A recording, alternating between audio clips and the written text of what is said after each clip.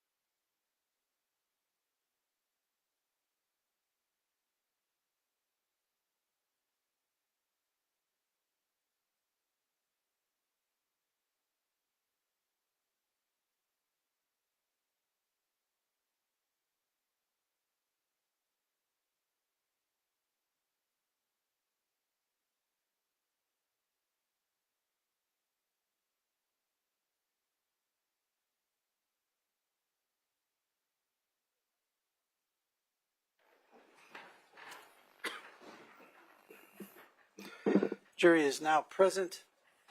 Ms. Sorgan, do you waive roll call of the jury? State waives roll call, Your Honor. Mr. Sand? Waive roll call, Your Honor. All right, thank you very much. Mr. Coons, you want to come on back up here, please? You're still under oath, sir.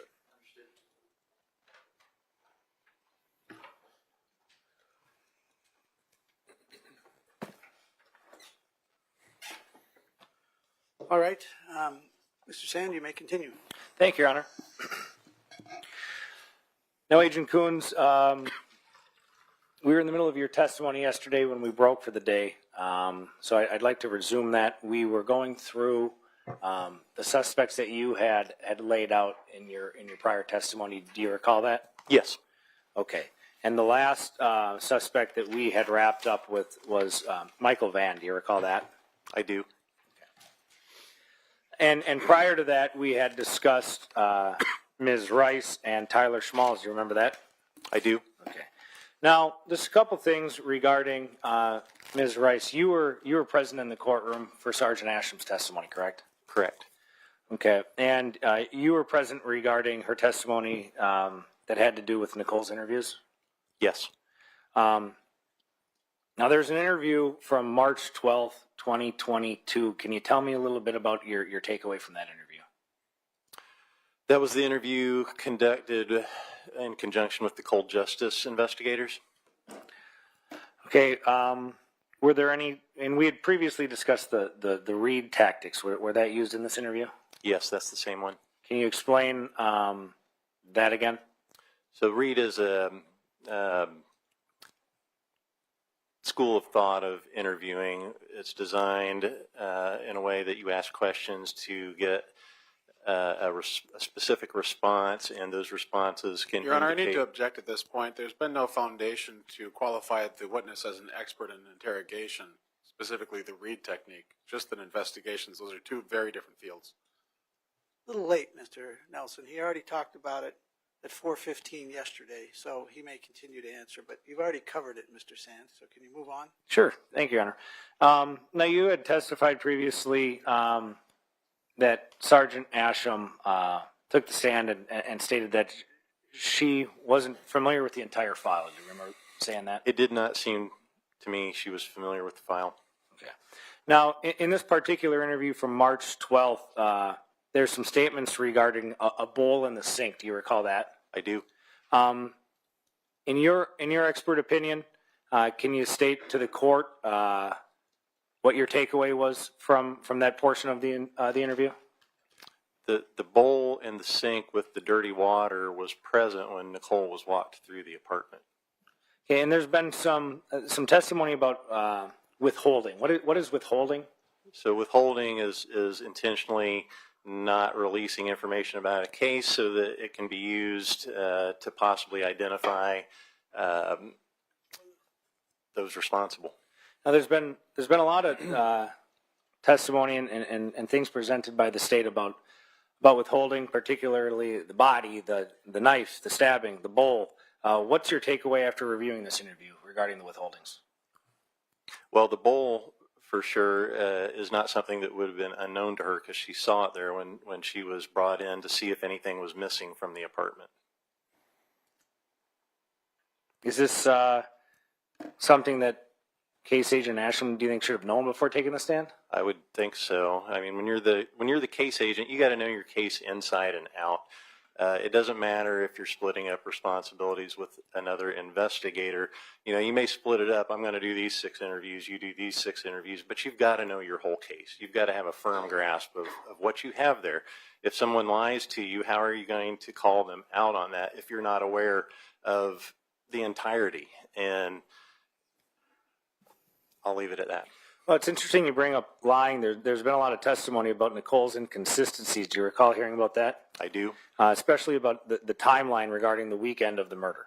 Yes. Can you please, in your expert opinion, explain to the court your expert opinion regarding the inconsistencies in that timeline? So yes, I agree, as I said before, that there are inconsistencies. However, I feel they are irrelevant. So it boils down to she is in pocket by someone all day until about 11:30 after watching a movie with her cousin. Now, at that point, she states she goes home, sleeps on the couch, and the next thing is that she encounters her father early the next morning. So we know from the phone records that Anita was likely killed somewhere around 5 o'clock on Sunday morning the 3rd. Getting my dates mixed up here. Would be Saturday the 3rd, and the screen was found around 7:30 that same morning. So Nichole would have had to have gotten up 4:30 to get from Velva to Minot, undetected by anybody else that's in the house, commit the murder, clean up, get back home, again undetected, get back to sleep on the couch, wake up, spend the rest of the day as if nothing happened, going out on the four-wheelers, checking on the cattle, shooting gophers, whatever they did that day. And I just don't buy that. And I apologize, in your answer, you said that you got a little confused about the days. I think it was Saturday and Sunday. Could you clear that up for the court just to make sure that we have a clear record? Yeah, so it's Saturday the 3rd. Are you sure about that? I'm sorry, no, I'm not. It's Saturday is the 2nd, Sunday is the 3rd. Okay, Sorry. And so that being said, and Your Honor, I apologize, I don't want it to be asked and answered, but given the fact that now it's Saturday is the 2nd, Sunday is the 3rd, can you please, this is important, can you please state again your position on any inconsistencies in the timeline? So again, the inconsistencies are all prior to the time in question. And the Saturday, starting at the home in Velva, going to the family event in Sykeston, going to the bar in Russo, going to the cousin's house to watch a movie, possibly once back and forth to the home in Velva to get cheese dip, and then back to the home. That all occurs Saturday. And so it's after 11:30 up until the point of the murder that's in question. And in investigating this case, to the best of your personal knowledge, you testified about Nichole's parents' home, you testified about the bar and grill in Russo, you testified about the cousin's house where they watched the movie. How close in proximity are these places to each other? It seems, from looking at a map, that from Velva to Sykeston is quite a ways. I don't know how long it takes to get there, but and that's where the party was? Yes. On Saturday? The going away party for the cousin heading off to Iraq. I think it's, what, an hour and a half, 2-hour drive from there. And then back to Russo, that's another long drive. And I believe Russo is pretty close to Velva, is my understanding. Okay. And as far as where she watched the movie and her parents' house? My understanding it's about a 5-minute ride. Now, the state has challenged your credibility quite a few times as an expert. That being said, how many crime scenes in your career as an FBI agent would you say you've processed? I'm going to take a stab here, 20 to 30. Okay. Now, there's been some testimony in this case, testimony by Sergeant Asham, when you were here regarding whether or not this break-in included a robbery. Do you recall that? Yes. Now, you recall them, Sergeant Asham testifying about Nichole doing an inventory of her own items, correct? Correct. Now, if items were stolen from Anita's room, who would be the best person to tell law enforcement what was missing? Anita would if she were available. And what type of items, in your expert opinion, you just said that you processed, a couple dozen crime scenes. What type of items would you be looking for to be missing? Money, jewelry, other valuables, anything really. Just anything, obviously. A TV, something that could be resold. Could be anything. Now, the smaller stuff like cash and jewelry, and I don't mean small in value, I mean small in actual physical size. Is that something that you think Nichole would know? I don't think so. One more question regarding Ms. Rice. You had testified earlier that it was not impossible to rule her out as a suspect. Can you please elaborate to the court what you meant by that? So it's not impossible. So we can't, nobody has eyes on her between 11:30 to, I think, about 8 o'clock the next morning. So her account that she went home, went to sleep, next thing she recalls is encountering her father who was up. So it's during those hours that you don't know for sure where she was at. We don't have the CSLI, the cell site location information that puts her phone anywhere. Now, just because the CSLI puts the phone somewhere doesn't mean the person's with the phone, but it's a good indication. And was it moving? Was it bouncing from tower to tower? But we don't have that. So I can't say where she was for sure, so it's not impossible.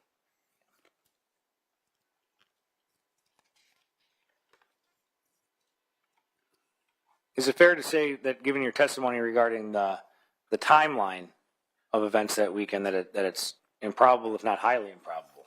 Yes. Now, I'd like to move back to your list. Like I said, we had gone through Nichole Rice, we had gone through Tyler Smalls, we had gone through Michael Vann. There were 2 more names on your list, the next person being Marty Annell. Do you recall that? I do. Okay, tell me what you learned about Marty Annell through your investigation in this case. Marty was the property maintenance man and was in a relationship with the property manager, Laura Knapp. He is the person who found the screen window knocked out of the frame, took it back to his shop for repair, found it while making rounds on a Sunday morning between 7 and 7:30, according to his statement. What are your thoughts about rounding on Sunday morning? It seems awfully early on a Sunday morning to be doing rounds, routine work.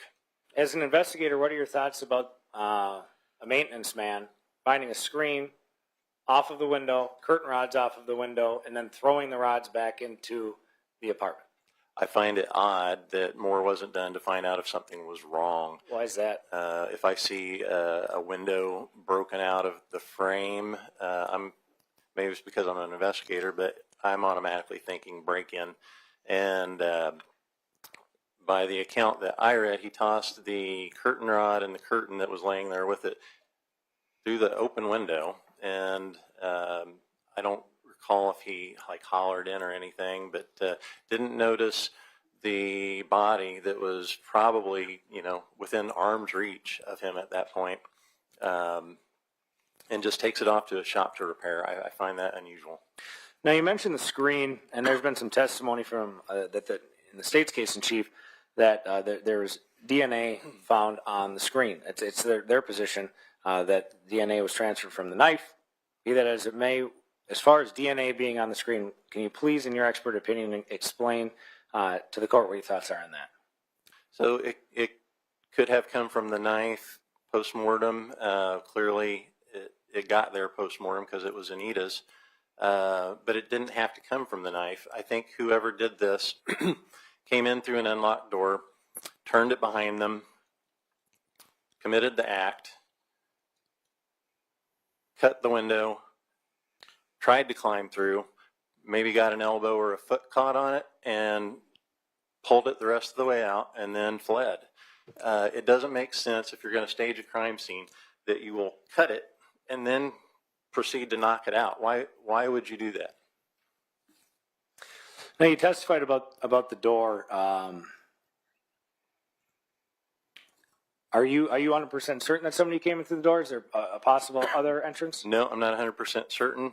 They could have come through that window. It is possible to do. Okay. Now, as far as the door goes, what does entrance through the door tell you about this case?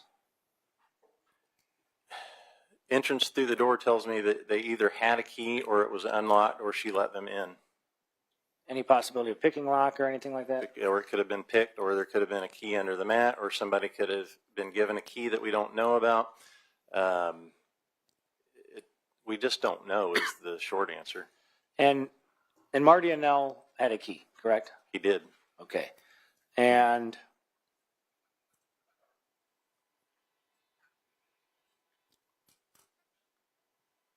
you testified that you reviewed the interviews of Laura Knapp in this case, correct?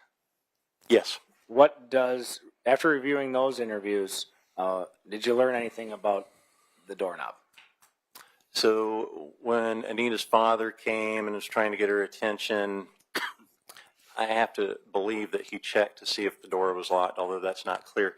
He went to get the property manager to help him, who had a key, and she was able to get the door open. But there, in her statement, it's still not clear. She didn't check to see if it was unlocked before she put the key in. Now, it's a deadbolt, which is not integrated with the actual handle, which does not have a lock on it. So you can put the key in and turn it, but it could already be unlocked. Again, I just don't know. My point is it's possible that it was unlocked. Excuse me. I think it probably was locked, but again, I can't say for sure. And during your review of the case, you had an opportunity to review the reenactment that police conducted, correct? Yes. What did you notice in that reenactment? And you're not talking about the Spingola reenactment, right? No, I'm talking about the reenactment by Minot police where they went in and out of the court scene, where they went in and out of the screen. There was a couple detectives, and then they had a female staff member help them with it. Correct. Yeah, it's possible to do. And, you know, there is debris under there, but also, as stated and in the pictures, you can see the bed is right there. You don't have to touch the floor to get in there. And we're going to get into Devin Hall in a little bit, but after reviewing the case, it sounds like Devin Hall's a professional break-in guy. Is this something that would be difficult for somebody like him? Hard to say. It's hard to say that he's a professional, as the prosecution stated. He's not real good at it. He gets caught. But, you know, he was a young guy at the time. I think it's definitely a possibility. Now, what did you learn about Marty and Nell's personal life after reviewing the case? He had issues in his personal life, reported to be an alcoholic, had been in and out of jail, some minor drug use, relationship issues. It was reported that he was never the same after Anita died. He had a collection of knives that he kept in a box. And at one point, he told his best friend, Vern Olson, that he had done something really bad, but didn't elaborate on that. And it was the next day that he killed himself. And it's fair to say after reviewing the file that Marty said that he was never the same after Anita's death? That's what he told Vern Olson in the audio that I listened to. Now, Sergeant Asham had also testified that Marty had no means to commit this crime. What are your thoughts on that statement? Can you repeat, please? Yes, Sergeant Asham had testified earlier that Marty Annell had no means to commit this crime. What are your thoughts on that I'm statement? not even sure what that means. Okay. As an investigator, do you think that Marty had the ability and the access to be in that apartment? Yes. Now, moving on to the final suspect that you had mentioned, Mr. Hall.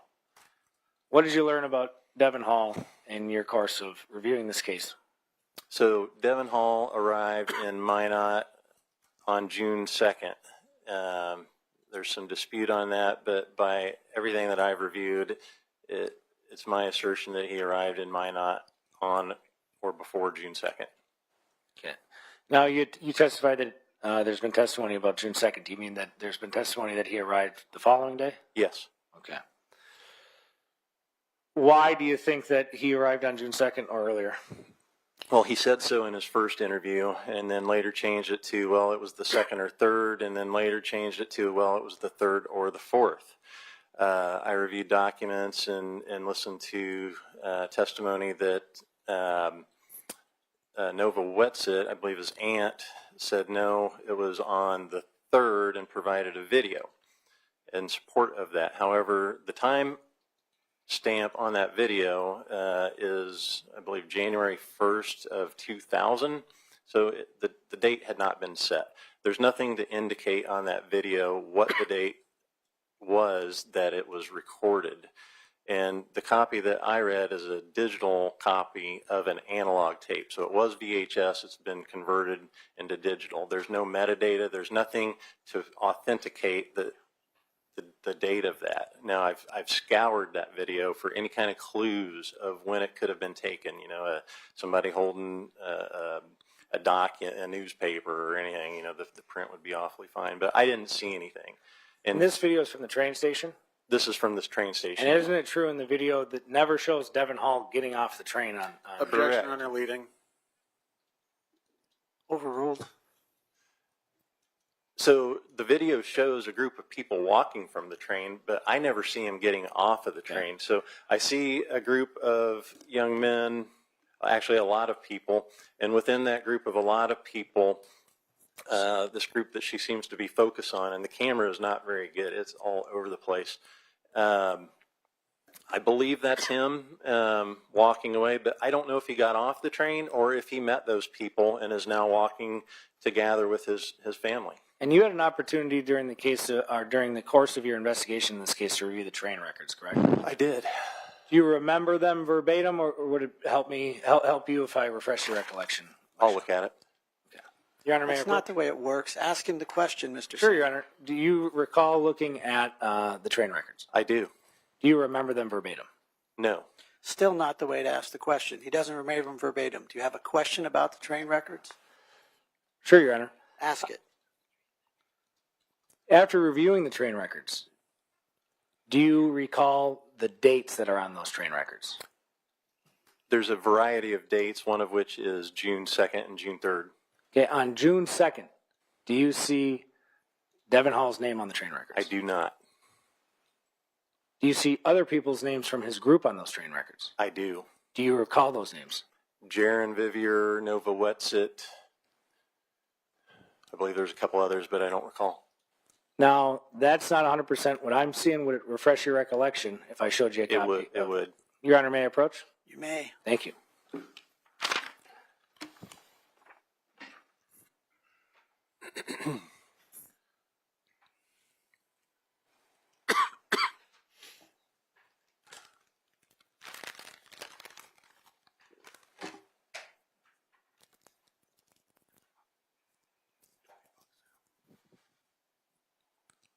Okay.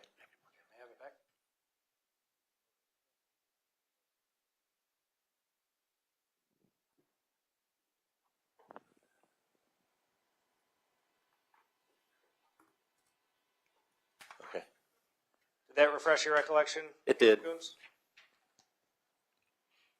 You had stated that you had seen Jaron Vivier on these records.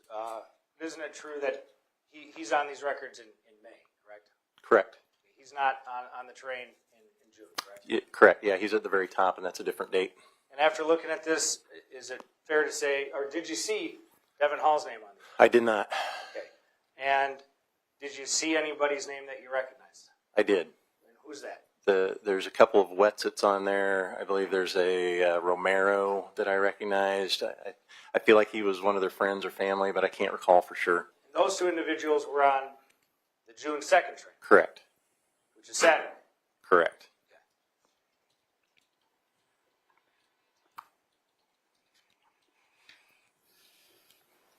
And there's been testimony that Anita wasn't killed until the early hours of Sunday morning, correct? Correct. So that would give that group time to get to Minot. It would. Whether or not Devin Hall's name's on this, if he was traveling with that group, he would have been in Minot by the 2nd. Correct.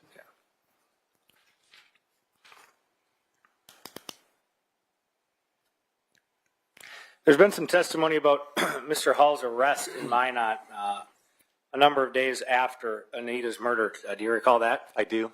Did you look into that at all in your review of the case file? Yes, I did. And what are your thoughts on that? So on June 11th, Mr. Hall was arrested. He had broken into an apartment through the window and attempted to sexually assault a woman there. She cried out. Her boyfriend came running in, chased him back out of that window. A fight ensued. He ran away again, entered yet another apartment in the same complex, and was ultimately caught hiding in a closet with a steak knife in his back pocket. Was he taken to jail after that? He was. In your review of the file, did you find anything about jail calls? I did. What did you find out about that? Several jail calls were recorded to family members. I believe there were 2 family members on one call, and then there was a separate call. In both instances, he claimed the knife as his own, and not just any knife. He said that was his knife. Now, during a review of the file, have you had an opportunity to look at photos of the murder weapon, the knife in this case? I have. Your Honor, may I approach? You may.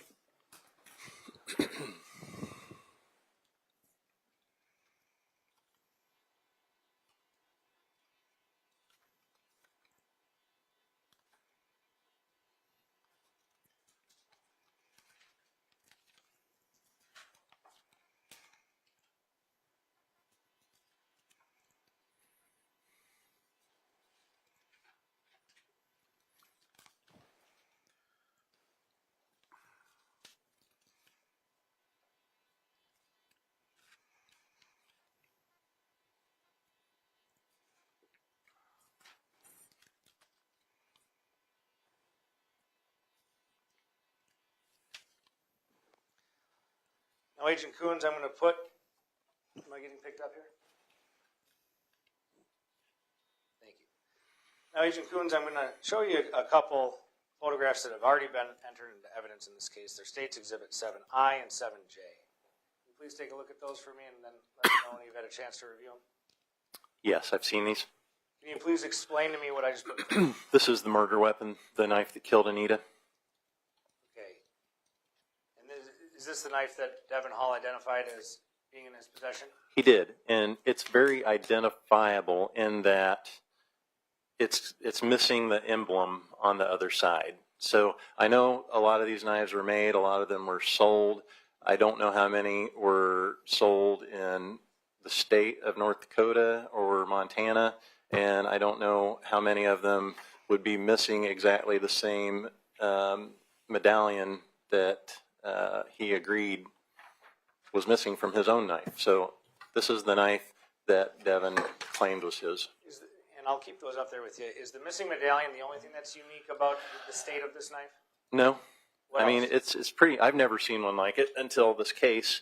It's a folding pocket knife. It's fairly large. It's got a decorative handle. It's kind of copper colored. There's many things that are unique about this knife.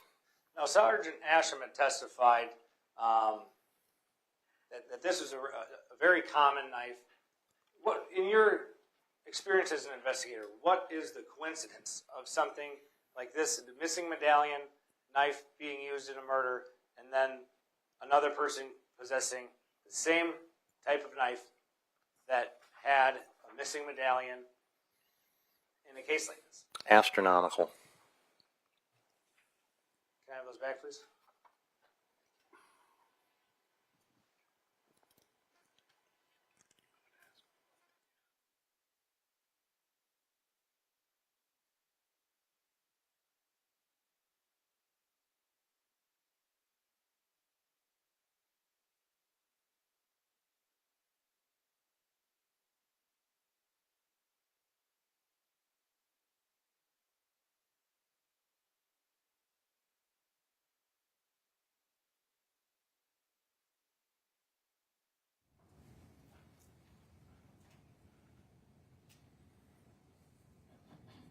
Agent Coons, can you describe, well, first of all, have you seen photographs of Devin Hall? I have. Can you describe him to the court? He's over 6 foot tall. I think 6'2", 6'3", maybe at most. 6'2", I believe. 200 plus pounds. At the time, well, can you specifically now or then?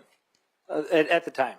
At the time, he looks fit, about 200 pounds, 6'2", short hair, dark hair. I don't know what color his eyes are. It matches the description given by Becky Ehrman of a person that she saw running away from the scene that night. Now, I had asked you if you'd seen photographs. Have you also reviewed descriptions of Devin Hall in the case file and reports and such? I have. Now, you mentioned Becky Ehrman. There's been testimony about Ms. Ehrman seeing a man running away from the scene with what could have been a bloodied shirt, a dirtied shirt. Yes. What are your thoughts on that?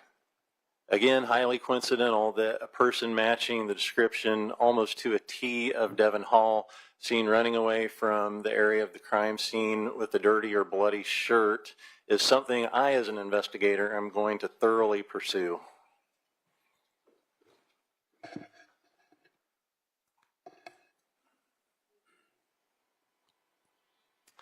Now, there's been some testimony presented by the state about the criminal history of Devin Hall. Did you have a chance to look into that? I have. What can you tell the court? Since Anita's death, he has been convicted of 4 counts of similar crimes on 3 separate incidences. And what types of crimes are those? Breaking into apartments and sexually assaulting women or attempting to. Okay. And you mentioned earlier that when he was arrested in Minot, he was found with a knife. Yes. And Different knife, but a knife, yep. sure. Given everything that you reviewed in this case, well, strike that. I'm going to come back, Your Honor. What law enforcement agencies were involved in the investigation in this case? Multiple. There was the Minot PD, the North Dakota BCI, tribal law enforcement, and federal law enforcement, the FBI. The FBI? Correct. What was the FBI's involvement in this case? FBI was mostly a consulting role. Materials were provided to the Behavioral Analysis Unit, which are commonly known as profilers.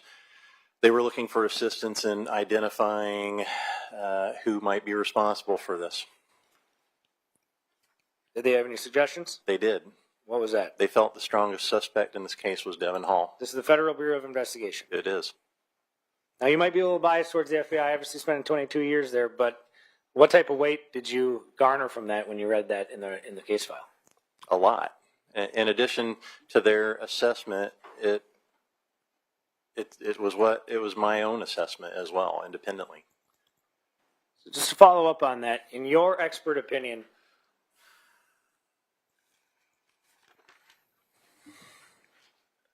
What is Devin Hall's connection to this case? I believe he's the most likely suspect, in my opinion. And if I were investigating this, I would tie down a lot of these loose ends that they've left open.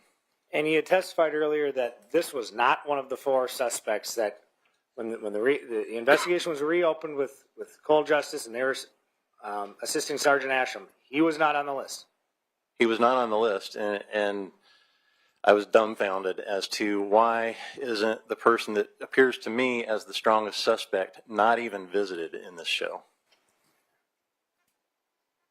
How would you rate the overall investigation in this case?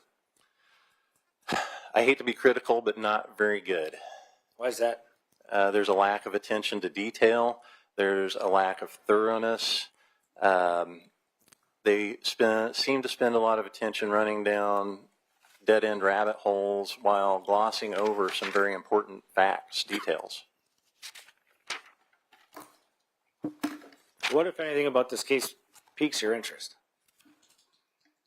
I don't think we have the correct person being charged, in my opinion, and being a law enforcement background and a person that investigates for a living, I would like, if given the opportunity, I would like to investigate this further. There's a lot more work to do. Questions I have, Your Honor. Thank you very much, Agent Kuntz.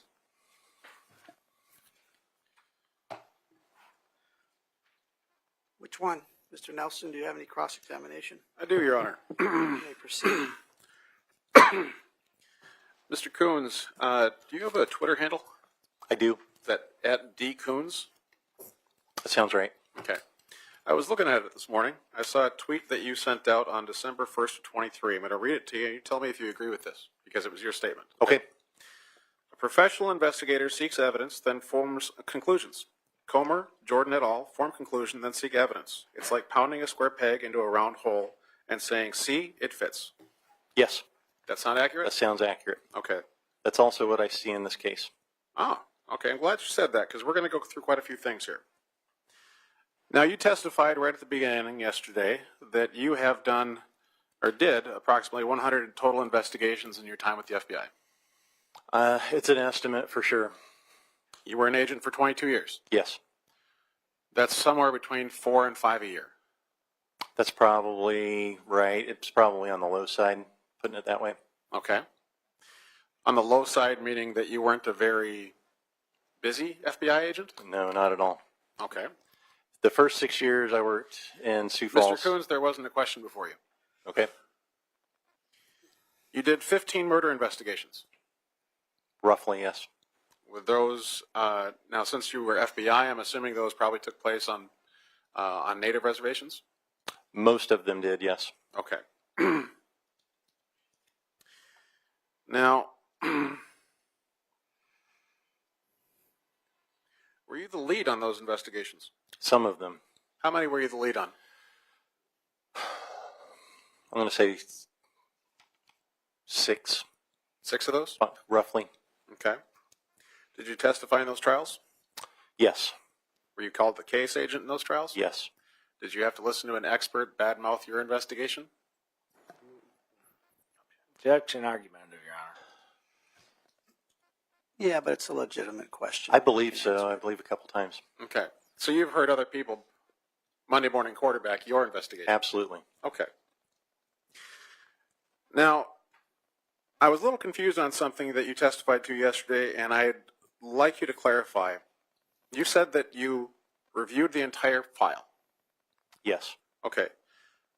But then you also said that some of the pages you felt weren't that important. Is that Correct. accurate? that's accurate. Some of the pages being more important than others. Correct. Okay.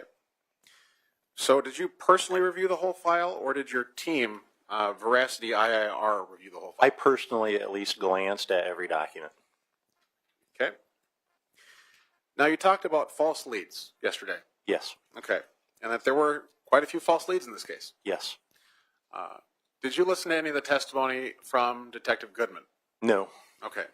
So you're not aware that, for example, there was a false lead, and actually it's in the file, about a person who they thought could have done it potentially, but was in jail for 10 days on either side, or 5 days roughly on either side of the murder. I remember something about that. I don't remember the name of the person. It's one of those things that, you have to glance at it to deem it important or not. It's probably something that I looked at, set over here in this pile. So the answer to that is yes. Correct. Okay. Now, did you listen, as part of your review for this file, or for testimony today, did you watch the Laura Knapp testimony? No. Did you review the deposition that she gave? No. So you're unaware that her testimony was that the door was locked when she got there and she had to unlock the door? Correct. Okay. And that she tried it before and still had to unlock it? Correct. My testimony was based on the reports that I read in the discovery. Okay. Again, I'm going to ask you to answer only the questions that were actually asked of you. Okay? Now, Laura Knapp testified. Your Honor, he has stated that he didn't watch the testimony of Laura Knapp. Okay, but I'll let him ask the question first. Let me back up just a little bit. You testified that hardware stores cut keys. Yes. Okay. Now, I've worked at a hardware store, so I can agree with that statement. But the testimony from Laura Knapp was that there was only one locksmith in Minot that had that key. Okay. So there was only one place you could get that key cut in Minot. Does that make sense? In my Your mind, Honor, I'm yes. going to object. He did not watch the testimony of Laura Knapp. I'm not sure how he has personal knowledge of this. The witness has to have personal knowledge. Overruled. He said specifically, ask him if he knew that, and if his answer is no, then he can't go on. So overruled. Okay, thank Keep you. going. Okay. He's a big guy, Mr. Sand. He can answer his questions, Thank you, Your Honor. if he can. So I take it you're also unaware that she said that, or testified that you could only get that key cut with permission. I'm not aware of that testimony. Okay.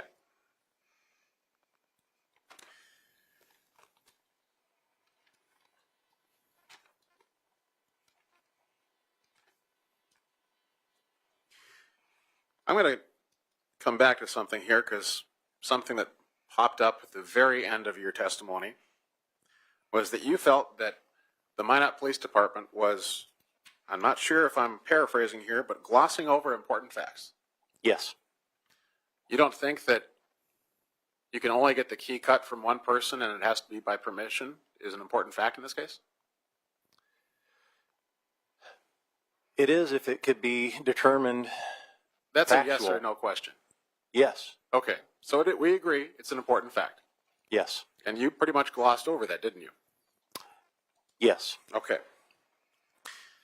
Now,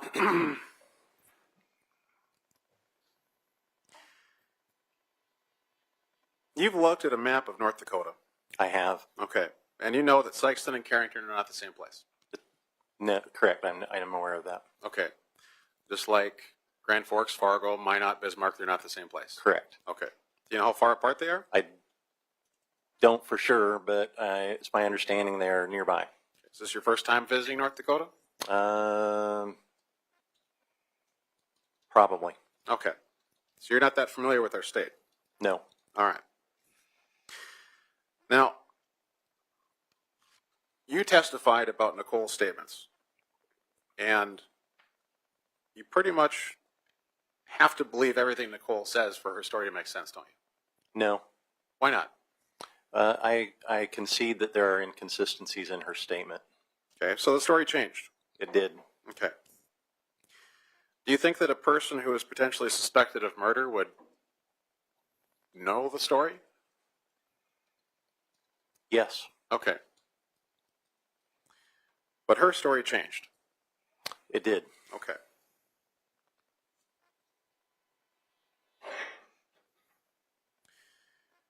Now there was you testified about that she never went back to Minot, but by reviewing the case file, you know there's a statement in there that she did return to Minot.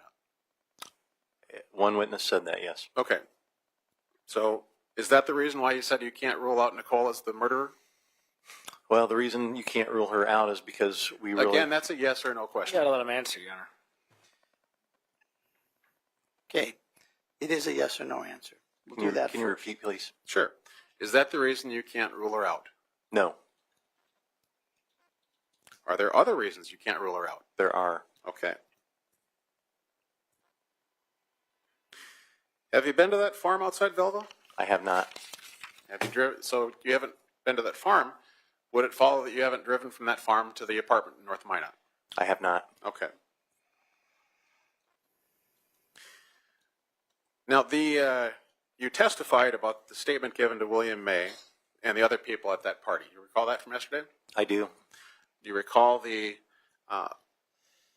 statement that the defendant gave to William May and the other people at that party saying, "I did it"? Can you repeat that, please? That the defendant said, "I did it." Yes. Okay. And you discount that because there's no record of that phone call being made to the Minot Police Department as testified by William May. No. I don't discount it. You don't discount it. No. So you believe William May. No. I just don't discount it. Okay. It's a piece of the puzzle. A piece of the puzzle.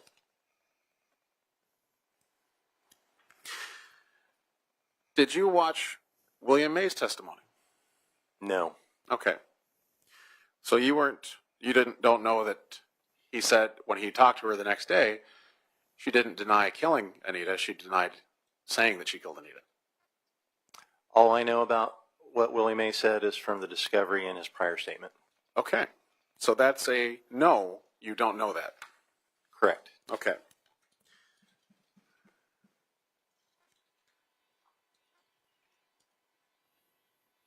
Are you a proponent of the Reed style technique? Certain aspects of it, not in Okay. its entirety. Not in its entirety, but certain aspects. Correct. So you think it's a useful, if you think that certain aspects of it are good, that it has some usefulness in law enforcement. Yes. So do you think there was any issue with detectives using the Reed technique? No, Okay. So that's not a problem for you. it is not. All right. Now you testified about Tyler Schmaltz next. Do you recall that testimony? Yes. Okay. And that Anita kept him in the friend zone. Yes. And you testified about his Facebook. Yes. Now you looked at the Facebook video and talked about the drawing that he made when I believe you testified he would have been about 10. 6th grade, whatever that is. Okay. And you said, I believe it's in your report as well here, that a person suspected of murder potentially would not do that. I don't think that's exactly what I put, but Let me take a look here.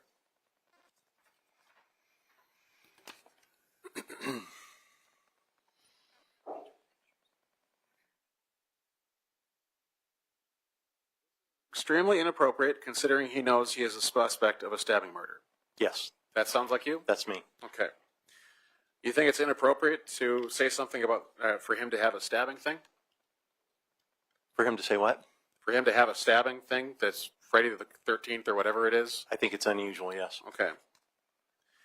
So let me ask you something. When you were on direct there a moment ago, let me find my notes.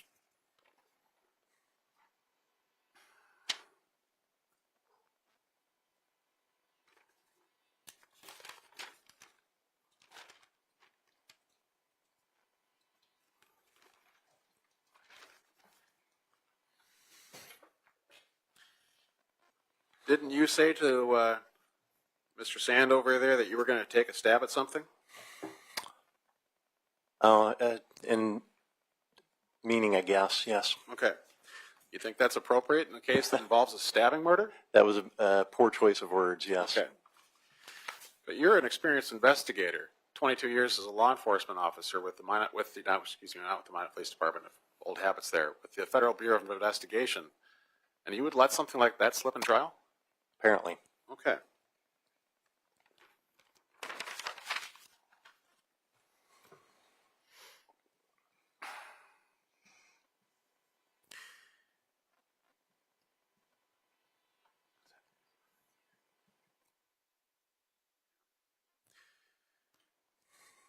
You're aware that horror movies are big business. I don't know anything about that. You don't drive by movie theaters and see that they have horror movies or see I know ads they, on I TV? know they exist. I don't know about their big business. Okay. They are, could we agree that they're a relatively popular genre, just like an action movie or romantic comedy, thing like that? I'll agree to that. Okay.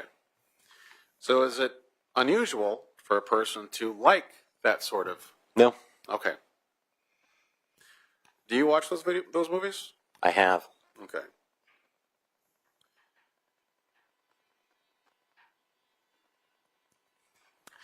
Now, you testified at length about self-site location information. Yes. In your time with the FBI, did you procure cell site information? Yes. How did you do that? Did you do that in 2007, let's say? I might have. I don't know for sure. Okay. 2008? I don't know the details. No. I've used it many times. But you can't tell us when. I can't tell you when. Did you get that by subpoena or search warrant? I believe I get those by search warrant. Since when? It just depends on the case. I may be incorrect. It may be just a subpoena is necessary for those. It depends on if you're going to get it from the phone and you're going to extract it using a Cellbrite or something similar. You have to have a search warrant for that. If you're going to get it from the phone company, it's a subpoena. Cell site information comes from the phone carriers. You testified to that. Yes. But Okay. you can also get it extracted from the phone itself. But that's not what we're talking about. We're Okay. talking about the cell site information, which comes from the carriers. Correct. Okay. And you testified just now that you can get that by subpoena. Yes. Okay. You left the FBI in 2018? Yes. Are you aware about the Carpenter decision came down in 2015? No. The Carpenter decision was Your the Honor, U.S. he Supreme Court. testified no. Yeah, now he's going to tell him what it is, so overruled. The Carpenter decision was the U.S. Supreme Court saying that that information was very private and can only be received through a search warrant. That was 3 years before you left the FBI, and you're unaware of that. I'm not aware of that. So were you violating people's rights in the last 3 years of your FBI career? No. Okay.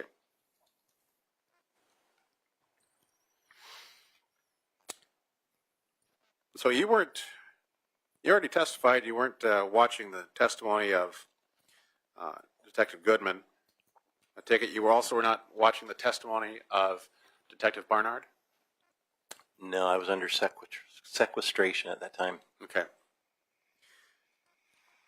So you weren't here or watching to hear that that bowl in the sink was emptied when they processed the crime scene?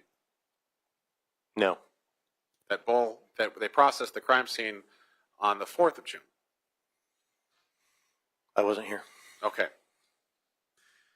But you testified that the defendant saw that bowl. Yes.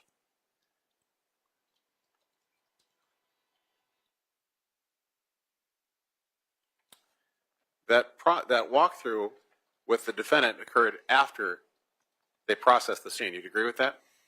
Yes. Okay. So there's really no way that she could have seen that bowl if they would have emptied it and moved it. Is that accurate? All I know is what I read in the transcript of Asham's interview with her.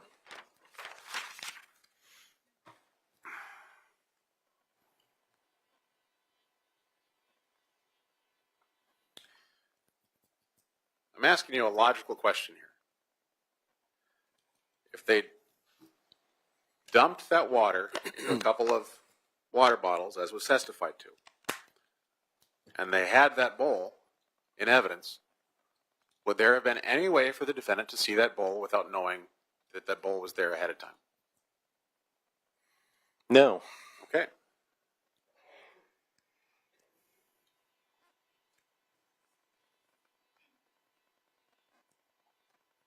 You testified that it was quite a way to go from Velva to Sykeston.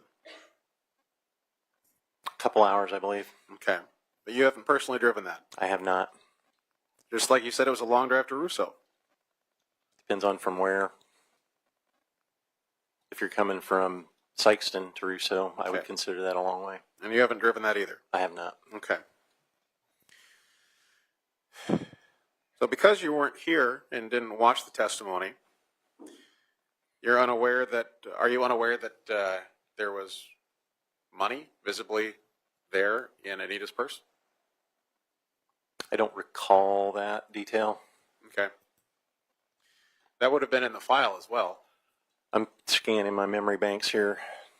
I believe I do remember that nothing appeared to be missing from her purse. Okay. You don't recall that there was money that was visible in her purse? I don't recall that, no. Okay. Are you glossing over an important fact there again? Yes. Okay. Now you testified. Now we'll just move on here. Let's talk about Marty here. Your testimony was that Marty found that screen on Sunday morning when he was doing the rounds between 7 and 7:30. Yes. Okay. You found that odd. Yes.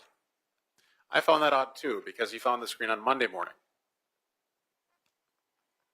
the 4th. Okay. You testified it was the 3rd. Okay. So are you getting the facts wrong again? Apparently I did on that one. Okay. Let me ask you something. You reviewed Marty's history?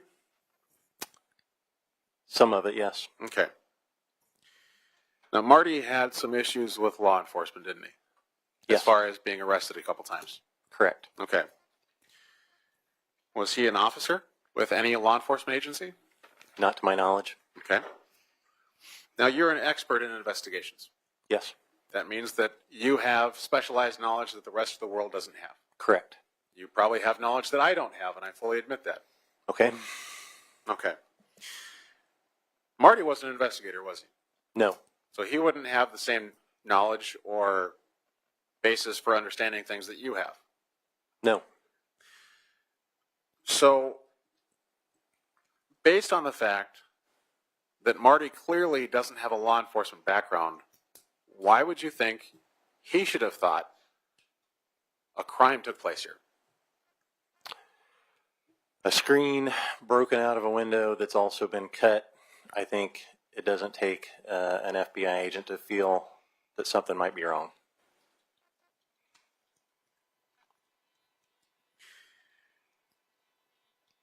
You haven't actually seen the screen itself, have you? Not physically, no. Okay. Pictures only. So you don't know if it's a cheap aluminum screen. It appears to be, but I don't know. Okay.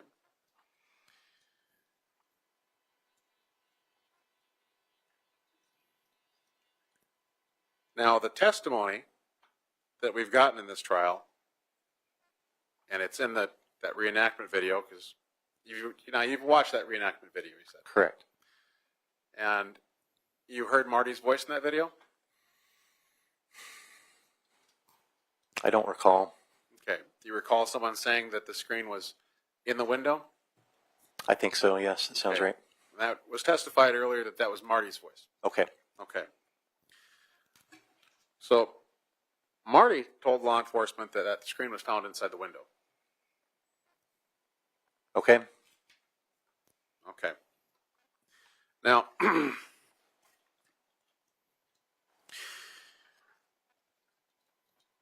do you have any way of knowing how often Marty would have had to replace screens at that apartment complex? I don't. And can I ask a question? No. Okay. I get to ask the questions here. Let me just back up. You would have no way of knowing how often Marty had to replace screens at that. No. Okay. Which means you wouldn't have any way of knowing if that was a common occurrence. No. Based on that, do you think it's possible that Marty didn't think anything of having you replace a screen? Can you repeat that? Based on the fact that you just testified, you don't know how often that Marty had to replace screens. Correct. And you just said it looked like it was a cheap aluminum screen. Correct. All right. You've been down to a Home Depot or Menards, Lowe's, what we've got around here. Yes. You've seen those screens. I have. Okay. And those kind of bend easily, don't they? They do. That's why they're cheap. Yes. Okay. Now it's a rental unit, right? Yes. Landlords typically put the cheapest thing in things that they can. I think that's correct. Okay. You've rented apartments in your life? I have. Okay. In your experience, did they put pretty cheap stuff in those apartments? Often, yes. Mine as well.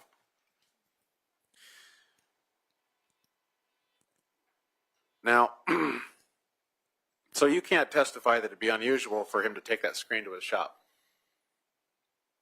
Except you did say that.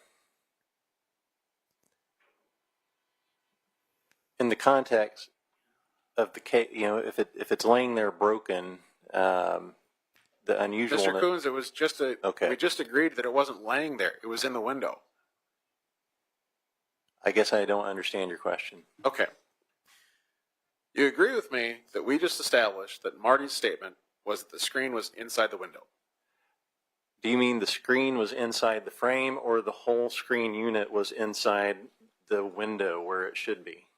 We're talking about the whole unit, bent and all. Marty's statement was that it was in the window. Okay. That was in that video. Okay. So you agree with me that that's what the evidence says, that when Marty found it, it was in the window. I guess I'm recalling it differently. I feel like it was found on the ground. Do you think it's important where that window screen would have been? It is. I know he picked up. Mr. Coons, there's no I'm sorry. question before you right now.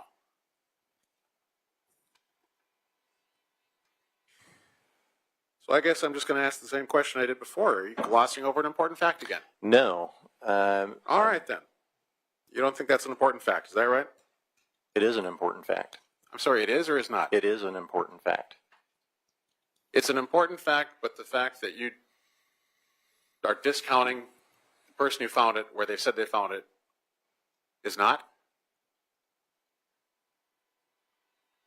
No. Okay.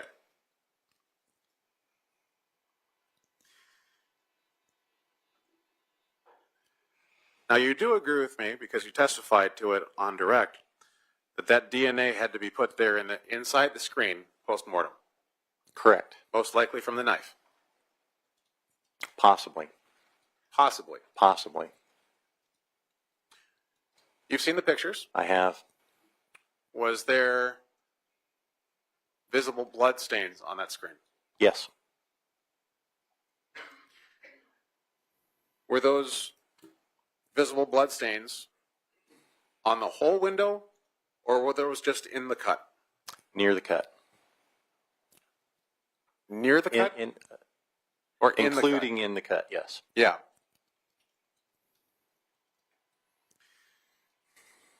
Now, you talked about staging a crime scene. Do you recall that testimony? I do. Okay. What does it mean to stage a crime scene? To give it the appearance of something that it's not. Okay.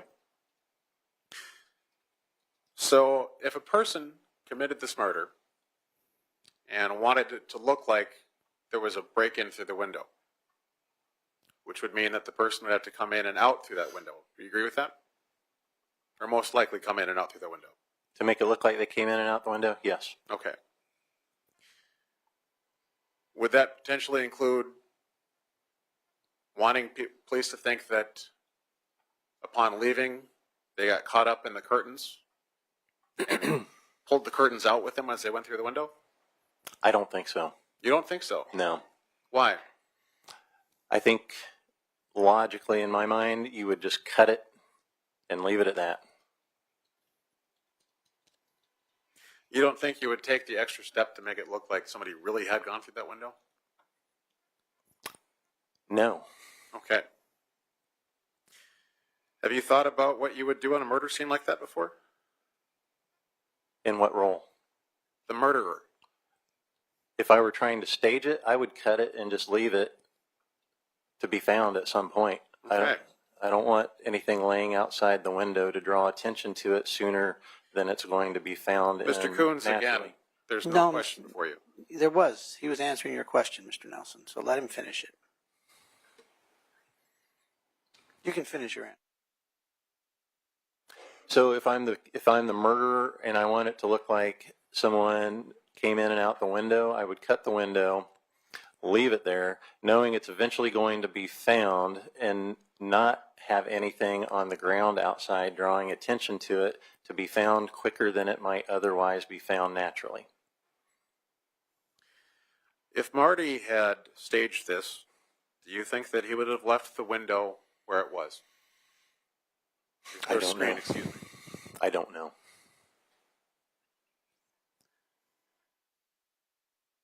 Would it have made more sense than him removing it, taking it to the shop? Your Honor, he testified he didn't know, and then to follow up on an I don't know question. I don't know how he's going to be able to answer that. Overruled. He can answer it if he can. I don't know, and if I'm wrong on this, I will admit that, but it was my assumption that the frame and all were on the ground. Okay. That was your assumption, but If the it's, evidence we have in this case is if that it's that's wrong, not what it was. I'll own that, yes. Okay. Been wrong on a few things here, haven't you? Argumentative, is that a question? I'll withdraw that, Your Honor. Thank you. Okay. Now, you did testify on direct that you believe that Gordon would have checked the door when he was trying to check on Anita. I would have if it were me, yes. Okay. Are you a parent? Yes. Okay. So if you put yourself in Gordon's shoes, you would have done the same thing. Yes. Okay. So does it stand to reason that the door was locked and that's why he had to go find Laura? I do believe it was locked. I just don't know for sure. But you believe that it was locked? Yes. Okay.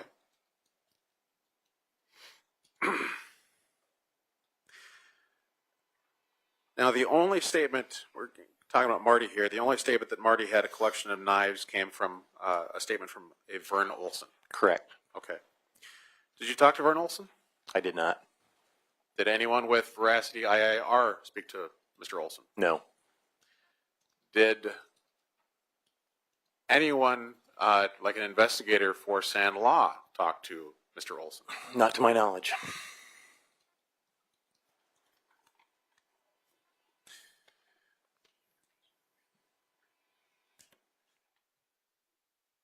Maybe should have been something that should have been looked into.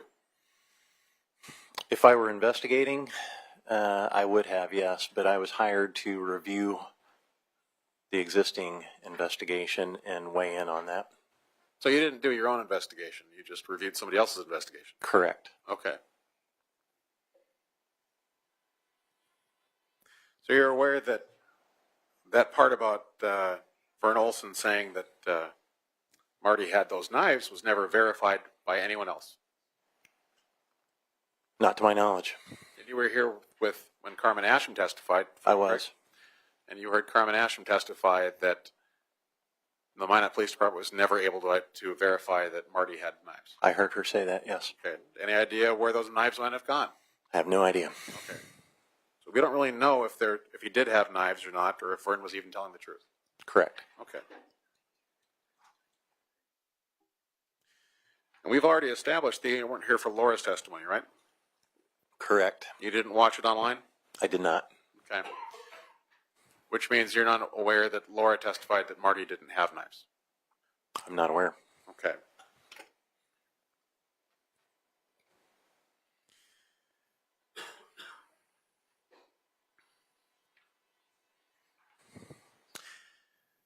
Now,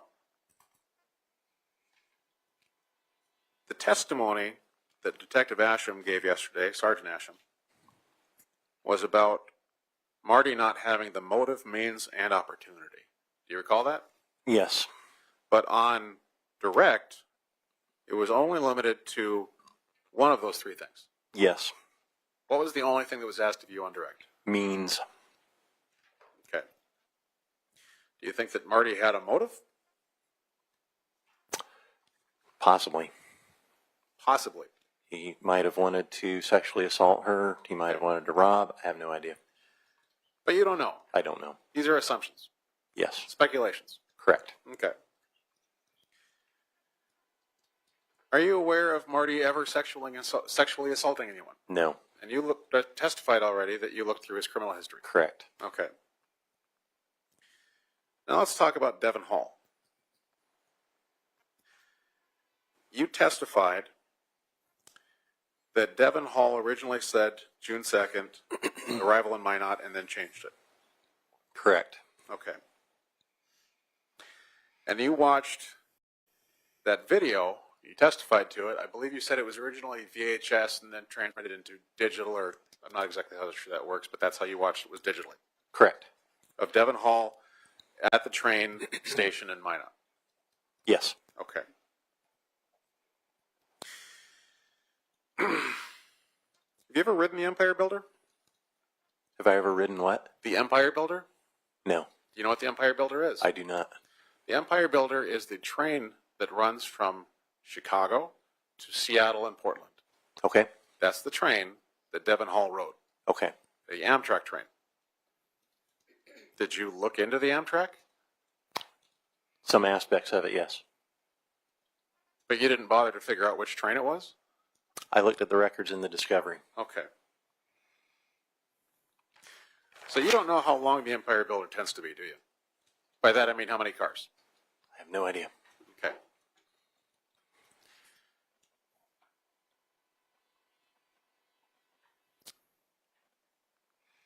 Now, I've ridden the Empire Builder quite a few times. Would you have any reason to doubt when I tell you that there's approximately 12 to 14 cars behind the locomotives on that train? No clue about that. Okay. Have you ever ridden Amtrak? I have. When was the last time you rode Amtrak? It was a fall break. My wife's teacher, we went from Chicago to New Mexico. Southwest Chief, I believe it's called. Okay. But the question was when? Oh, I'm sorry. 4 or 5 years ago. Okay. Do you recall when you bought the tickets for that you were able to choose which car you were going to be in, other than the special cars, the special rooms versus the coach? I don't recall a lot about that. I did it online on the app, and I just told it what class we wanted, and I don't think I chose exactly what car or seat. When you got to the train, did the conductor tell you which car you were going to get into? No. I'm sorry? I don't think so, no. The conductor didn't tell you which car to get on? I knew which train to get on. I don't recall being told specifically to get on a certain car of that train. I just don't remember.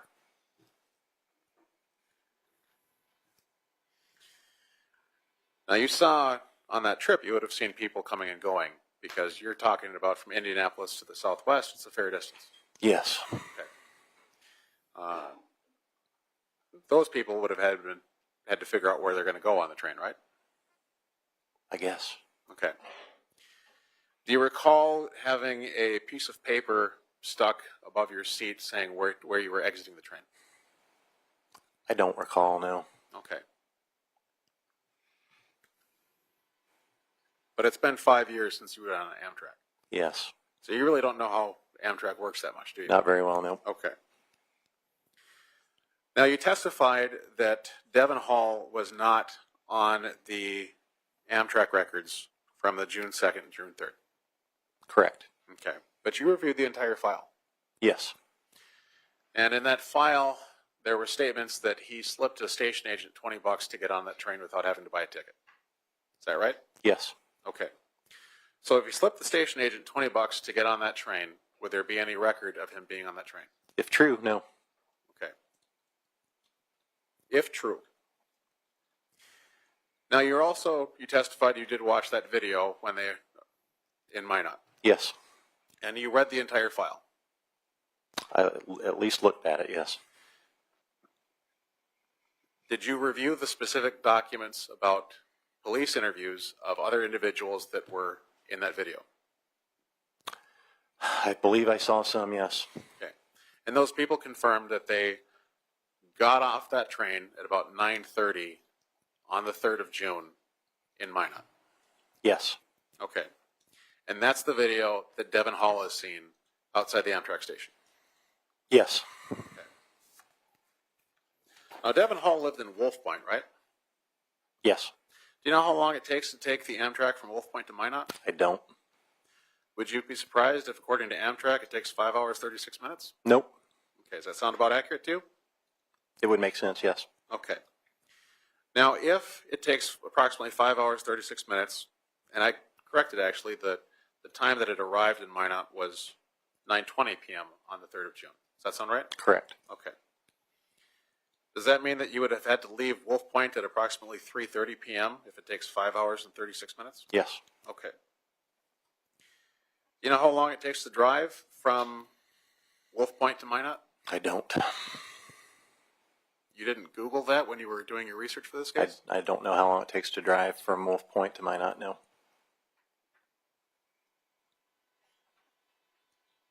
Now, if I Googled it this morning, and Google told me it was 3 hours, 42 minutes to go from Wolf Point to Minot. Does that sound accurate? I have no reason not to believe that, no. Okay. The question is, does it sound accurate? Yes. Okay. Now, if we do a round trip there, so you multiply that by 2, 7 hours, 24-minute round trip. Okay.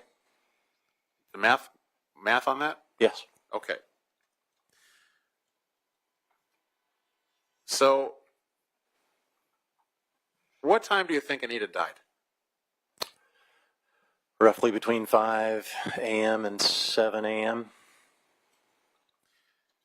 And you think that a person that would have had to drive to Minot, commit the murder, drive back to Wolf Point, and then get on a train and come back to Minot is the most likely person to have done it? Yes? I never said that that's how it went. No. No. So no. Follow me here. No, I don't agree with Follow me here. You think that Devin Hall is the most likely suspect? that. Yes. Okay. And that's because your compatriots or former compatriots of the FBI, or part of it was because they thought it was the most likely suspect. Yes. Okay. If he was on that train, and multiple people gave statements that he was on that train, right? Yes. Okay. Did any of those people have a motive to lie? Yes. What was that motive? Friends and family of his would possibly want to cover for him. So you think that friends and family of a person accused of murder would cover for them? It's possible. It's possible. It is. So statements by the defendant's family and friends about where she was, is it possible they lied about where Nichole was? It is possible. Okay.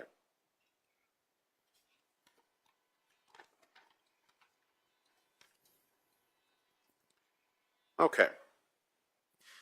Now,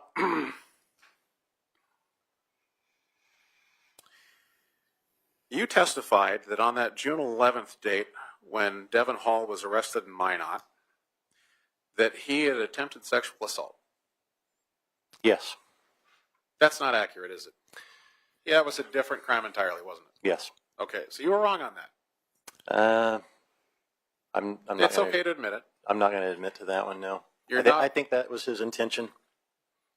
You think it was his intention? Yes.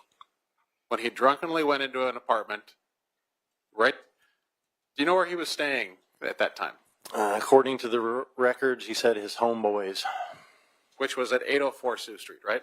No, that's his aunt's, I believe. Yeah, but that's where he was staying. But that's not what he told investigators. Okay. Now you remember that specifically, huh? I do. Okay. Is that because you thought it was a really important thing? It was, yes. Okay. But there's nothing in the file that indicates that he had attempted sexual assault that night, is there? No. Okay. But you think he did? I think it's his intention. It was his intention. Based on nothing? If there's nothing in the file, what are you basing that on? The entirety of the file. There's nothing in the file. So what are you basing that on? His subsequent convictions for similar activities in which he broke into homes and sexually assaulted women.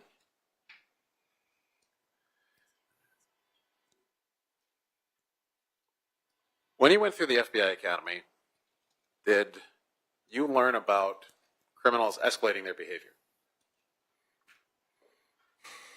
I don't recall that specifically. It's been a long time ago. Sure.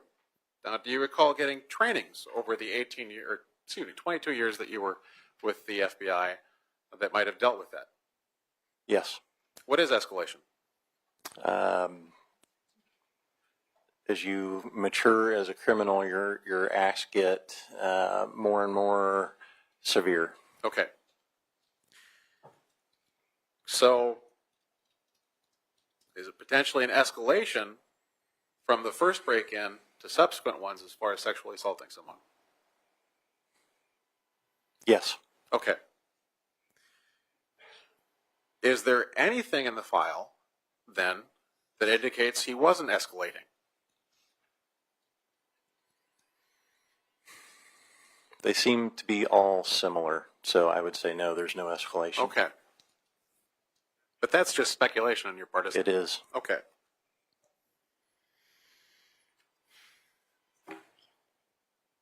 Yeah. Has Devin Hall killed anyone? Not to my knowledge. Okay.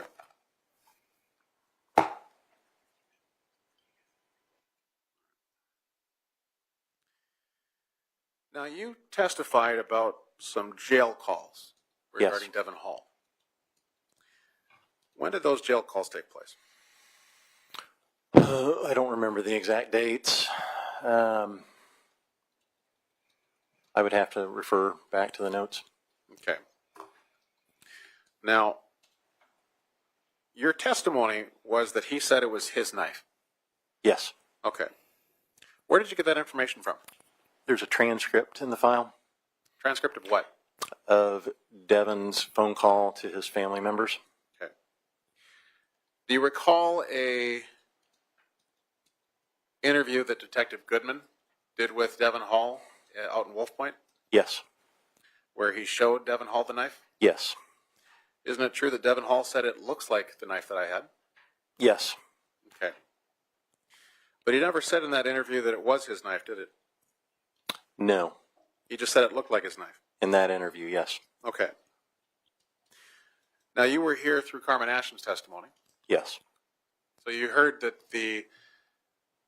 that knife that Devin Hall thought looked like his was later turned into law enforcement. Yes. Okay. Now, you said that there were unique things about that knife, Yes. but then you said it was mass-produced. Yes.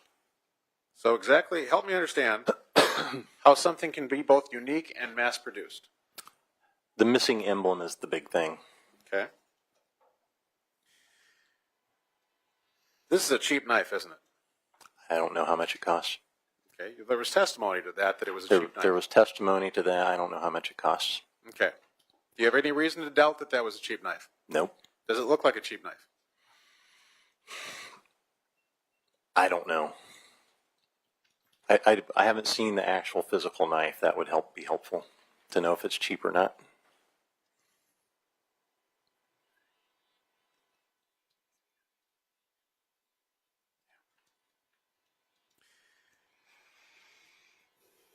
Now,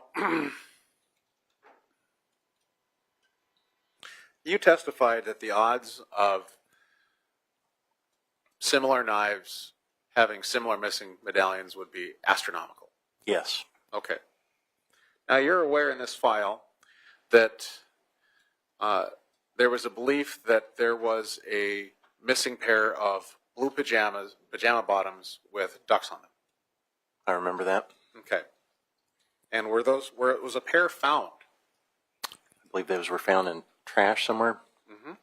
So law enforcement went to the dump where the trash from this apartment complex was and found a pair Yes. in the same trash that came from this apartment complex. Yes. Were those the same pants that had belonged to Anita? I think it was determined that they were, but I'm not sure.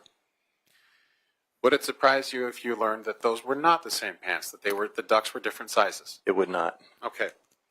You think it's astronomical for there to be a missing pair of pants and a pair of pants that match that description found that weren't the same pants? Yeah, it's a pretty big coincidence for sure. Okay. So big coincidences happen sometimes.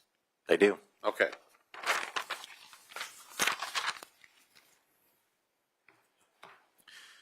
Now, you testified on direct about Becky Ehrman talking about this person running, the running man. Correct. You said that night. That was your testimony. Yes. This murder didn't take place at night, did it? I'm sorry? This murder did not take place at night, did it? It would, if it were between 5 and 7, I believe it would still be dark. So it's in the morning, but night being dark, semantics. This is June 4 of 2007. Okay. When is the summer solstice? I don't know. June 21. Okay. June 21, 22, somewhere in that range. That would be how many days before this?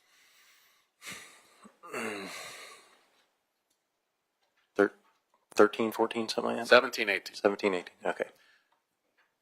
Do you know how daylight works when it gets closer to the solstice? Days get longer. Okay. But my question is, the amount of daylight you gain on a daily basis, are you aware that it gets shorter every day as you get closer to the solstice? I'm not aware of exactly how it works. I don't know what the lighting conditions were at the time. Okay. So this is not something that you've had to figure out in your 22 years as a law enforcement officer? I've done it before on other cases, yes. Okay. Now, Minot's a fairly northern city, isn't it? Yes. So Minot has, in the summertime, Minot would have a longer day than, say, Dallas, Texas. Correct. Okay. And you still think it was that night? I know what time it was. Okay. I'm not going to comment on the Okay. light. We'll move along.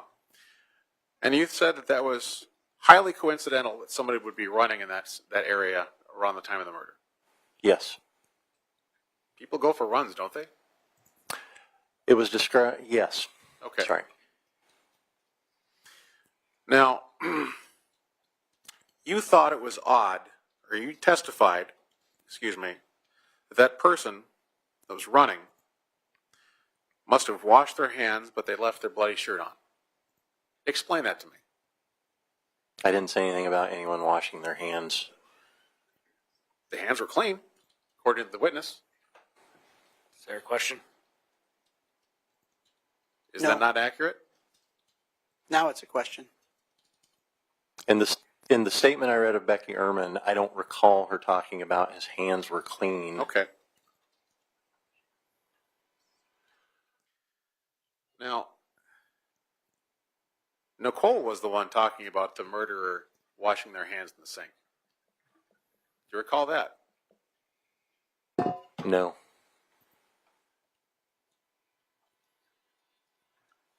Which would account for the bowl of water in the sink. Okay. Okay. Now, you testified earlier that some of the documents, and there's about 6,000 pages, 7,000. It's a lot, isn't it? It's a lot. Okay. Some of those pages are more valuable than others. Correct. I would imagine, if I was in your shoes, and correct me if I'm wrong, that the statements given by the defendant would be incredibly valuable pieces to go over. Yes. Would that mean that you would have spent more time on those than potentially, say, for example, the page involving the false lead about the person who was in jail the whole time? Yes. Okay. And you don't recall that? About Nichole saying that the murderer must have washed their hands? I do not. Glossed over that one, didn't you? Yes, answer, Your Honor. Sustained. He does not recall. Okay.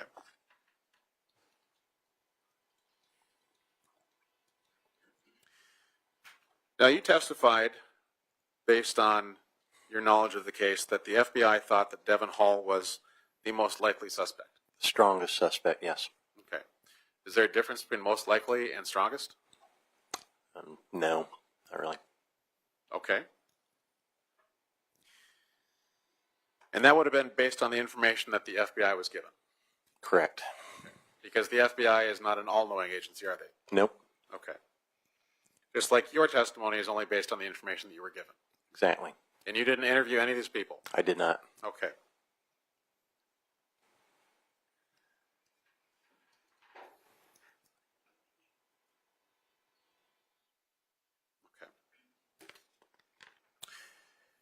Now, do you recall your investigative report? Yes. Okay. Do you recall saying in that report that the break-in that Devin Hall did on June 11 was in the same apartment complex that the murder took place in? Yes, that's a mistake. I'm sorry? Yes, that's a mistake. Okay. How far apart are they? I don't know in terms of miles, but they're on the other side of town. Okay. Completely different quadrants of Minot, aren't they? Yes. So the murder is on the North Hill, which is the north end of Minot, and Sioux Street is on the southeast portion of Minot. That's correct. Okay. Do you think that's an important detail? It is. Okay.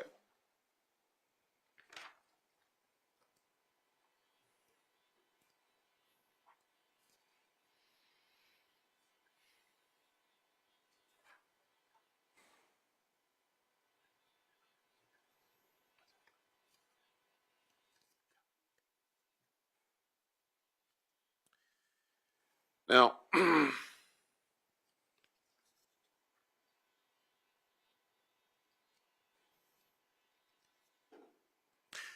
you testified, or excuse me, you wrote, let me clarify, because we're talking about the report here. You wrote that you don't think that the defendant would have had a reasonable reason for murder. No. What is a reasonable reason for murder? It could be different things. What I read was petty bickering between roommates. Okay.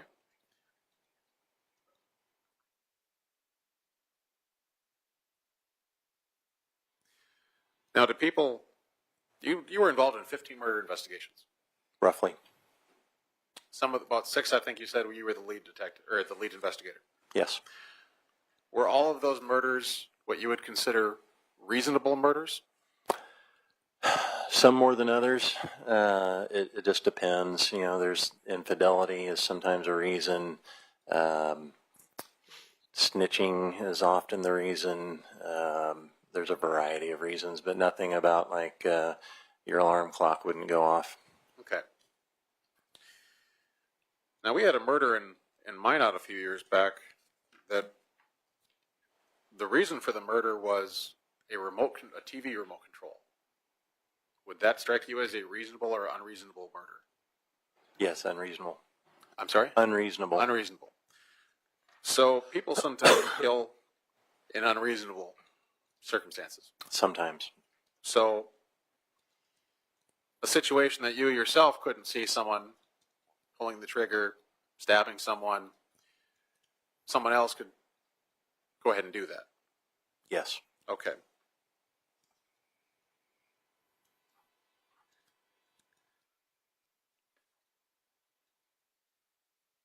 For testimony from Carmen Asham about the holdbacks from law enforcement. Yes. And those holdbacks in this case were things like that Anita was wearing a robe.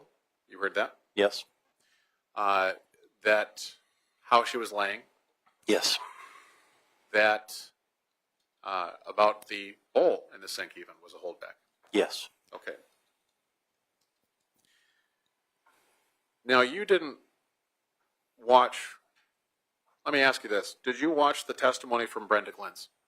No, And you weren't in court for that testimony either? I was not. Okay. So, do you have any explanation? Because Brenda testified that her niece, the defendant, told her about how Anita was laying, that she was wearing a robe, and the scene of the crime. I don't know what she said in here. That wasn't my question. My question is this. The testimony was that Nichole said, this is how Anita was laid on the bed. That she looked peaceful and wearing her robe, and then talking about the Tupperware in the sink. Do you have any explanation as to how the defendant could have possessed that knowledge at the time of that statement? Your Honor, that calls for speculation. One, he wasn't here for the testimony. Two, he's asking to get inside the defendant's brain. Yeah, but we certified him as an expert in investigation so that he can answer the question. Your objection's overruled. Okay. If she actually told her that, I can't explain why she would say that. Now, that's the sort of information that could only come from someone who was in the apartment, correct? Correct. So the only logical explanation is that she had to have been, if that statement is true, you're with me so far? I am. If that statement is true and it was testified to, the only logical conclusion is that the defendant was in that apartment before she said she was. Correct.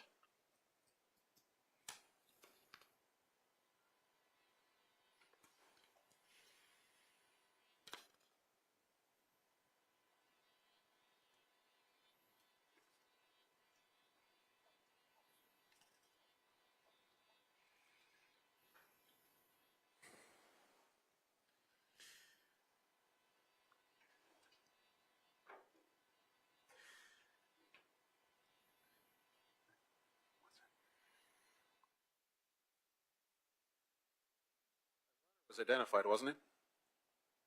The running man? A runner was came forward.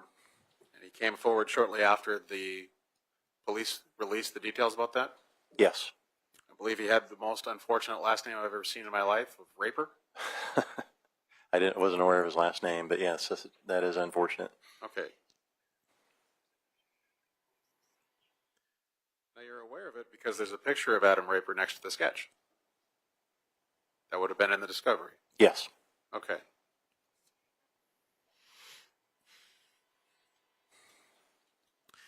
Your report here says that the defendant sent a text message to Anita well after the time of death. Yes. You say it is unlikely Rice would text Knutson if she knew she was already deceased. Correct. Investigators very briefly considered this, but then dismissed the idea. Is that accurate? I think he left part of it out. I can show it to you. Yes. They considered, can I Hang on a elaborate? second. There's kind of a line here of blank. Yeah, it didn't, when I Didn't print converted right? from Word to PDF, it put a line in there. I think we all have that experience of Sure. putting stuff together that doesn't quite line up right. Right. So I commiserate with that.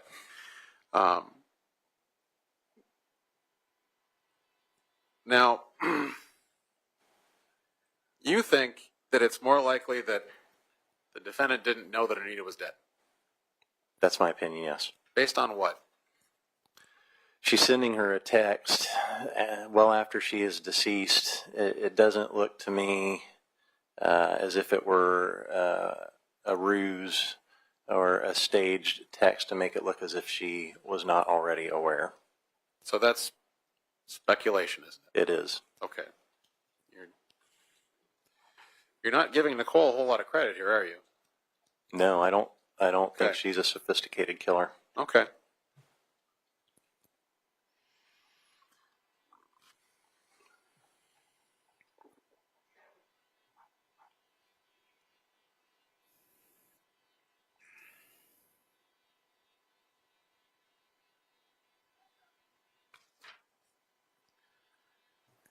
Now, the only statements we have from Nichole's family about where Nichole was have quite a gap in there, don't we? As far as time. Depends on when are you referring to? Well, I'm talking about the date of the murder. Okay. There's a significant gap where it's missing from the alibi because people were sleeping, that sort of thing. During the hours when she claims to be sleeping, yes, that's a long Okay. time. So there is no actual alibi person who can testify that she never left the farm during those times. Correct.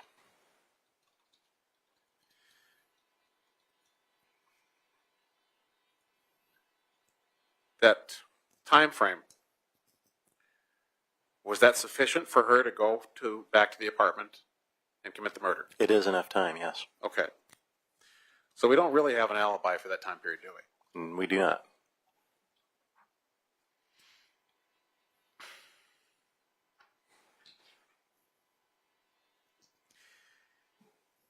Now, you have some information that I don't have regarding a interview done of Brenda Glenn's. Yes. Okay. Who interviewed Brenda Glenn's? The defense has a private investigator that did some legwork, Okay. What was that legwork? interviewing a number of people, including Brenda. Okay. So their investigator reached out to multiple people, including Brenda. Yes. 3 that I know of. 3 that you know of. Yes. Who else did that investigator reach out to? Alyssa Lyer, who is the cousin that I talked about, who traveled from the family event to the bar to her house to watch a movie, and Alyssa's mother, Joyce Anderson. So you have no knowledge of that investigator reaching out to Devin Hall I don't. or Vern Olson or anyone else involved in this? No. Now, you're an expert in investigations. Yes. You certified to that starting this trial. Yes. Do you think that they did a decent job investigating this case? I would say no. I would have interviewed those people. Okay. Did they ask you who that they should be interviewing? No. My role was consultant to review the discovery. Okay. Your Honor, I'm going to object. Is the state implying that the defendant has an obligation to investigate this case? No, That's in- it was a direct question as to whether or not his opinion is that you did a sufficient job. So I don't know if he's implying that or not. He asked the question directly, and your expert answered it.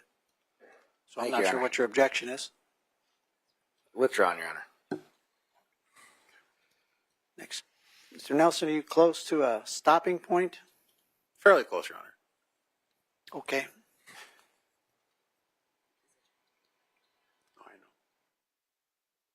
Take a break. We certainly can, Your Honor. I am aware that I have that power, Mr. Nelson. I was just asking Alfred if you were close or not. Well, I do think I have a few more questions, but I All would right. not be opposed to a break. Then I will exercise my authority. We will take a break. The time is 10:15. We've been at it for almost a couple hours. So we will take a short break till 10:30, 15 minutes. Ladies and gentlemen of the jury, once again, I'm going to give you my admonition. Do not converse with any witnesses, any party, or any attorney in this case concerning any matter. Direct any questions.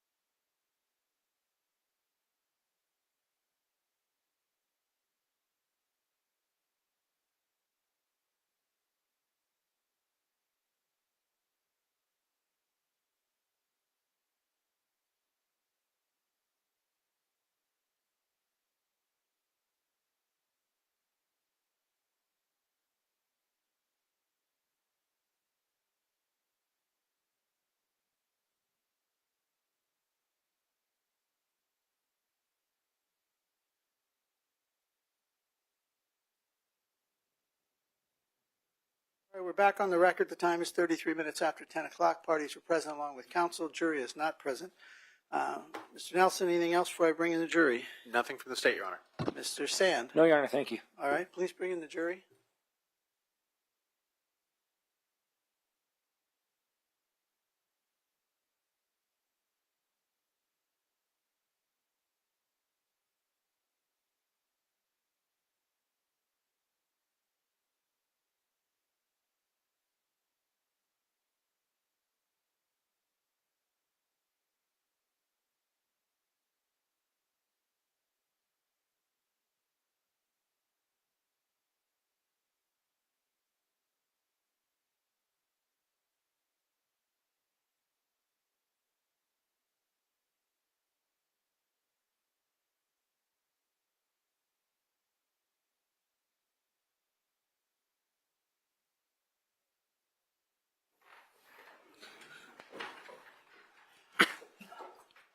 Mr. Nelson, do you waive roll call of the jury? State waives roll call, Your Honor. Mr. Sand?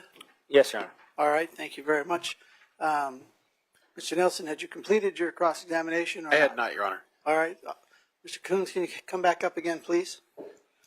Once again, you're still under oath, sir.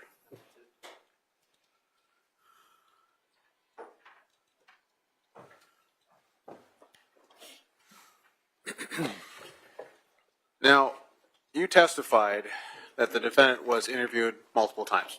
Yes, I believe it's 5 times? sounds right. Okay. I'm just going to run through the list that I have. Twice on June 4th of 2007. Okay, Once on June 11th of 2007. yes, May 6th of 2010.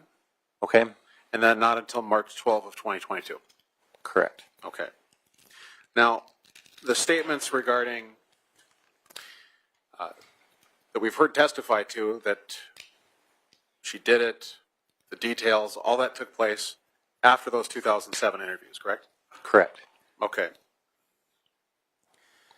After she'd been interviewed multiple times by law enforcement. 3 Correct. times already. Correct? Yes, Okay.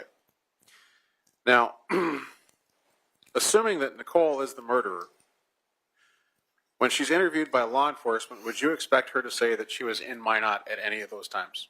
Any of those 5 interviews? no, Why?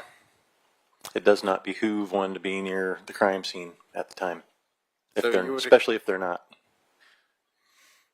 Especially if they're not? if they weren't there, yeah. Okay. But we're assuming that she did commit the murder for this question. Okay? You follow me? Objection, Your Honor. The fact that Sustained. it's, yeah. Okay.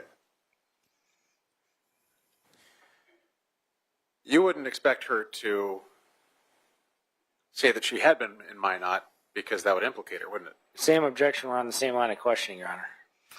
Well, the line of questioning is appropriate. The technique may not be appropriate. Can you rephrase your question, please, Mr. Nelson?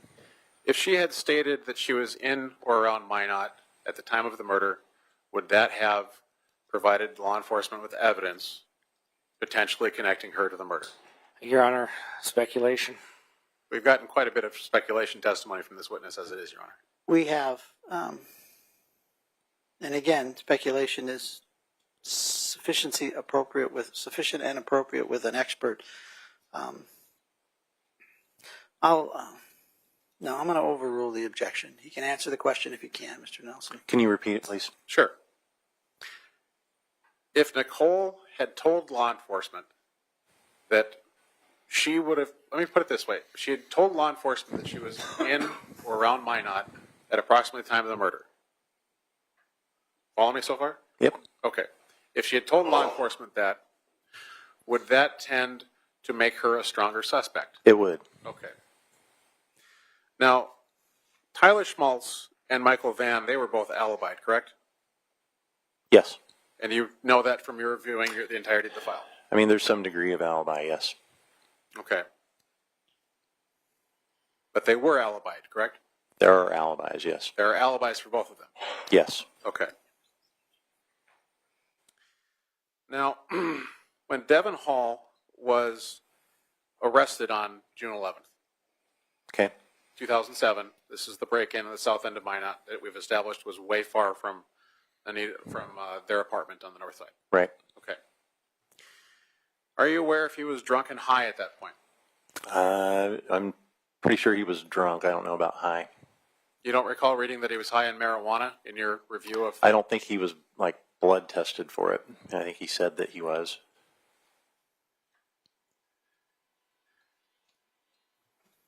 Mr. Coons, we don't blood test for marijuana. We use urine tests for marijuana. It doesn't show up in blood. Okay. He was not tested for it. So Are you aware of that, Mr. Coons? yes, Then why would you say he wasn't blood tested? he wasn't blood tested for the alcohol nor drug tested. The officers noted that, though, didn't they? Yes. Okay. Any reason to discount the officers' belief? No.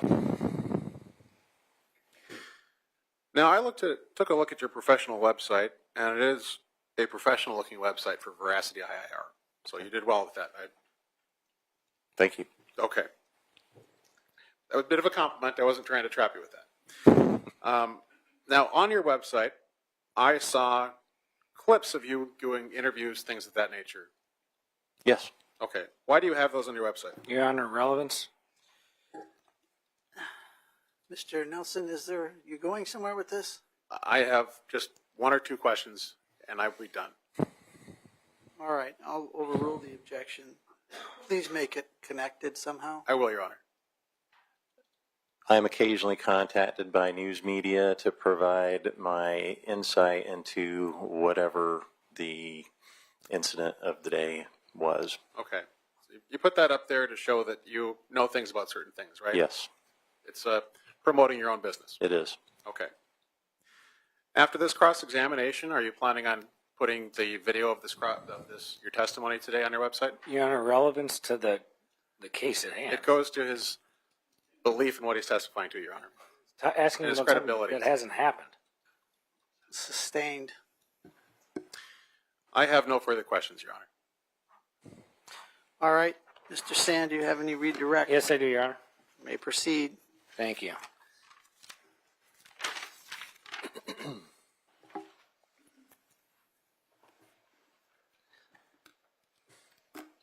Now, Mr. Coons, on cross, you were asked a lot of yes and no questions, and it sounded like you wanted to get some answers out and a chance to explain yourself regarding those yes or no answers. Does that sound fair? It does. Okay, well, hopefully we have an opportunity to do that. I'm going to kind of work chronologically through the state's cross, so I don't mean to be jumping around from topic to topic, but I took notes just trying to follow along with their cross, so if that happens, please excuse me.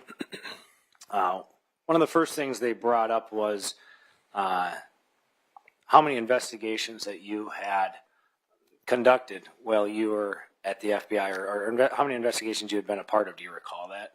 Yes. Okay, and it sounded like you were going to testify regarding the timeline of your career at the FBI. Would that be fair to say? It's fair. Okay, so can you tell us a little bit more about the timeline regarding investigations during your career at the FBI? Yes. During my first 6 years in Sioux Falls, the first 4 or 5 of them were mostly crimes on Indian reservations. There was a lot of volume there. After September 11th, my focus became on counterterrorism. Very few cases, but they were long ongoing cases at that time. In 2006, I was transferred to FBI headquarters, and that was at the time I became a supervisor. I didn't work any cases. I was program oversight for the WMD Chemical Countermeasures Unit. So for 2 years, I worked no cases of my own. And then when I went back to the field after my stint at headquarters, I was the Field Intelligence Group supervisor for I think another couple of years. So there was a 4-year period that I did not work any cases of my own. After that, I was made the team leader of Special Operations Group, which is mostly surveillance. So my team was detailed to typically keep under surveillance high priority targets such as terrorists, spies, public corruption, those kind of things. Those were not my own cases. After that, I became a human intelligence specialist, in which I recruited and developed informants to provide information for other ongoing cases. So none of those were my own. So more than half of my career, I did not have my own caseload. And so just to be clear, your time, you said in the field. Can you elaborate on what that means? So time in the field, it can mean different things, but as a case agent, a regular special agent works cases. A supervisory special agent does not typically work cases. They supervise those who do. And then in the roles that I was placed after being a supervisor, the nature of them did not lead to me having my own caseload either. So when you did have your own caseload, when you were in the field, Yes. Can you please explain to the court what years that would have been? So that would have been, after the academy, I think I showed up in Sioux Falls in the spring of 97. And then, so about 11 years I had a caseload. So 97 till about 2008, is that fair? Is that the math you gave? 97 to about 2006. Okay. So when you were when the state attempted to discredit you regarding search warrants and the law changing in 2018, you didn't have your own caseload. At that No, time. I was not working my own cases at that time. I was not obtaining CSLI for myself at that time. And CSLI, can you please explain again what that is? Cell site location information. And that was used in this case in one particular instance, correct? On one individual, yes. And who again was that? Gio Rodriguez. But it was not used to determine the whereabouts of the accused, Ms. Rice, correct? Correct. What do you think of that? It would have cleared this whole thing up. Okay.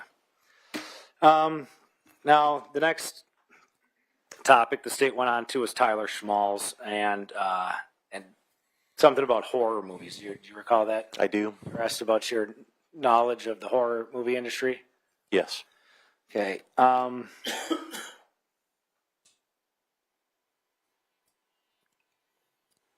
Does the fact that the horror industry is a big money business, as the state would say, affect your or change your opinion regarding Tyler Schmalz's social media posts about horror scenes with knives?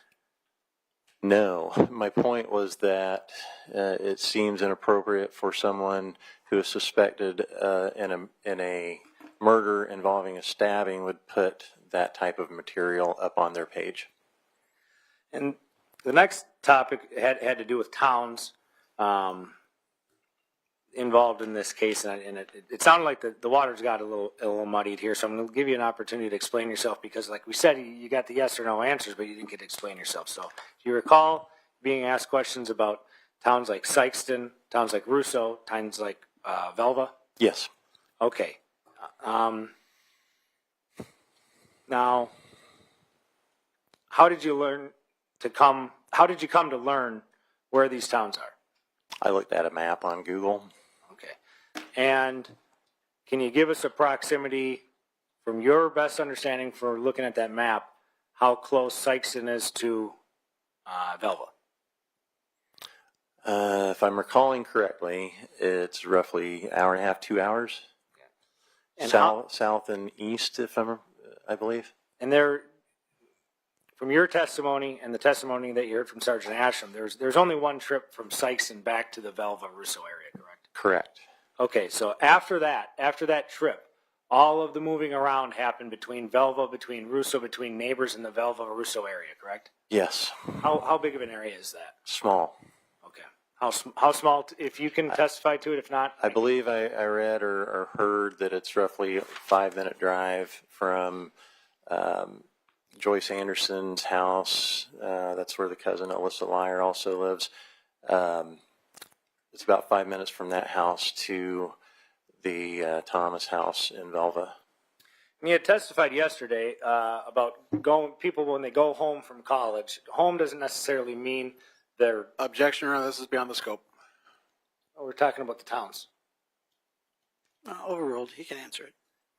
Talking about going home for college, and you testified what home meant? Can you state that again? Well, it can mean different things was my point. And home, and I was guilty of it myself when I realized I had made a possibly confusing comment about home. In this case, there are two places she could mean, or that anyone could mean when talking about her home, where she lived in Minot, in the apartment with Anita, and her home where her parents lived and where she was raised. The next thing that was brought up was Marty and Al. Do you remember that? Yes. And the state had asked you if, to the best of your knowledge, if you knew that if Marty had any investigative experience or training. Do you remember that? Yes. Okay.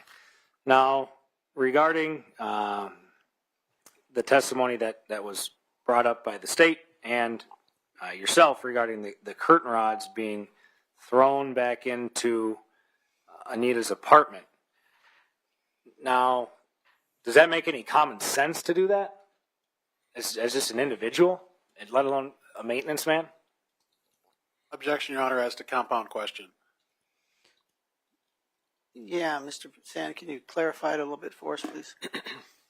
Does it make common sense to you for a maintenance man to throw curtain rods and curtains back into an apartment?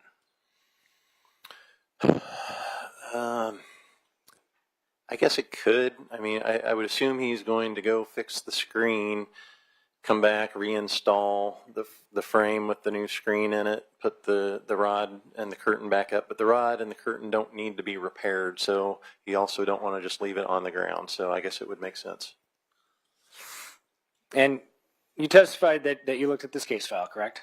Yes. Did you look at any pictures of the crime scene, specifically Yes. Anita's bedroom? Yes. About how far away was Anita's body from the window? Feet. Single digits. Single digits feet. So would it be fair to say that it wouldn't be difficult for Marty to see her body there?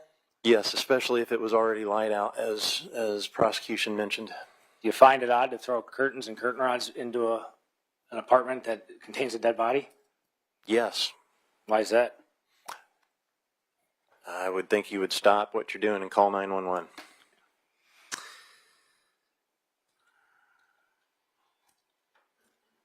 Now, there's been a lot of questions regarding the window, whether the screen or the window was on the building itself or whether it was on the ground. Do you recall that? I do.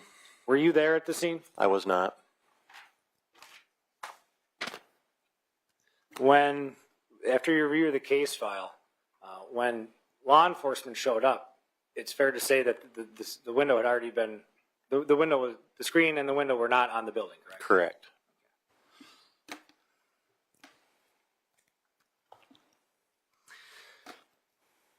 There's been a lot of questions from the state to you regarding your, not investigation into the case file that you were provided, but investigation into this case. Do you remember that? Yes.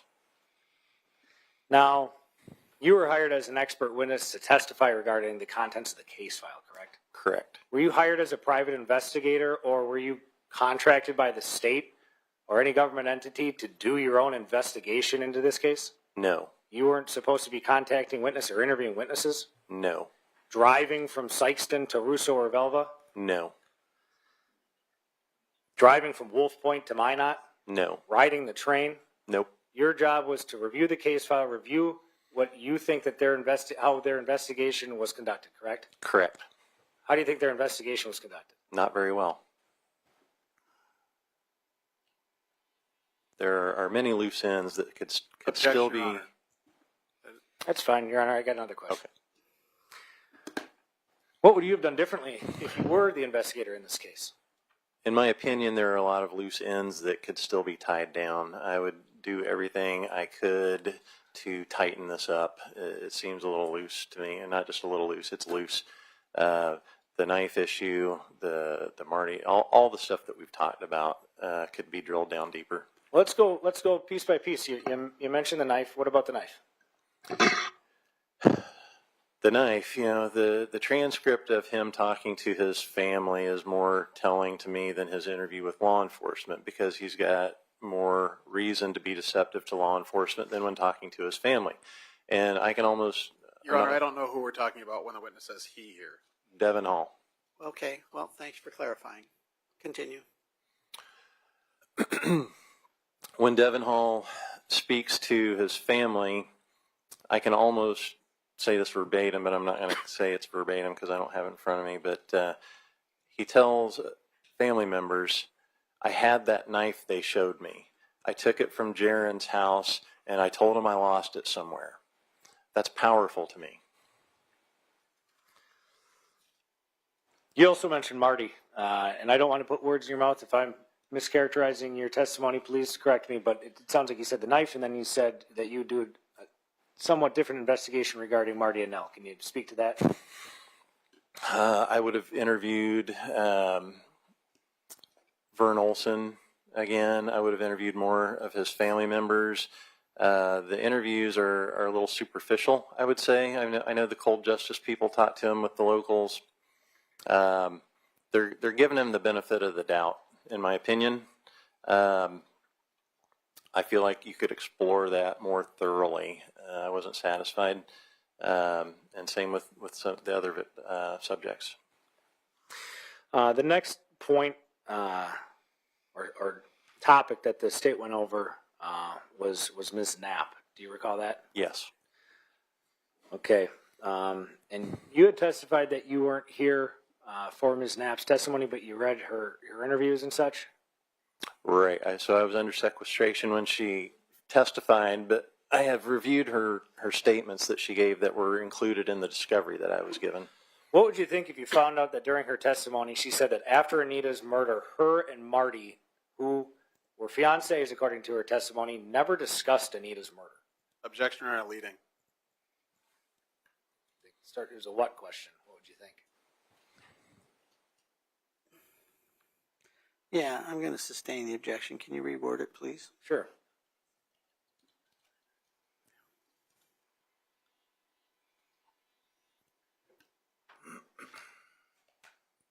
What, if any, thoughts would you have if you found out that Marty, Annelle, and Ms. Knapp never discussed Anita's murder after the murder? That's Suspicious. That's odd. Why is that? Because it's a big deal. You would talk about it with your fiance. And coworker, is that fair to say? Yeah, I would think that's big news. I would think there would be a lot of talk amongst everybody that had anything to do with it. Especially if the murder happened at the apartment complex that you were in charge of? Yes, absolutely. What, if any, thoughts would you have if you found out that Ms. Knapp testified that Marty wasn't a big drinker? That's contrary to what other people have said, but is what it is. I'd like to move on to the next topic the state brought up was Devin Hall. There's a little jumping around. I'm going to try to keep it at least somewhat of a flow, some type of chronological flow, but I do want to address piece by piece what the state has brought up. They brought up the train records. Now, you had testified earlier that you did not see Devin Hall in the train records, correct? I did not see him in the actual records, no. Okay. They tried to clear that up by saying that Devin had slipped a gate agent $20 to get on the train. Do you have any experience that that would be something that could occur? I have no experience with that. Okay. And you testified earlier that there's absolutely no evidence of whether physical or otherwise of Devin Hall getting off the train in the video that we're talking about, correct? Correct. And this is the Wested video? Yeah, you can see him walking, but I don't see him. I've watched that several times. I don't see him coming out of a car. And regardless, you had testified that video couldn't be accurately dated, correct? Correct. It said, the video said something about the year 2000? I believe it's 1/1/2000 or something like that. Is it fair to say that the state was attempting to prove a negative here? That's fair. Can you explain that, please? I believe they're trying to suggest that he could not be responsible for the murder because they have this video, but there's no evidence that the video was taken on the day that would have precluded him from being in Minot. So can't trust the video, not on the train records. Can't put Devin on the train on any day, correct? No, other than the other witnesses that were in his group, or with his friends and family, I should say. In your review of the case file, did you find ever any evidence of Devin actually saying that he came to Minot on the 2nd? Yes. Okay, can you explain that? In his very first interview after his arrest on the 11th, he said it was the 2nd, June 2nd, 2007. So there's been some questions and some testimony regarding when Devin Hall gets to Minot and if the timing lines up of his ability to be able to kill Anita. If he got to Minot on the 2nd and Anita wasn't killed until the early hours of the 3rd, he could have killed Anita, right? Correct. Now, you were also asked a little bit about his criminal history, and I think something came up about him having murdered anybody before. Are you basing that off of the fact that he doesn't have any murder convictions? Yes, Okay, but he's got several other convictions, correct? he does. Okay. A lot for breaking and entering, right? Yes, A lot of stuff with knives. yes. Speaking of knives, there was, I guess, an example given by the state regarding the statement that you had given regarding how the chances of there being separate knives in this case being astronomical, that it had to be Devin's knife, correct? Yes, Okay, and the example that they gave had something to do with some pants that had some ducks on them, right? yes, And that they were looking for these pants. They found a different pair of pants that were similar that were in a trash can, right? yes. Did the example of the pants factor into the equation that the pants had been used in the commission of a murder?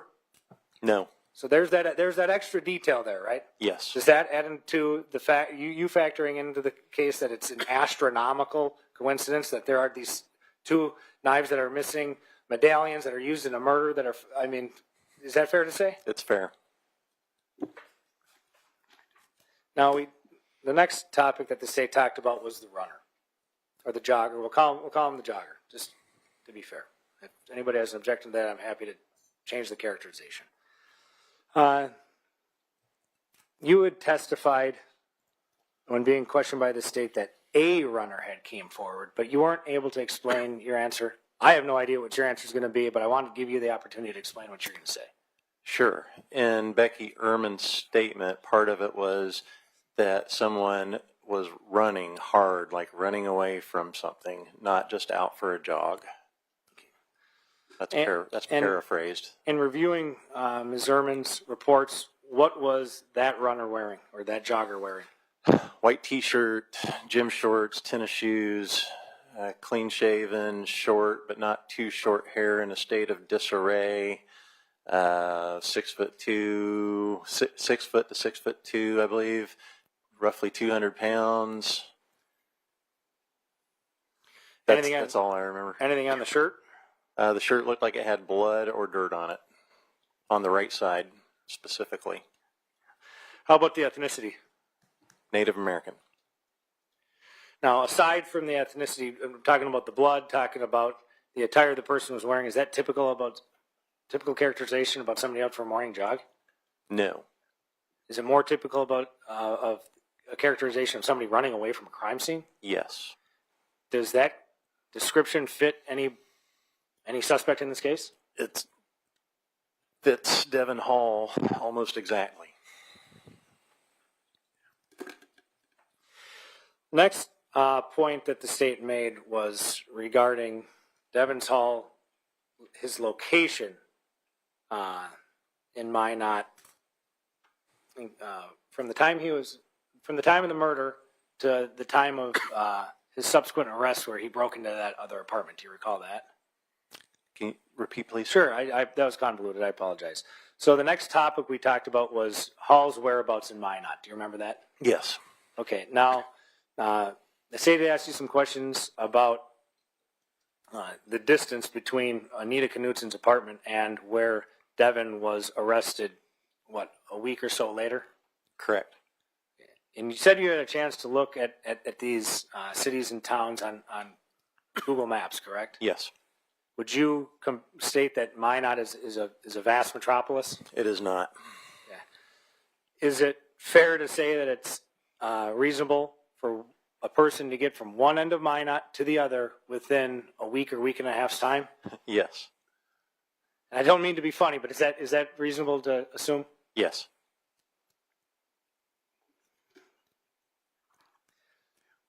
The next topic that the state brought up was Brenda Glynn's, and I know that you stated you weren't here for her testimony because you were under sequestration, but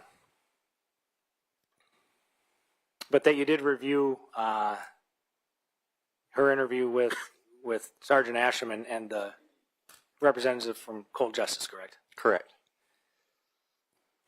And you sat in Sergeant Asham's testimony, correct?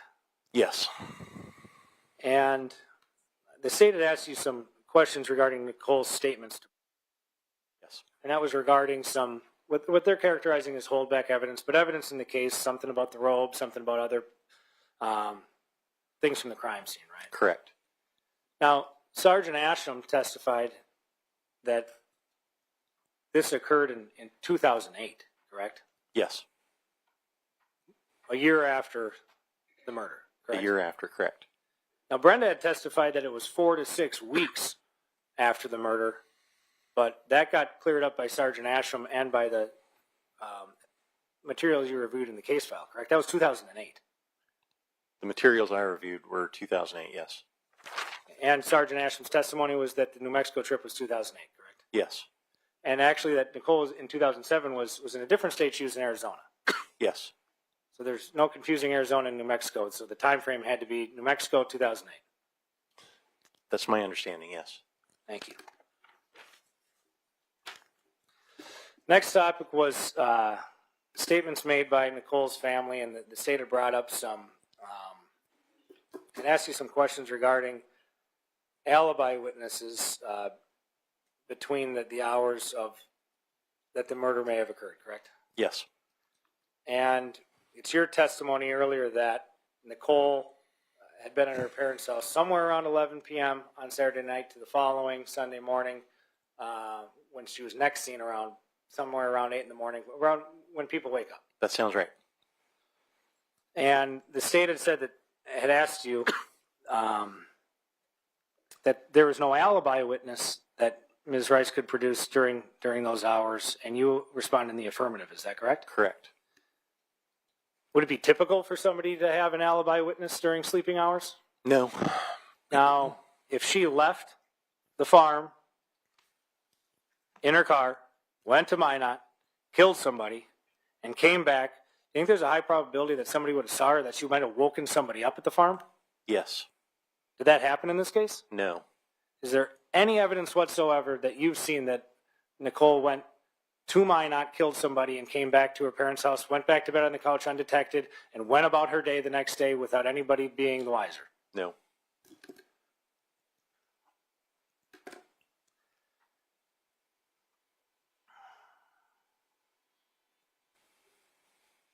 Next topic that was brought up were Nichole's interviews. I think that the state had asked you to affirm that there were 5 interviews. Do you remember that? Yes. The first interview being June 4th at the crime scene, correct? Correct. Now, you testified that you've been around a lot of crime scenes. Yes.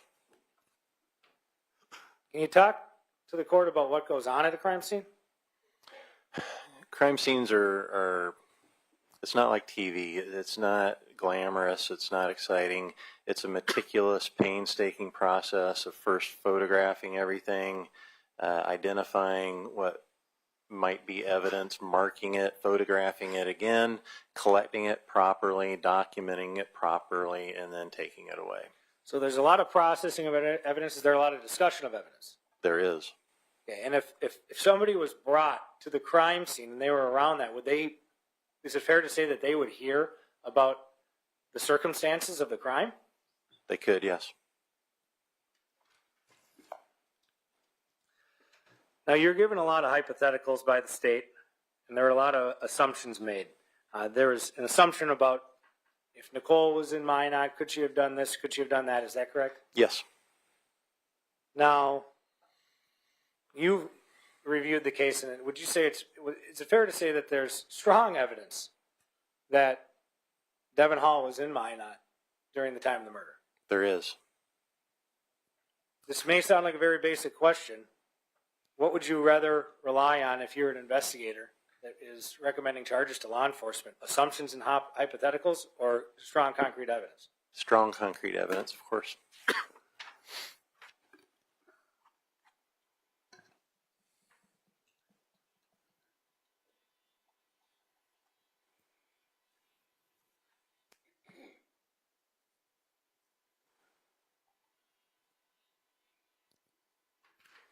No further questions, Your Honor. Thank you very much, Agent Kuntz. Thank you.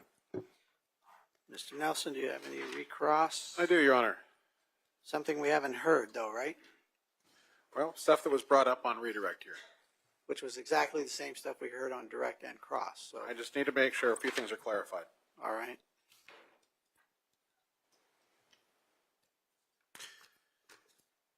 Help me understand your timeline.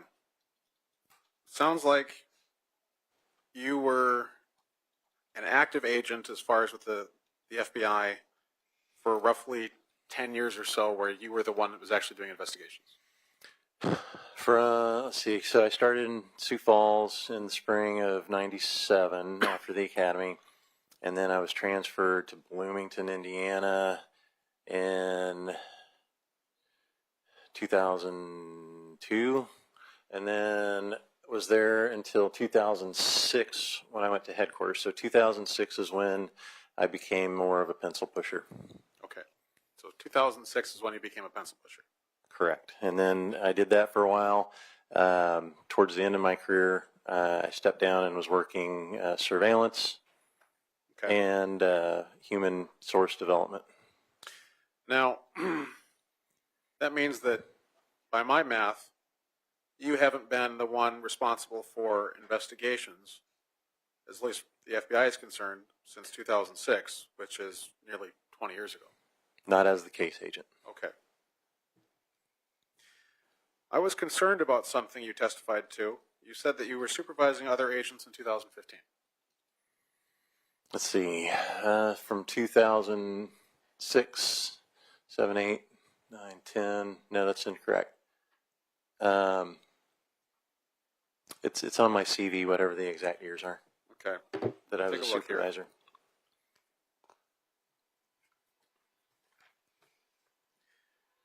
Well, the problem is that your CV only, at least the CV that I have, just says Federal Bureau of Investigation 1996 through September of 2018. It doesn't include dates. In 2015, I would have either been working on Special Operations Group, which is mostly surveillance, or developing human sources. So I would have been a field agent at that time again. Okay. Part of your job being in law enforcement to keep up on changes in case law? Your Honor, this is beyond the scope of redirect, and it's been addressed. They asked about what he was doing at the time, and I think it's quite relevant that to his expert opinion on whether or not he kept up with case law. Your Honor, we didn't bring up case law. They did not. It's beyond their, it was beyond their redirect. But it has to do with his job supervising other agents. You're questioning that he wasn't qualified to supervise other agents? Is that what you're trying to say? What I'm questioning is experienced law enforcement keep up on case law to make sure that they're doing things the right way and that they don't get things overturned or non-prosecuted, that sort of thing. Your What Honor, I'm wondering is, if he's supervising other agents in 2015, Was why he not would keeping up on case law? I heard the Yes. question. yes? Oh, Goes to his credibility. overruled. He can answer the question. Can you repeat, please? Sure. So you were supervising other agents around 2015. Yes. No, I just said that I was either working on Special Operations Group, doing mostly surveillance, or I was working human source development. Okay. But you weren't keeping up on decisions from the Supreme Court of the United States? As In far those as in those investigations? roles, I would You need to wait till I finish my question. go ahead. You weren't waiting, or excuse me, you weren't keeping up on decisions that came down from the Supreme Court of the United States regarding what you could and could not do in investigations? Your Honor, I'm going to renew my objection. This is beyond the scope of redirect. It goes to his training experience, Your Honor. They had an opportunity Again, on cross. Stop. We've already heard this, Mr. Nelson. I'll move on, Your Honor. Thank you.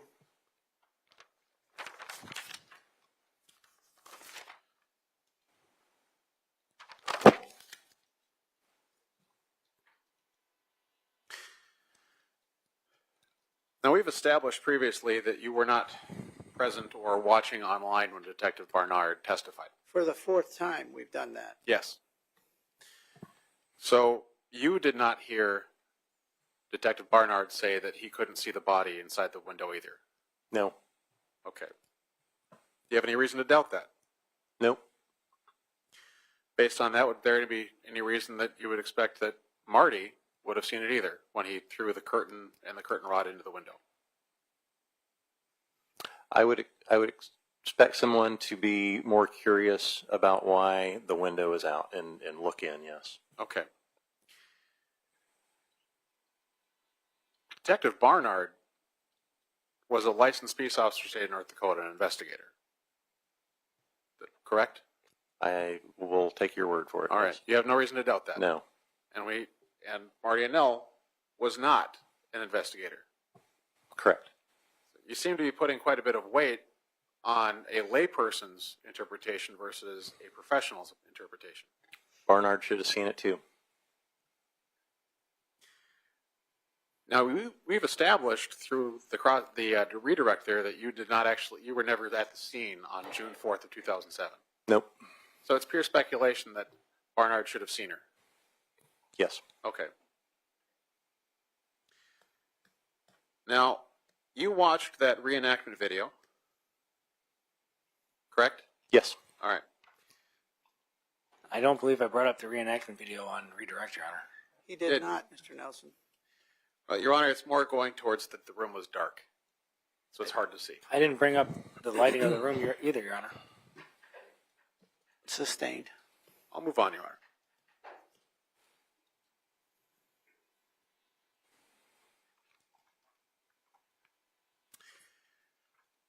Now, you were present for Detective Carmen Asham's testimony. Yes. So you heard that the murder weapon, which you've got the photographs up there, is currently in evidence at the Minot Police Department. Yes. And you also heard testimony that the knife that Devin Hall had that was then given back to Jerome Vivier, is also in evidence at the Minot Police Department. Your Honor, I didn't bring up physical evidence during redirect. Sustained. Your Honor, it was brought up about the knife. Testimony regarding the knife was, and phone recordings were, the physical evidence of the knife and its location were not brought up, Your Honor.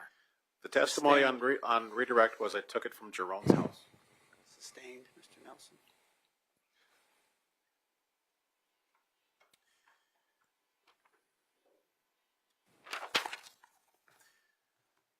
Last time you took Amtrak was 5 years ago, right? I'm sorry, I was coughing. I have been coughing a lot myself. I've got it. Feel free to stop by for a cough drop if you need one when we're done here. I'm good. Thanks. All right. Last time you took Amtrak was about 5 years ago. Yes. All right. The only time. The only time? It's the Only only time. time you've ever ridden Amtrak. It is. Your Honor, I did not ask any questions about him riding the Amtrak on redirect. Your Honor, the question on redirect was about Devin Hall taking Amtrak, and then there was speculation from the witness. That's what I'm getting at. No, overruled. One more time. I will try again, Your Honor.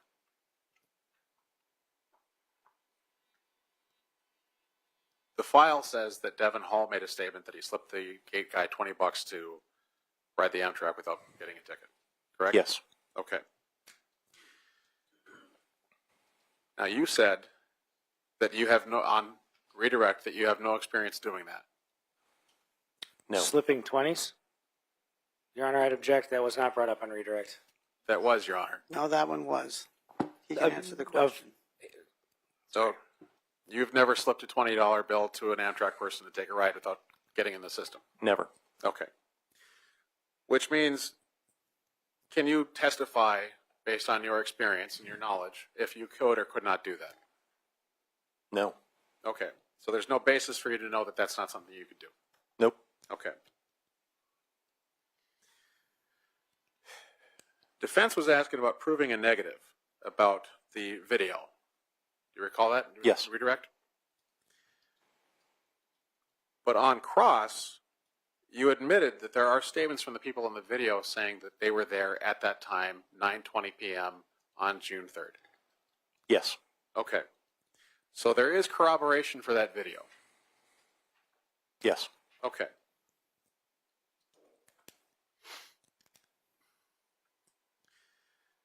Now, that first interview that Devin Hall did that you just testified on redirect on June 11th, you recall testifying about that? Yes.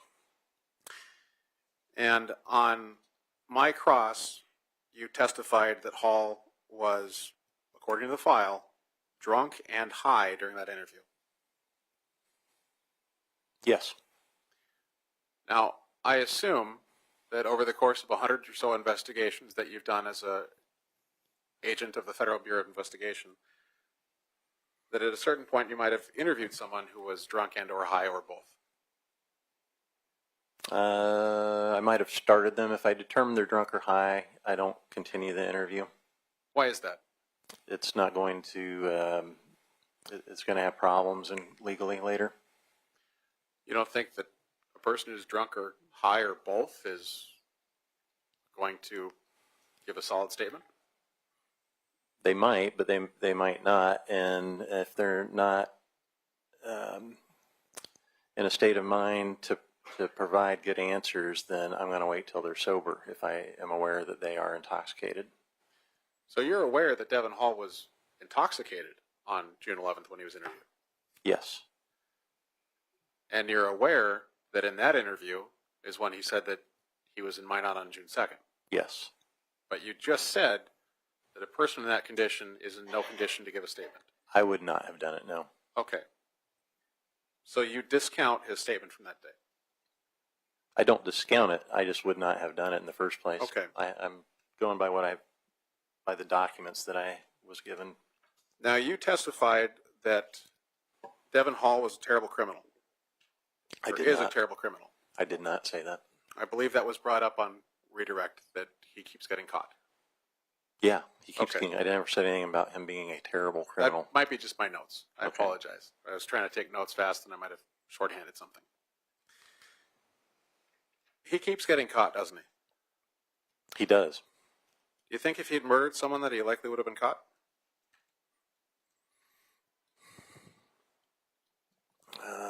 Possibly. Okay. That running man that came forward, did he match the description from Becky's description? Yes. Okay.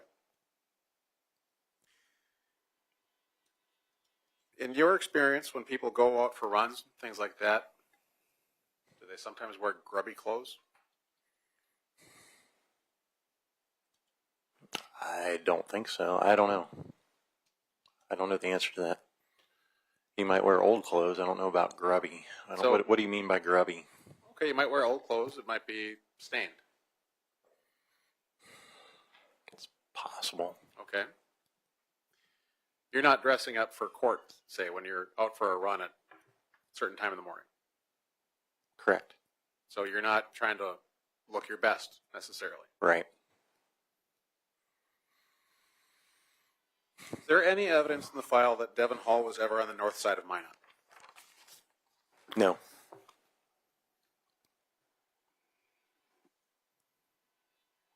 In fact, he said he wasn't on the north side of Minot, didn't he? On the 11th? No. Later on, when he's interviewed, during the interview at Wolf Point by Detective Goodman, he said Okay. he was never on the north side of Minot, didn't he? Yes. Okay.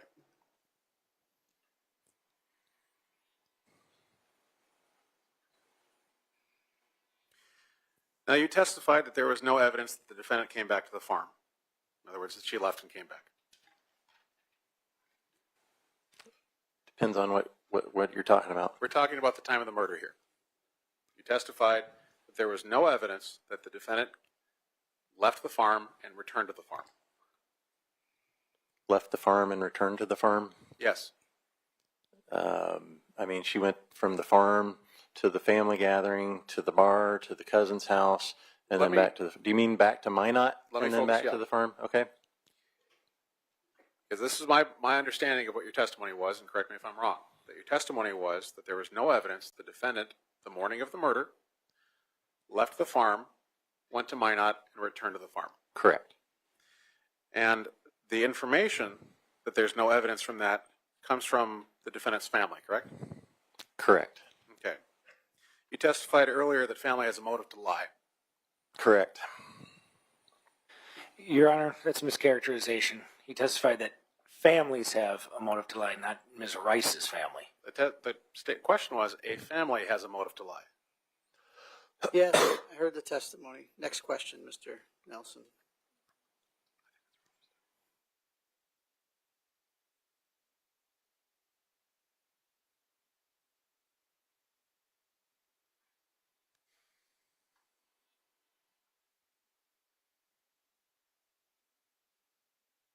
Those knives that we're talking about here, the knife that actually killed Anita and then the knife that was turned in by Jerome Vivier.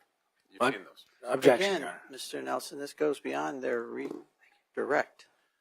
It does not, Your Honor. During redirect, there was things brought up about the astronomical stuff about the knives. Not the physical knife, Your Honor. Not, all right.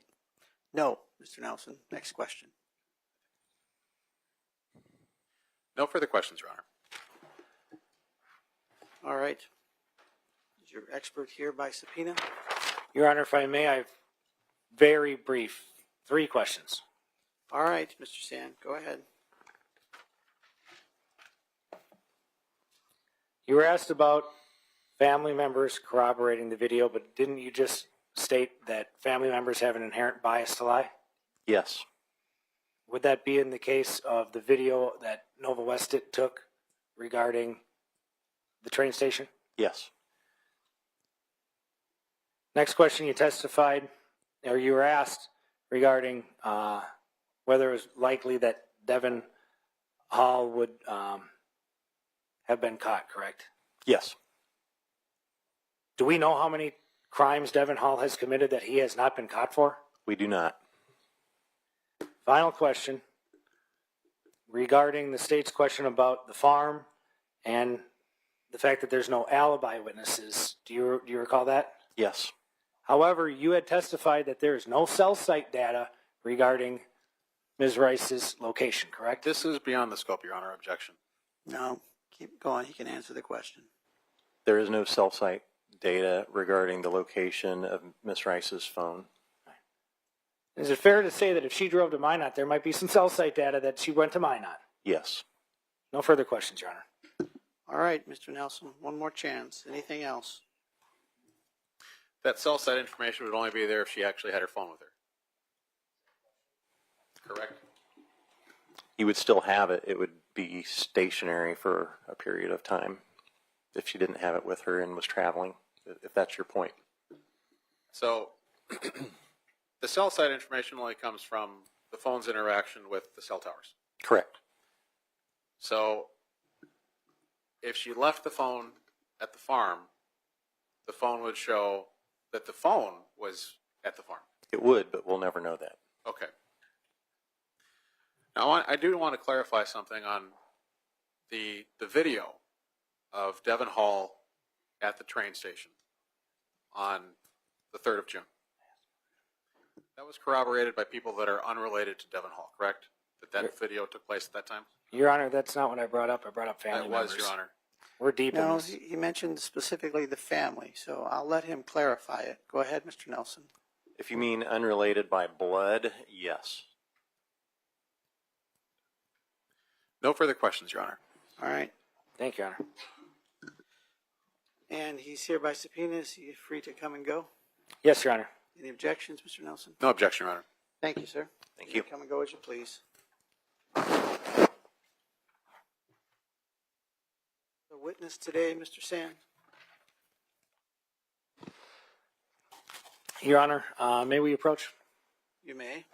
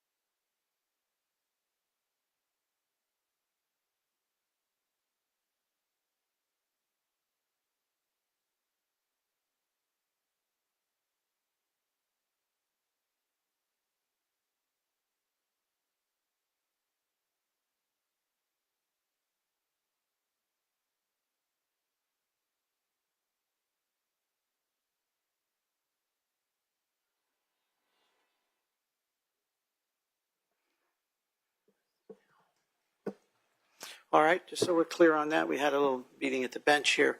Mr. Sand, is the state calling another witness? One brief moment, Your Honor.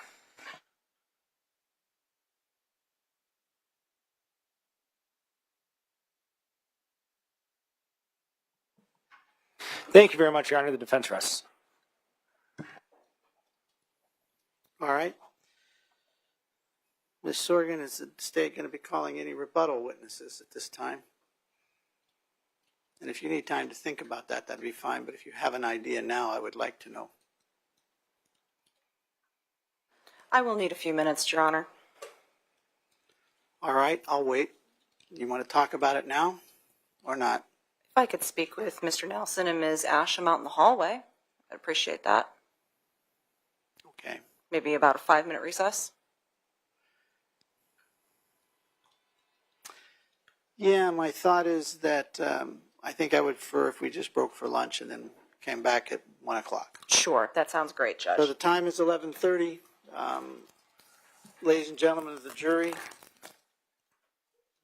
now.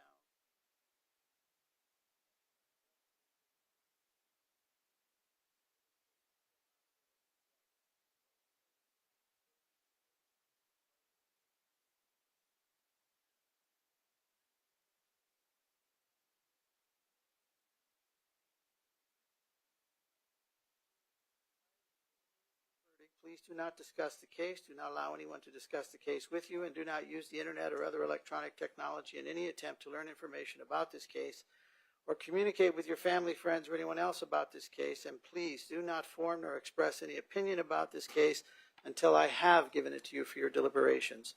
I will hope to repeat this instruction at each recess. If I fail to do so, it applies to you throughout the trial.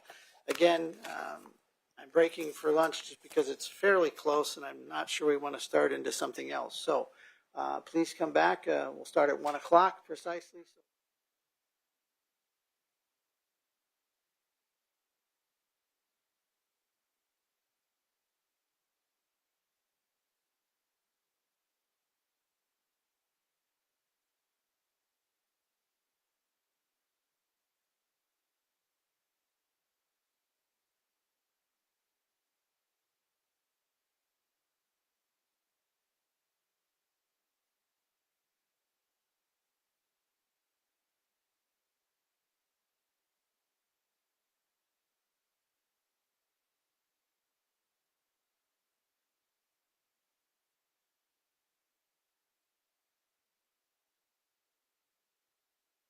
Again,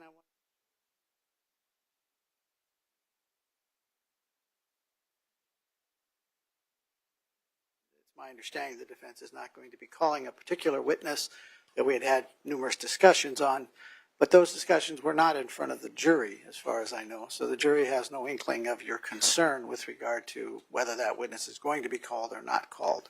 So I just wanted to make it clear on the record that the opportunity to call additional witnesses, you have decided not to do that. Is that correct? That's correct, Your Honor. All right. And again, what would happen now would be the rebuttal witnesses, if the state has any, they would like a few moments to do that.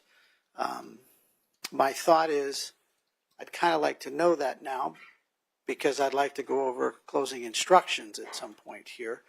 We need to do that without the jury being present.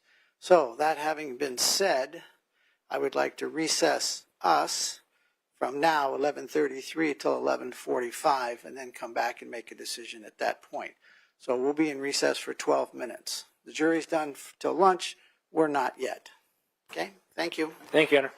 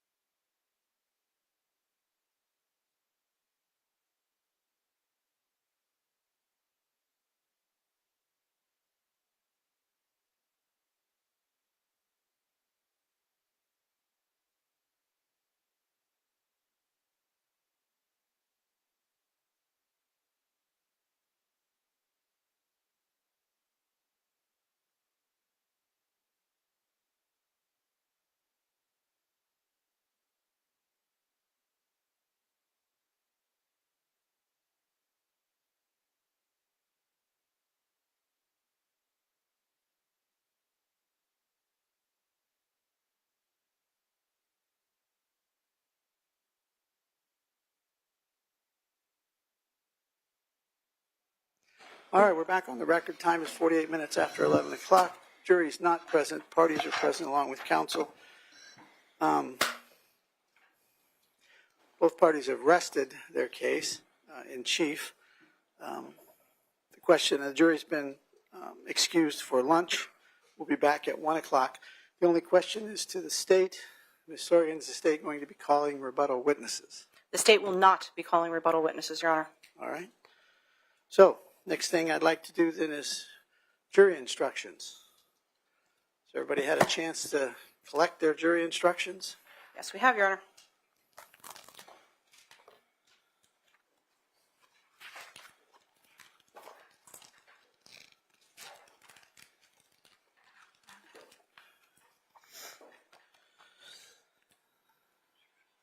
We're going to go through them one at a time. I will require a verbal acknowledgement of acceptance or objection. Yes, Your Honor.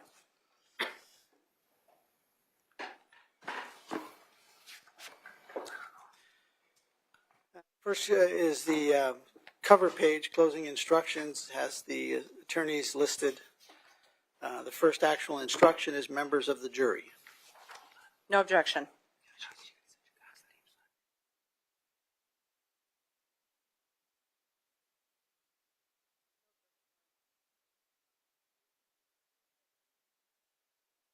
Cover page.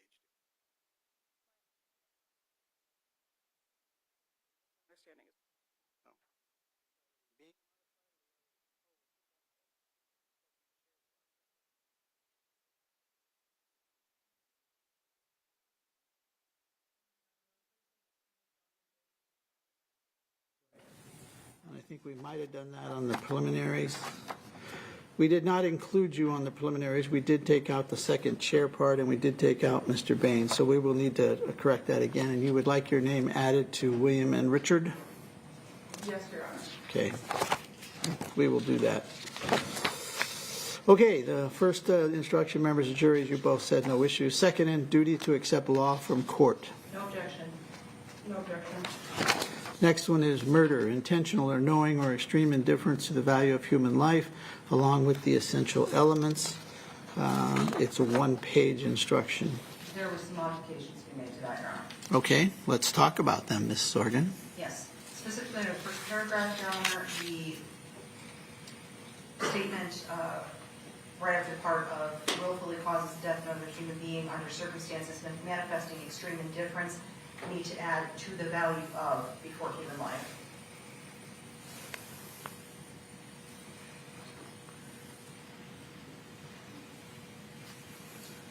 So you're requesting that we add the words after the word to, T-O, we're going to add the value of, and then human life is guilty of murder. Yes, Your Honor, that mirrors the statute. Okay. Ma'am? No objection. Under the essential elements, number one, to comport with the Needs to be June 2nd and June 3rd. Second or third, yes, Your Honor. And Dakota should be capitalized. Yes, thank you. Your Honor, there's been no testimony regarding June 2nd, just the 3rd. Do you want to comport with the information, or?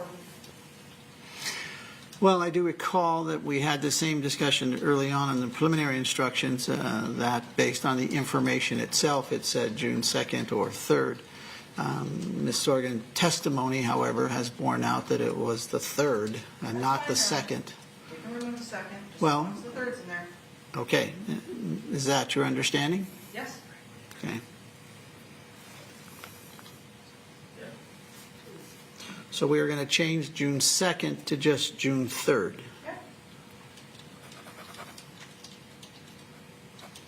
Under the fourth element, there should be a semicolon after being and before or. Okay.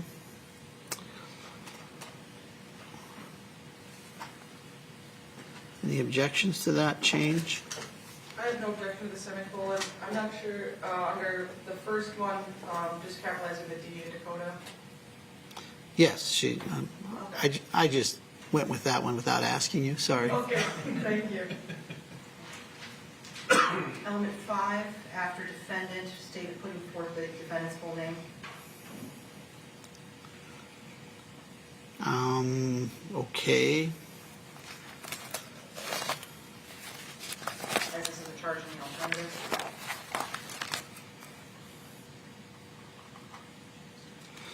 I'm not sure I'm following you.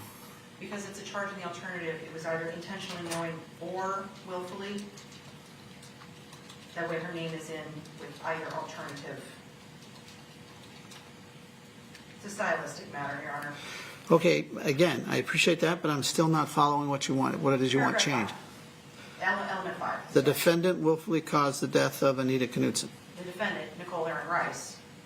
Ah, okay. Sorry, Judge, I should have been more clear on that.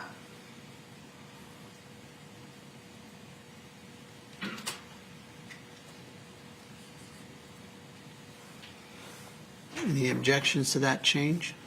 I'll leave that to the court's discretion, Your Honor, as she's already listed in element 2.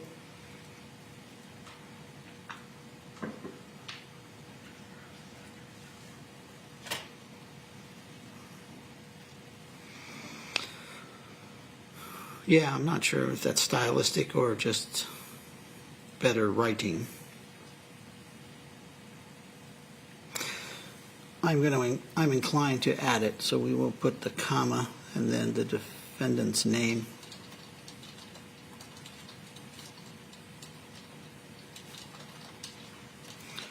Another comma and then willfully caused, so I will agree with that change.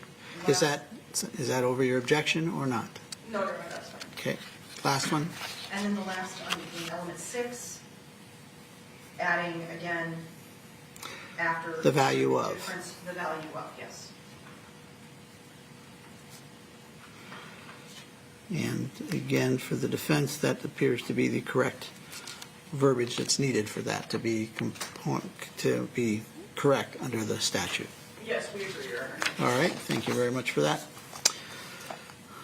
Definitions is the next one. No objection. No objection. Sometimes I think this paper's too thick. Okay, there we go. Next one is alibi. I'm not sure this is necessary, Your Honor. We didn't hear from any alibi witnesses.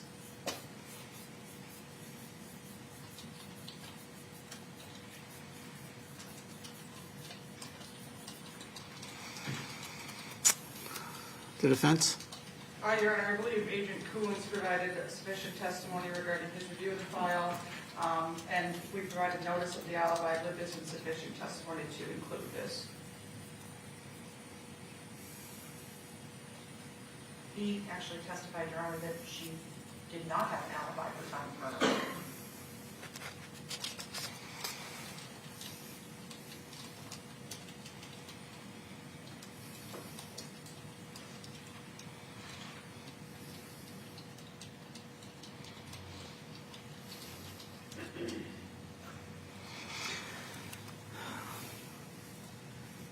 I'm not sure if this is going to assist the jury or not. There has been testimony about alibi, both from state and the defense. Ms. Sorgan, do you believe that this definition would somehow skew the jury, or is again just the definition that gives them the understanding of what an alibi is? Well, Your Honor, if we're going to call it a definition, I would say we should move it to the definitional section rather than having it in some special section.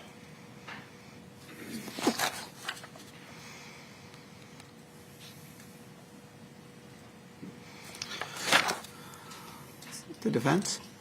Your Honor, I believe it's to keep it standard as it is. Like the court indicated, there's been sufficient testimony and testimony from both sides regarding the alibi.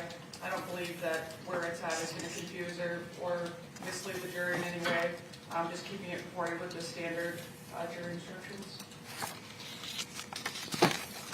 All right, the court is going to leave that in over the objection of the state. Next is proof of intent. No objection. No objection.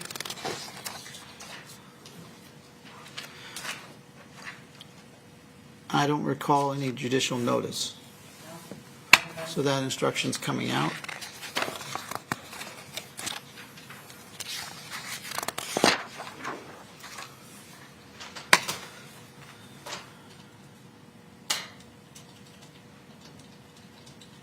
Next one is video evidence.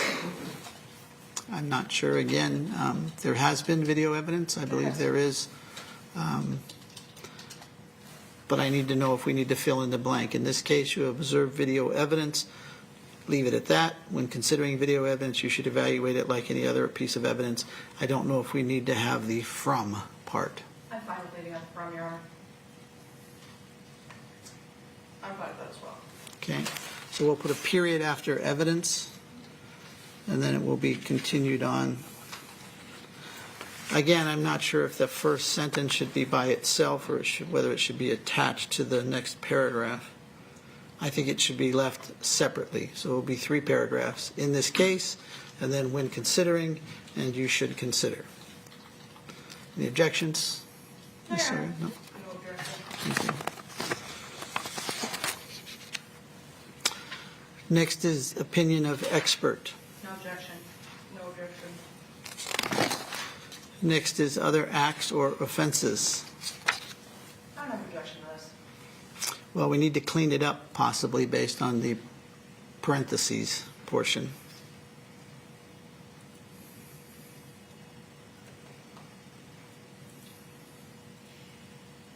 Your Honor, I'm not sure that there's been testimony regarding other acts. I don't know that we need this jury instruction. All right. I had questions about it originally myself. Ms. Sorgan, is there some aspect of this that the state is looking for? Well, Your Honor, the defense is the one that initially asked for this instruction, but, I know that. That's why. yeah. But there has been testimony with regards to hostilities between Anita and the defendant. There have been testimony with regards to other statements that she's made.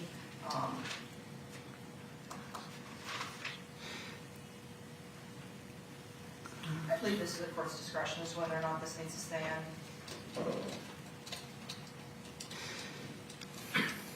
All right. I'll ask. There's been nothing that rises to the level of 404B material, so.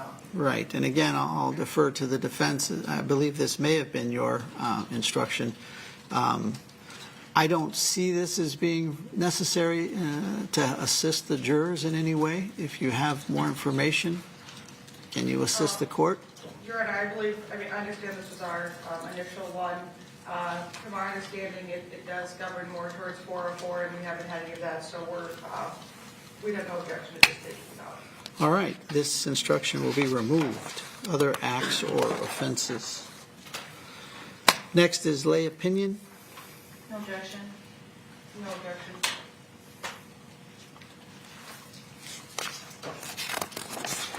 Next is number of witnesses.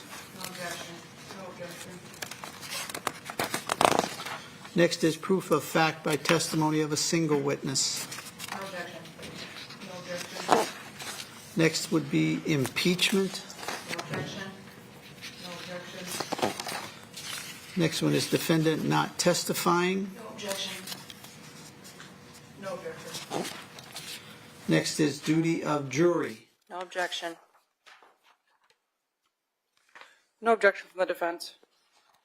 Next would be penalty or punishment. No objection. No objection. Next would be deliberations and conduct of jury in retirement. No objection. It's 2 pages. No objection. Next is forms of verdict with the court's signature. No objection. I guess we could change it to singular form of verdict. Although the title isn't really an instruction. That's a good point. The court does not read the titles, but you're right, it is there. We could change it to form. Is there any objection by the defense? No objection. Okay. That's just in the title, so we know. All right, last one is the verdict form itself. No objection from the state.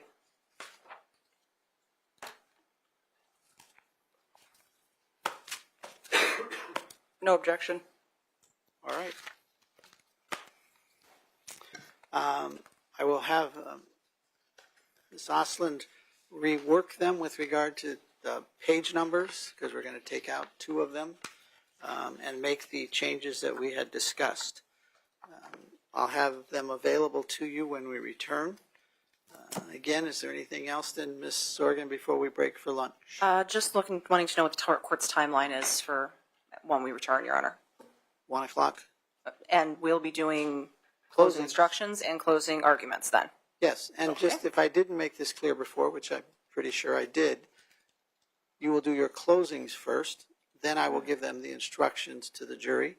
The instructions that we've agreed upon you can use during your closings. So again, I'll have them reworked for you when you come back, and they will be available for you for your closings. Sure, Your Honor. Anything else, Ms. Sorgan? No, Your Honor. Mr. Sand? Or, I'm sorry, Eagle? She's handling it. Your Honor, just for clarification, are all witnesses released from their sequestration order and are allowed to be in the courtroom?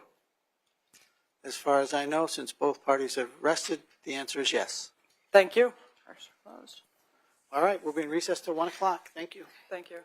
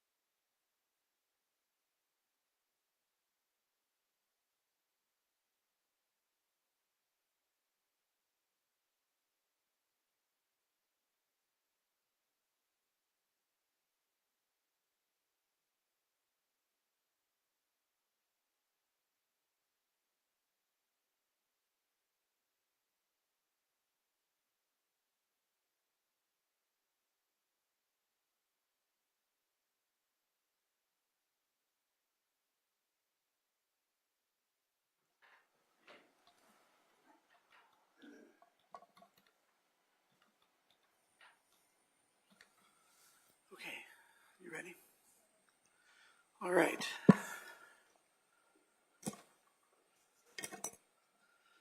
All right, we're back on the record. The time is 5 minutes after the hour of 1 o'clock. Today's date continues to be March 25th, 2025. Parties are present along with counsel, and the jury is not present. I'll start with you, Ms. Sorgan. Did you get your new instructions? We did, Your Honor. All right. Mr. Sand, did you get your new instructions? We did, Your Honor. All right.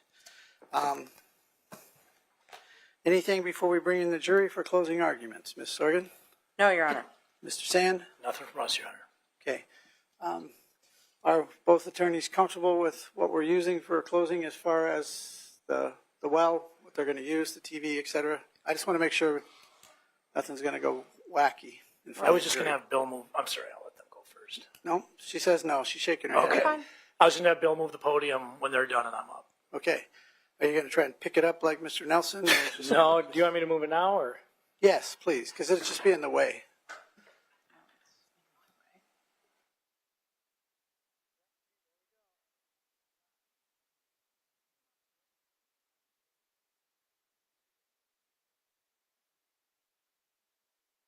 It's not light, and we appreciate that, so I understand. Felt like to me, but.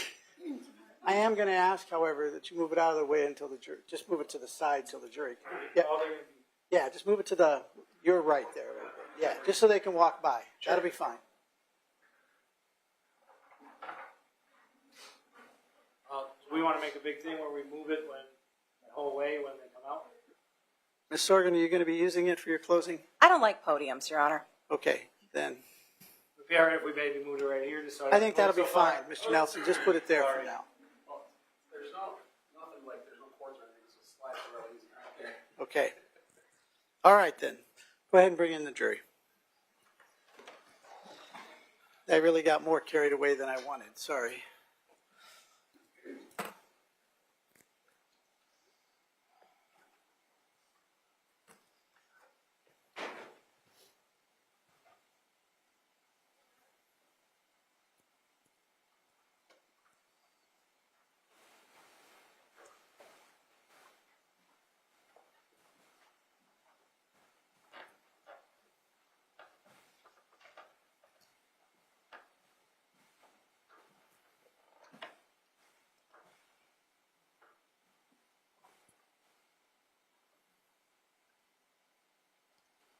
Thank you very much. Please have a seat.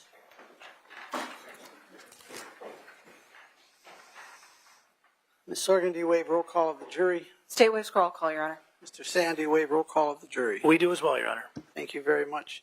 Ladies and gentlemen of the jury, both parties have rested. We are now going to do closing arguments. Ms. Sorgan, do you wish to make a closing argument? Yes, Your Honor. You may proceed. Thank you, Your Honor.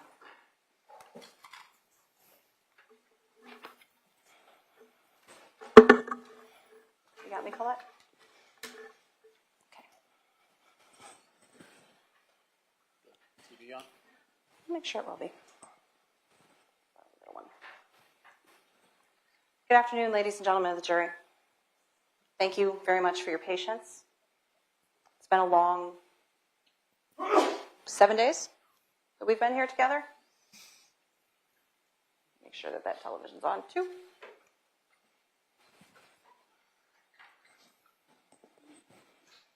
Or not.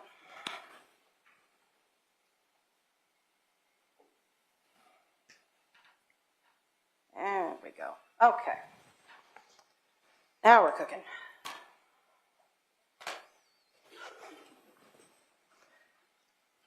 You've been here listening to testimony for about a week now. There's a lot of information in this case. As you heard from the witnesses, over 6,000 pages of documents, hundreds of hours of audio and video, photographs too numerous to count. So we've prepared a little bit of a PowerPoint here to help consolidate in putting together the state's closing argument. Mr. Nelson. Okay. You were told an investigation is like a puzzle. You heard that from a couple of different people. It's not solved by one person alone. Everyone's got a little piece. Every witness that we presented to you during the course of this past week has had a little piece of that puzzle. Some pieces are bigger than others. All the pieces are important, though. Some of those pieces give more information than other pieces do. If you're thinking about a jigsaw puzzle and you're looking at that, some of those edge pieces have to be laid out first before you start getting towards the center so that you can start seeing what that bigger picture is. Next. You heard from Sharon Knutson, Anita's mom. You heard that Anita was attending MSU to be an elementary teacher after she graduated from Velva High School. She worked 2 jobs, Vanity in the mall and the Fairfield Inn. Anita had a boyfriend in California that she spoke with on the phone. And Anita and Sharon used to go shopping together every weekend, and they spoke regularly on the phone. But that Anita didn't want Sharon to come to the apartment that she shared with the defendant because of the issues that the girls were having. You heard Sharon tell you that Anita seemed afraid of Nichole. And that Anita had Sharon put a lock, or had Gordon put a lock on her bedroom door so that she could get away from Nichole when things were getting bad between them in that apartment. Sharon told you that she last spoke with Anita the Friday before she died. That Anita had been out with her friend Michelle. You heard Sharon say that she couldn't reach Anita. She couldn't reach her in person. She couldn't reach her through work. And she became very concerned. And so that when Gordon went to Minot on Monday, she wanted him to check on her. You also heard Sharon tell you about the devastating effect that Anita's death has had on this family, including the suicide of her brother Daniel a few years later. You heard Sharon herself tell you what her own mental state was like following Anita's death, and that she had a lot of blank moments in those instances. Next, please. You heard the testimony from Gordon, Anita's father, that he drove to Minot on June 4th, 2007. I'm getting a lot of feedback and echo. And then he checked in on Anita because Sharon asked him to, because Sharon hadn't been able to get a hold of him, get a hold of her. That he found Anita's apartment door locked. And so he went to go find the manager of the apartment building. I think she's getting feedback. Yes, we're getting a lot of feedback. Can you just turn that one off?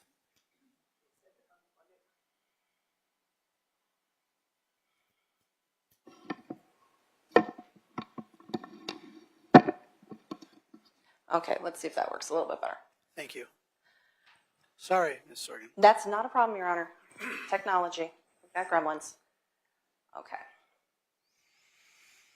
Gordon went to go find the manager of the apartment building because he couldn't get in because the door was locked. That manager was Laura Knapp, who unlocked the door to the apartment. Gordon told you that he found Anita dead, cold to the touch, in her bedroom. You next heard from Laura Knapp, the manager at the Northgate Apartments. Gordon came to her and locked that apartment, and she did. You also heard Laura tell you a lot of information about those locks. That these were specialty locks, had to go through Shook's, the locksmithing company, because these were specialty locks. Heavy duty specialty locks. And that the only people who were issued keys for these apartments were the tenants on the lease, the manager, which was Laura, and maintenance, Marty. And that in order to get a copy made of that key, you couldn't just go to a locksmith. There were no key kiosks. You had to go through management because you had to go to a special locksmith to get that key copied. And Laura told you that there was never a request received for a copy of apartment number 5. Laura told you that she distinctly remembers hearing the tumblers click in that lock, that she tried the door first to open it, and it was locked, and that she put a key in the lock, turned the key, and heard the tumblers click. And then the door opened. You also heard Laura tell you about Marty, the maintenance man, who was there when Gordon came to find Laura to get the key. And that Marty was there because he and Laura lived together. And they'd lived together for about 10 years. They were in a relationship. Marty was the maintenance man for the location. He lived in the apartment with Laura that she got as a perk of her being the manager at Northgate Apartments. Laura told you that Marty committed suicide New Year's Day 2009. She told you why. He'd had problems at work, hadn't gotten a job that he was looking for, possible diagnosis of Parkinson's, and that he had no health insurance. She told you about the death of his niece a few months prior to Marty's death, that Marty's family was not nearby. They'd all left Minot by that point. New Year's Day 2009. This was right after the holidays of 2008. Thanksgiving, Christmas. You heard Laura tell you that holidays were incredibly important to Marty, that he was usually always with his family. They were a big deal. Would it take much for you to imagine that with all of this coming down on Marty, with the holidays being a depressing time without your family, that there's a question on the timing on his suicide? You also heard Laura, who lived with Marty for 10 years, say that he did not have a knife or a knife collection, that occasionally there would be tools that he would work with. Next. We brought in a slew of officers for you. First officer on the scene. At that point in time, Patrol Officer Plessis, now Captain Plessis.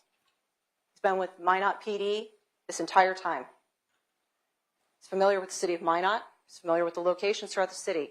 He pointed out to you on the map where Northgate Apartments is, clear in the northwest quadrant of town, near the airport. You heard the captain tell you that he's the acting chief of the Minot PD currently, and that he was involved in the decision to bring cold justice into the investigation, to allow them to assist the investigation. This is an important distinction here.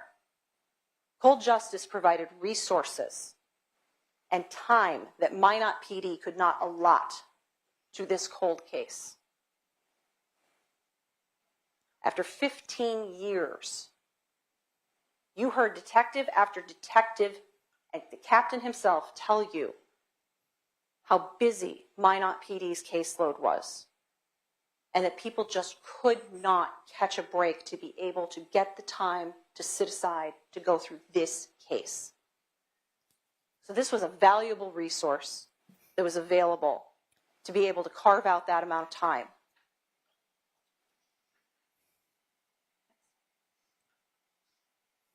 You heard from retired Detective Strandberg. He was the one who was at the scene, taking photographs of the apartment. And through him, we received the exhibits of the exterior of the apartment building. It's exhibits 3A through 3F. And you're going to get all these exhibits. You can go through all of these at your leisure together while you're deliberating. We have photographs 4A through D, which is the ground outside of Anita's window. We have photographs, we've only picked a few, of Anita's body at the scene. States exhibits 5A and 5B. And these are incredibly important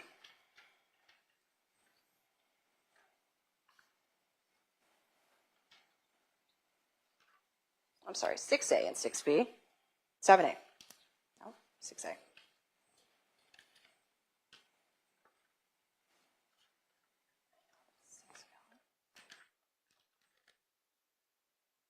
Yes, 6A, 6B, my typo there, of Anita's body at the scene. In a light pink robe, face down on a dark blanket. With the photographs of Anita's body after it was, or bedroom after her body was removed from the scene. And we have photographs of the screen as it was found located in Marty's shop with the cut that had been described as a backward L.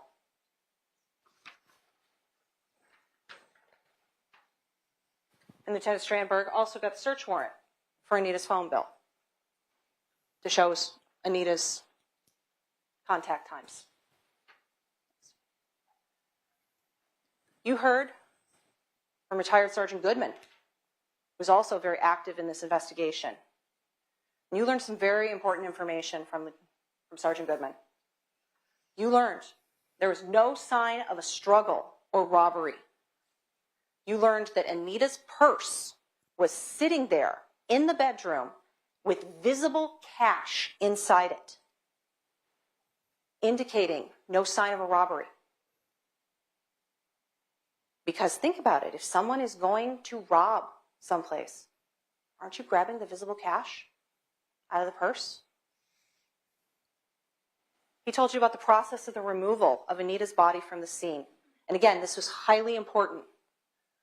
He told you about the limited access of anybody to see the body, how Anita was positioned, and what she was wearing.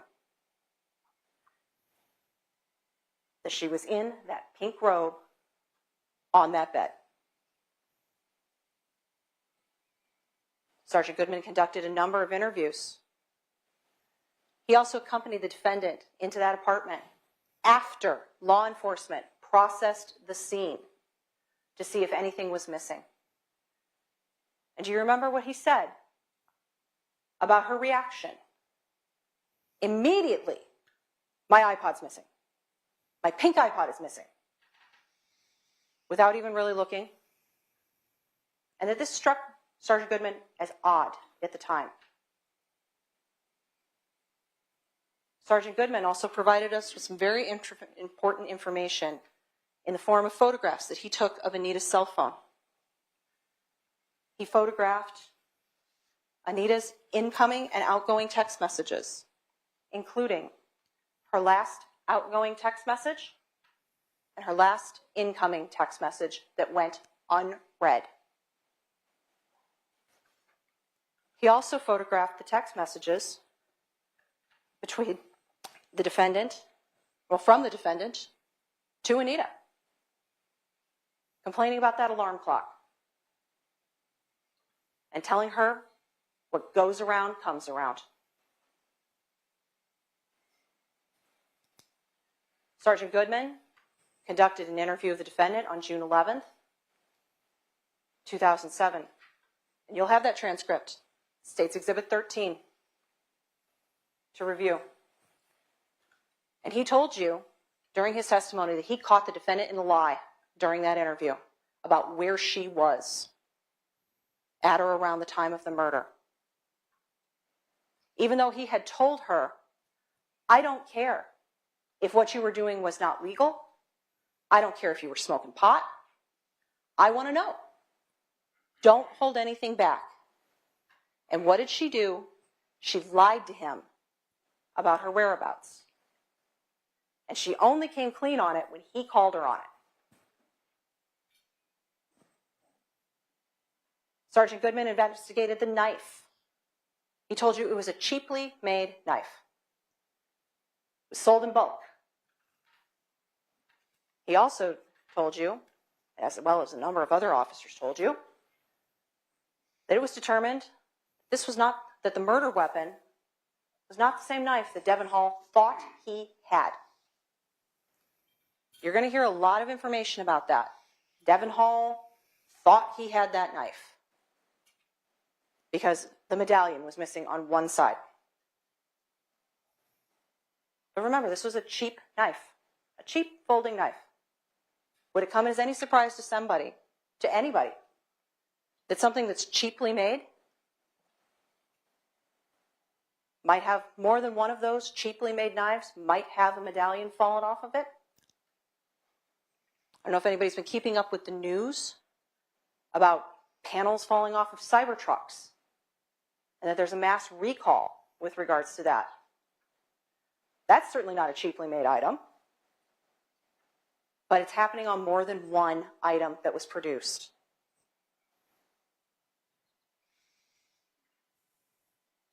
Sergeant Goodman followed up on the Devin Hall lead and ruled him out. Went to Wolf Point, interviewed him. Interviewed a number of people who confirmed Devin Hall's statement that he was not in Minot on June 2nd, 2007.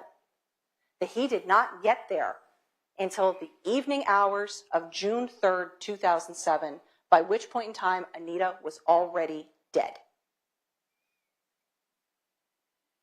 Next, please. You heard from Jordan Thompson, who's now with parole and probation after retiring from the Minot Police Department. You got to see the reenactment video, State's Exhibit 14. And again, you'll have access to that. What did we learn from this? That the window would not have been the point of exit.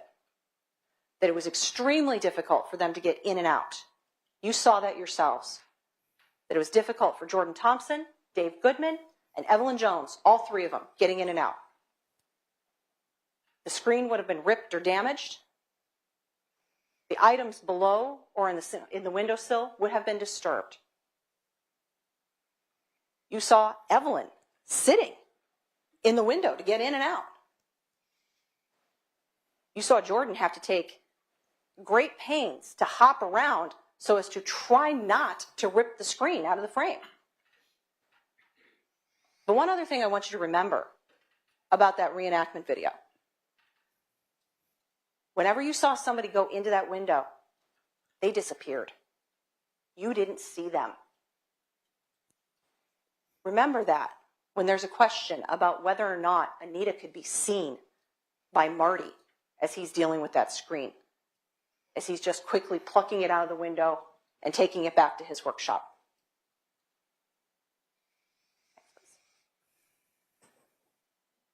You heard from retired Detective Barnard, who went on to become sheriff of Ford County before he retired again, off to Arizona. He was the first detective at the scene. You heard him testify that he had to have Chuck LeBoy point the body out to him because even though he was standing right outside that window, looking in, actively looking for that body, he could not see it.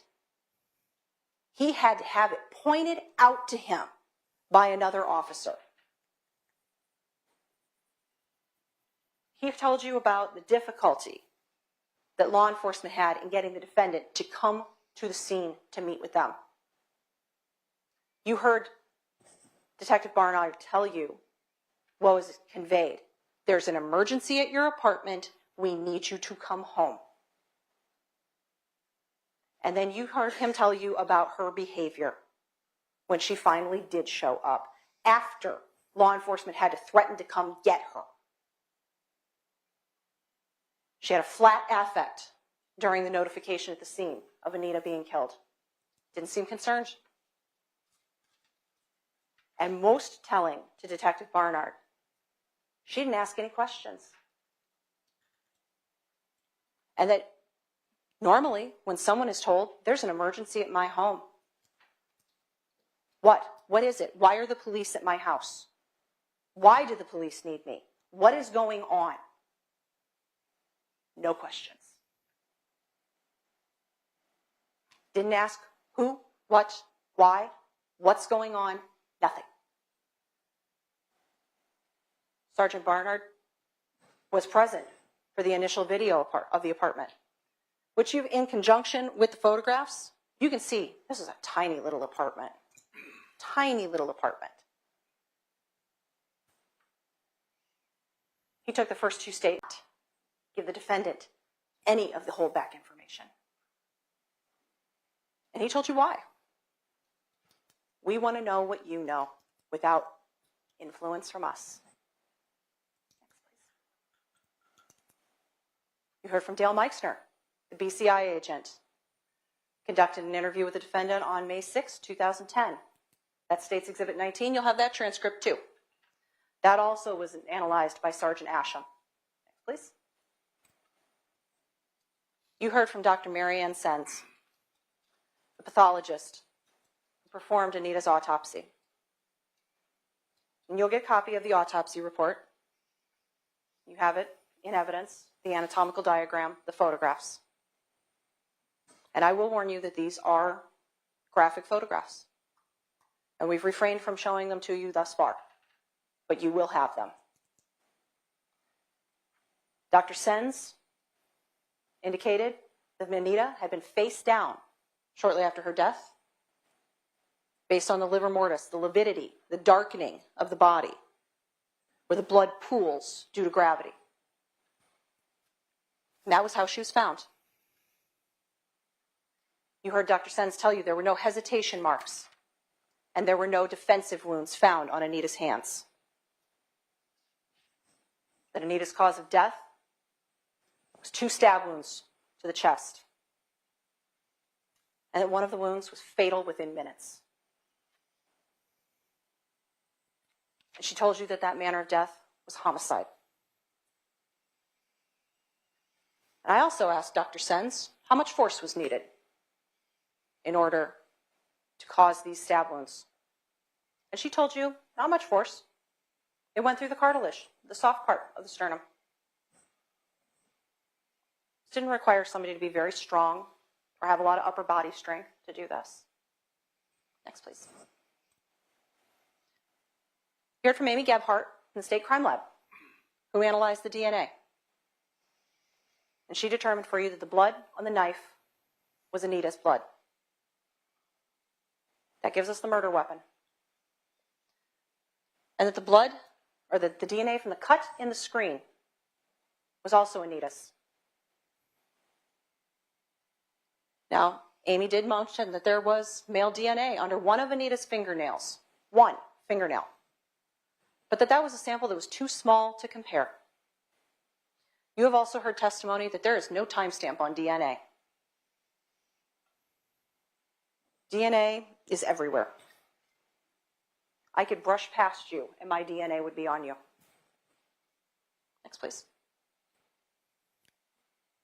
You heard from Michaeli Talbot, now with St. Paul PD. She was part of the new investigation. She was partnered with Sergeant Asham. They interviewed numerous witnesses. They split this investigation up. Detective Talbot handled the part of the case involving Devon Hall.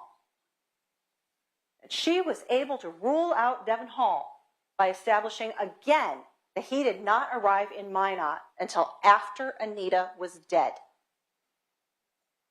And she did this by talking to collateral sources, by confirming with people who were with him at that time, he was not here in Minot. Not here in Minot. I would normally be saying here in Minot if I were back in Ward County. Next, please. You heard from Matt Hansen. Matt was the defendant's boss at eTelecare.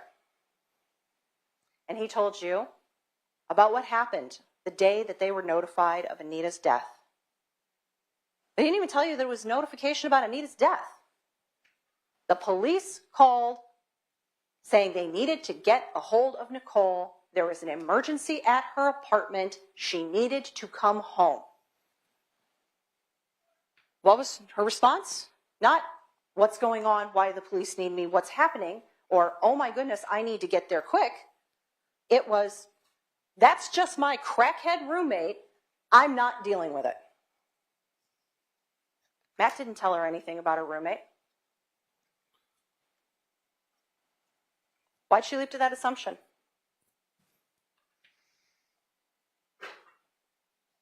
Then Matt told her again. The police called back. He advised the police, I've already given her the message. And the police told him that if she didn't come, they were going to come get her. Then she finally went to the scene. Matt also told you that the defendant won a sales trip because she was a good salesperson at eTelecare. But she ended up not going to it because she quit shortly thereafter. Please. Then you heard from Donna Bieland. You probably remember her sitting up on the stand, wearing her visor and her sunglasses because she's got issues that cause light sensitivity. She worked next to the defendant for several months at eTelecare. At that call center, open spaces, the defendant would constantly come. She'd park herself next to Donna.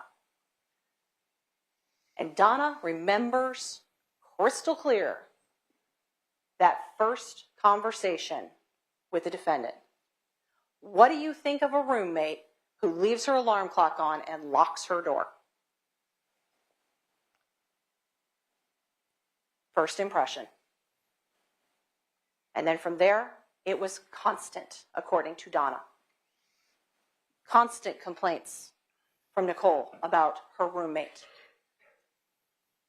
Donna told you about the fish tank incident, that there had been 3 separate occasions, and eventually the fish died. And that the defendant reacted like Anita had crossed a line, that she went from being a bad roommate to being an evil person. Donna also told you about the day after the defendant had an interview with law enforcement, and we know from the timeline when that would have been. We know that Sergeant Goodman interviewed her on June 11th.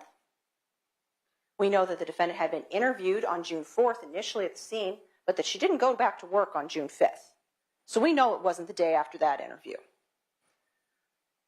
Interview with Goodman, June 11th. Which means that she spoke to Donna on June 12th, because the next interview with law enforcement wasn't until 2010, and she wasn't working at eTelecare at that time. Why would I need to cut a screen? I had a key.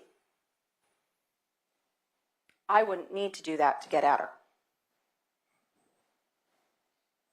Remember the holdbacks. Remember that the defendant never saw that screen on the window. Law enforcement never saw the screen on the window. They were led to it by Marty and Nell. And you will get the transcripts from June 4th and June 11th, her interviews with law enforcement. Not once is that screen mentioned in those interviews. Not once. But she tells Donna, they think I did it. I wouldn't need to cut a screen. I had a key. And she told Donna, I'll be okay as long as I keep my mouth shut. And you heard Donna's impression that she thinks at that point the defendant said too much. Because then she said, you do not want to make me mad. Donna didn't realize that she was even talking to her at that point. But the defendant was looking right at Donna. You do not want to make me mad. Next. You heard from April, one of the friends. She told you that following another one of the defendant's interviews with law enforcement, the only thing she seemed concerned about was her missing iPod. My pink iPod better not be missing. Next. You heard from Michelle, another friend. Michelle gave us a timeline. She was with Anita the Friday before she died. Michelle went and got a tattoo. Anita chickened out. She was supposed to get one too. And then the girls went to Schatz Crossroads, the truck stop, for a meal afterward. Why is that important? Because when the officers were interviewing and talking to Tyler, Tyler mentioned that Anita was going to a truck stop. She went with Michelle.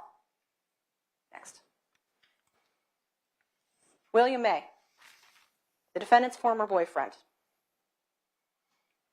was present at a party, a house party that he was having. And the defendant was drunk. She was intoxicated. But she said, I did it. I killed Anita. Mr. Whitmay told you about how he went to the police with this information. And we acknowledge there is no record of this interview. We acknowledge that. But he did tell you as well that the next day, he asked the defendant about that statement. She didn't deny killing Anita. She denied saying the statement. There is a big distinction there. Next, please. You heard from Christina Holler, formerly Christina Imhoff. House party, defendant drunk, being picked on about Anita's death. She gave the defendant a ride home, and then they talked in the defendant's apartment, where the defendant told her, I was fighting with my roommate over an alarm clock. She was wearing a white bathrobe. I stabbed my roommate. They had a falling out because the defendant was possessive and angry. Ms. Holler also said she went to the police before. Again, we acknowledge there's no record of that. But this was before the two had a falling out. Now, the defense is probably going to tell you that some of this information from some of these witnesses is largely influenced by cold justice and the airing of the documentary. You saw those pictures of Anita wearing a pink bathrobe. If Christina was trying to comport her information to what was learned through cold justice or to the evidence, wouldn't she have said that bathrobe was pink? She told you what she remembered the defendant telling her, that it was white. That was her memory of what was said to her. Fighting over an alarm clock. My roommate was in a white bathrobe. I stabbed her. Next, please. You heard from Connie Euland. And these were a little disjointed because we had to fly people in from out of town. We couldn't get Connie here until yesterday. Connie's Marty's sister.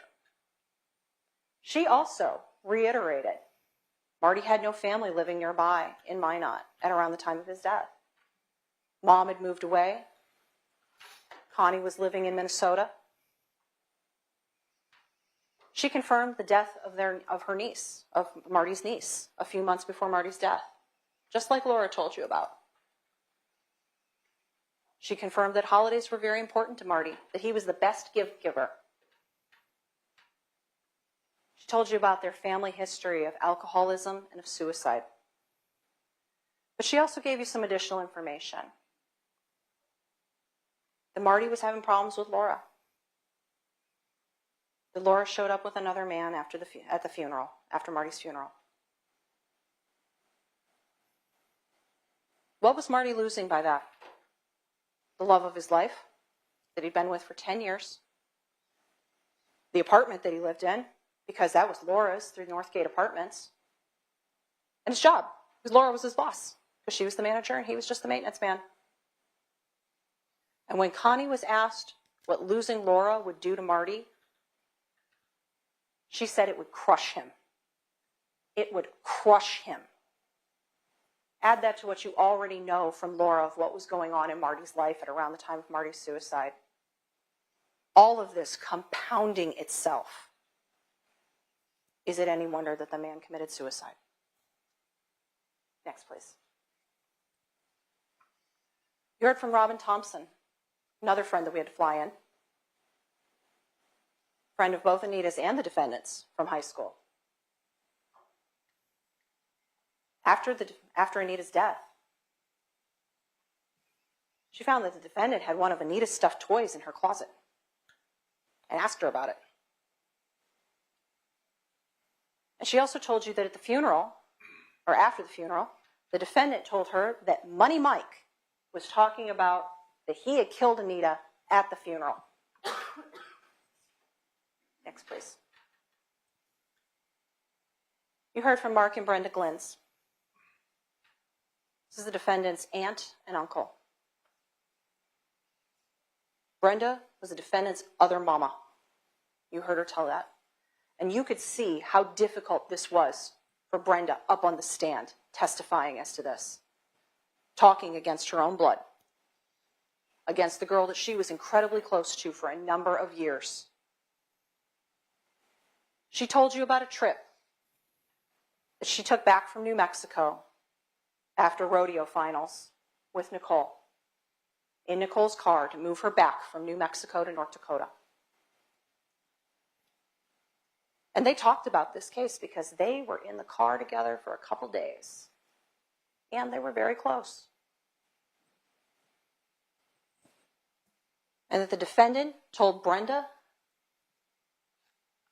that she would never get the image of Anita out of her head, laying there so peaceful in her robe covered up.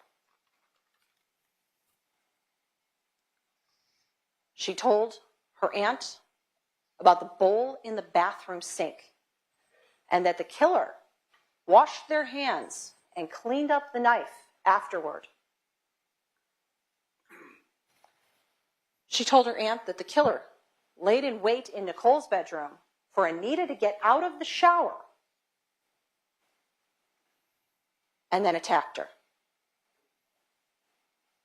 And she also told her Aunt Brenda that she had gone back to Minot after she went to the 41 Club to get close. And we know from investigation that the defendant went to the 41 Club Saturday night and was there late. And you could tell that this was incredibly difficult for Brenda to express. The defendant would refer to Anita as a fucking bitch, a fucking cunt.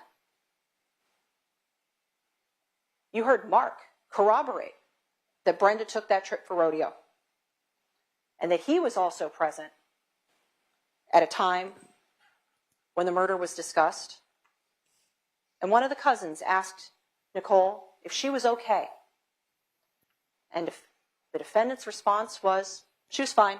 I never really liked Anita anyway. Next, please. Last state's witness, Sergeant Asham. She analyzed the phone records of Anita and of the defendant. Both of these are in evidence. She went through these photographs from Sergeant Goodman, determining when was the last message sent from Anita, when was the last message received that she never opened, confirming that Anita was most definitely still alive as of 2 a.m. on Sunday morning the 3rd, because she'd had a phone call with her boyfriend out in California, and he recognized her voice. She conducted another interview of the defendant on March 12th, 2022. You'll have that transcript as well. And she reviewed the defendant's prior statements to the other detectives over the years, as well as her statements to her Aunt Brenda. Yep. Mr. Nelson switching this over for me, because we have another PowerPoint for you on this one.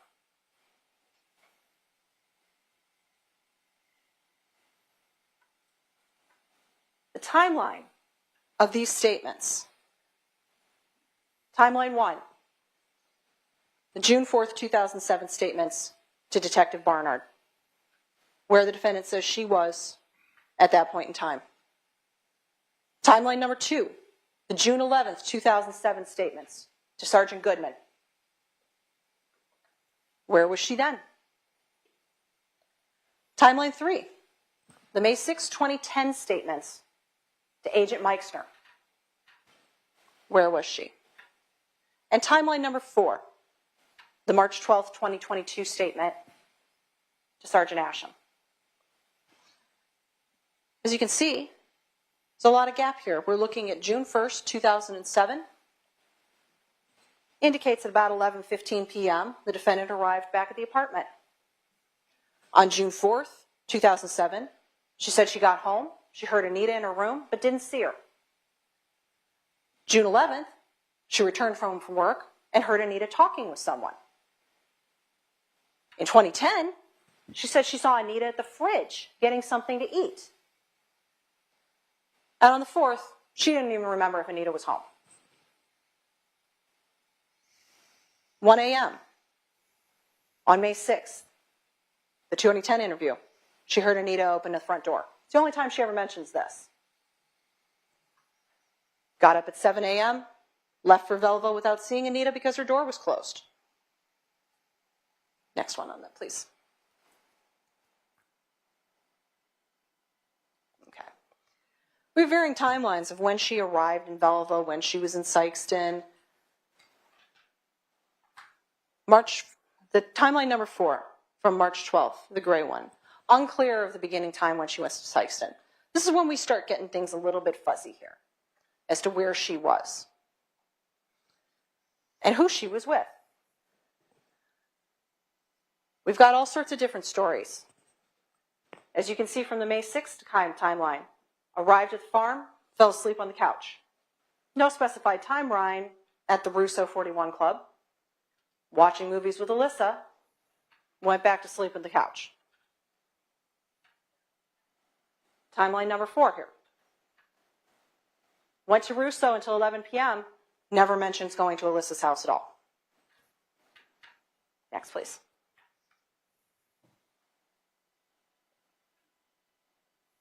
Inconsistent across the board of where she was on June 3rd and what she was doing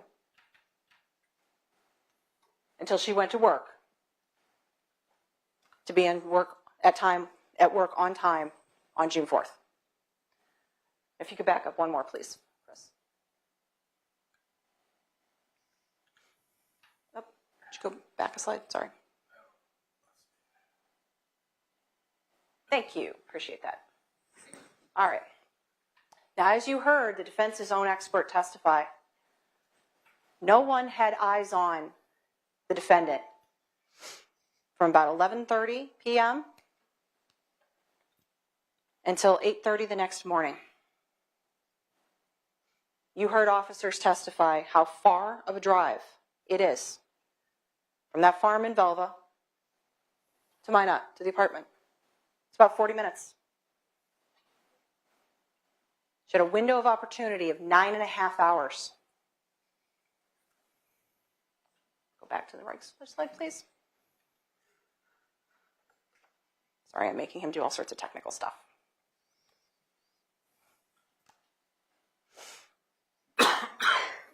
Okay. Next slide, please. Okay. So we're bringing it all together for you. First step, we establish means, motive, and opportunity.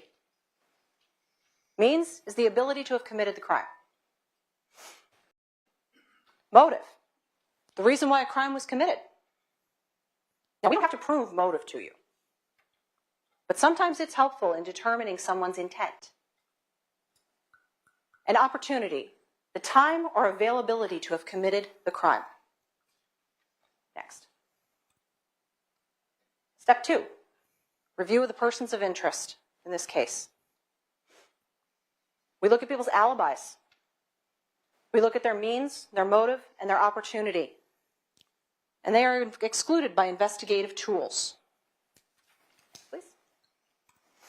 So person of interest number 1, Tyler Schmaltz. The investigation showed you he hadn't spoken with Anita on the phone or texted with her in over a month. It also showed he moved into the apartment complex at Northgate before Anita did. He was living with his brother, who also alibied him, as well as people that he was playing online games with. He had no opportunity to do this. And he's been an active voice for justice for Anita for over the years. We've heard that testimony as well. Next, please. Next person we look to is Michael Vann, Money Mike. was interested in dating Anita. They're getting to know each other. He didn't have a motive to kill her. The last text message he sent at 4:53 a.m., you don't answer, went unread. It's the last message was sent to Anita that she hadn't opened. That gives us a timeline. Money Mike, through the investigation, was alibied by his friends. He was at a party. No opportunity to have committed this murder. And no means. He didn't know where Anita lived. The investigation concluded he didn't know where she lived. No means, no motive, no opportunity. Michael Van's out. Next, please. Next person of interest is Marty Annell. Marty led law enforcement to the cut screen. As we already established through defense's expert, if you're going to create a scene, if you're going to stage a crime scene, you're going to cut the screen and you're going to leave it to be found, aren't you? Marty didn't leave it in the window. Marty took it to his shop, where he showed it to Laura and then told law enforcement about it. If Marty were going to stage this scene to look like a break-in, don't you think he would have left that screen in that window for law enforcement to find, or somebody other than him? No. Marty went about his rounds, doing his job, saw a cut screen, damaged screen, takes it, puts it in the shop. You heard about the issues in Marty's life. He committed suicide 18 months after Anita died. The death of his niece, right after the holidays, which were important to him and his family. No family support around. Losing the love of his life, possibly losing his job too, and where he lived. And a family history of alcoholism and suicide. Wave after wave after wave crashing in on this man. But most importantly, Marty was alibied by Laura Knapp that entire weekend. She testified that they worked in tandem with each other. He'd be fixing something while she was cleaning an apartment. There was never any significant period of time he wasn't with her. And they lived together. Now, you heard the defense experts say that you wouldn't expect somebody to have an alibi witness during their sleeping hours. Do you think that that's true of your romantic partner who you share a bed with? Marty may have had means, no opportunity, no motive. Next, please. The jogger, the running man, as we've heard talked about. This came about because of a description from Becky Ehrman based on a sketch that was released in the media in October of 2008. And shortly thereafter, Adam Raper came forward and said, I think that was me. I was running that area. And you heard the testimony. He matches the sketch. Possible opportunity, no means, no motive. Next, please. And a lot's been done about Devon Hall. There's been a lot of talk about Devon Hall. Devon Hall breaks into people's apartments. Not going to sugarcoat it. It's what he does. But he is bad at it because he keeps getting caught. And including, notably caught, for a break-in on June 11th on Sioux Street. Clear on the other side of the city. Opposite quadrants. That he was highly intoxicated when he was arrested. His aunt lived in the apartment building that he was arrested at over on Sioux Street. But most importantly, he was not in Minot when Anita was killed. How do we know this? Because of the investigation that was done. He was in Wolf Point, Montana for a graduation. The investigation showed there had been police contact at that hotel that they were staying at because the boys were breaking into the kitchen on the evening of June 2nd. June 3rd, they took the train back from Wolf Point to Minot, corroborated by other people in that group who traveled with him, not all of whom were family, as it was acknowledged. Next, please. And Jerome Vivier. You alibi Jevin Hall, you alibi Jerome Vivier too, because they were together in Wolf Point on the day of Anita's murder. No opportunity, no means. Yeah, Jerome Vivier, he's been convicted of gross sexual imposition. So that's a possible motive. However, if you remember the testimony, and you'll also see this from the autopsy report as well that you have, Anita was not sexually assaulted. There was no sign of sexual assault. The victim in Jerome's GSI case was known to him. And when did that occur? On May 20th of 2007. You heard testimony, you heard some evidence that that Jerome was at the 101 Club on May 19th, 2007, the same date Anita was. But you also heard testimony that those two arrived over half an hour apart. There was no indication that they had any interaction whatsoever at the club, or that he wasn't paying attention to anyone in particular in the club. There's no indication that he could have found out where Anita lived, that he'd followed her when she left the club to see where she lived, that he'd interacted with her, that he'd looked at her driver's license to see her address, or anything like that. And then the next night, he's raping someone else in Minot. Not Anita. Next, please. So now our last person of interest, Nichole Thomas Rice. Means she had access to the apartment with a key. The murder weapon was found on Anita's bed. Motive, an extremely toxic living arrangement between these two girls. The text messages from Nichole: I'm not going to live like this. What goes around comes around. An opportunity. Statements from her alibi witnesses and her leave large gaps of time unaccounted for. Even the defense's own expert acknowledges that. She can't be accounted for between 11:30 and 8:30. And that this murder occurred right around 5 a.m., right smack in the middle of that window. And that it is only a 40-minute drive from that apartment back to the farm. You heard the officers tell you she was the only person who could not be eliminated as a suspect. And the defense's own expert confirms that as well. She could not be ruled out. Next, please.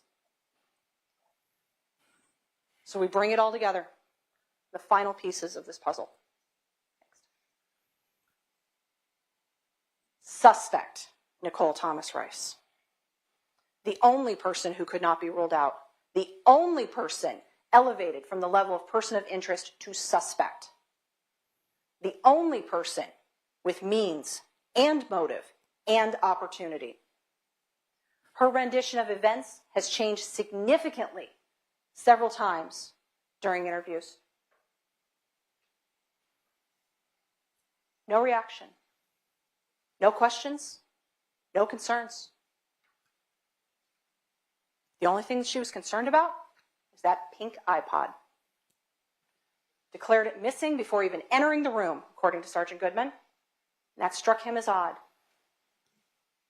But he wasn't the only one that found her concern over this pink iPod, instead of Anita, distressing. You heard that from Goodman, you heard that from Barnard, and you heard that from April. And then we've got the statements to William May and Christina. I did it. I was arguing with my roommate.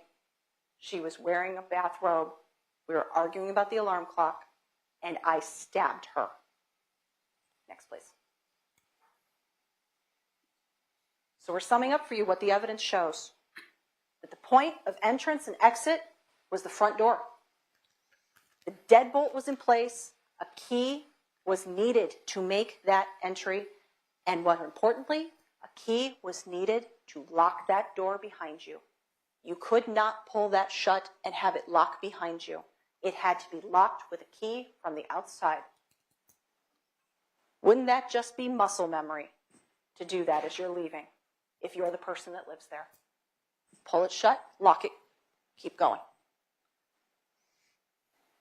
And we know it was locked because Laura Knapp distinctly remembers hearing those tumblers click when she unlocked it.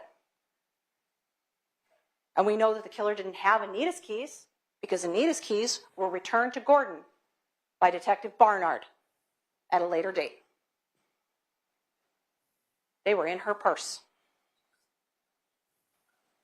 We know the window was not the point of entry or exit. Anita's blood was in the cut on the screen and nowhere else on that screen.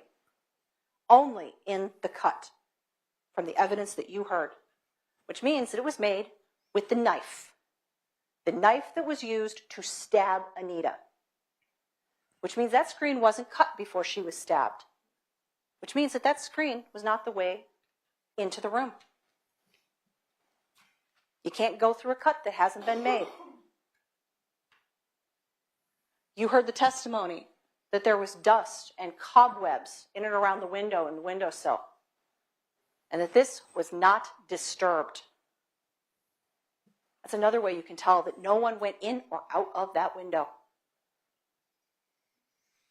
The reenactment video shows you that the items in and around the window would have been disturbed, that those dust and those cobwebs would have been disturbed, and also showed you that that screen would have been stretched and ripped in a manner that it was not.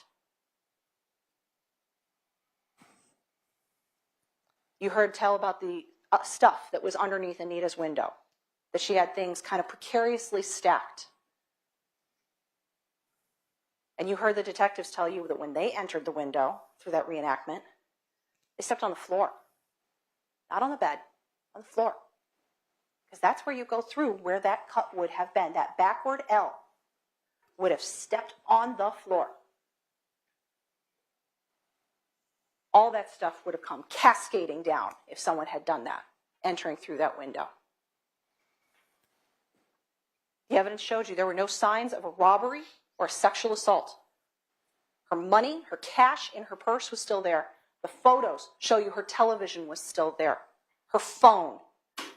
All these little items that could have been stolen and taken, nothing's missing. No sexual assault.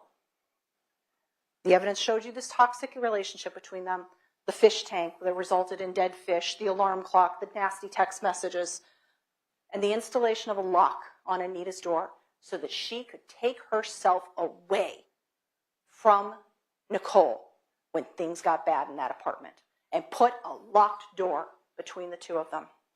Next, please. The evidence further showed the defendant had knowledge about that crime scene that she should not have had. The statements that she made to her Aunt Brenda before any information became public or was disclosed by law enforcement to anyone outside of law enforcement. That bowl of water in the bathroom sink. That had been removed when the crime scene was processed before she was allowed to come in. That wasn't there when she was let in by law enforcement. How'd she know it was even there? They never told her about it. Anita having been in the shower before her death. You heard the testimony. There was no physical evidence at the scene that she'd been in the shower. That was pieced together from the text messages that she had with Michael Vann. That she wasn't feeling well and that she was going to take a shower. Anita had been dead over a day by the time that she was found. There's no indication that her hair was wet. Would have been dry by that point.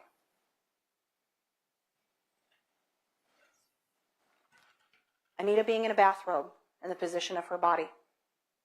You heard from Goodman,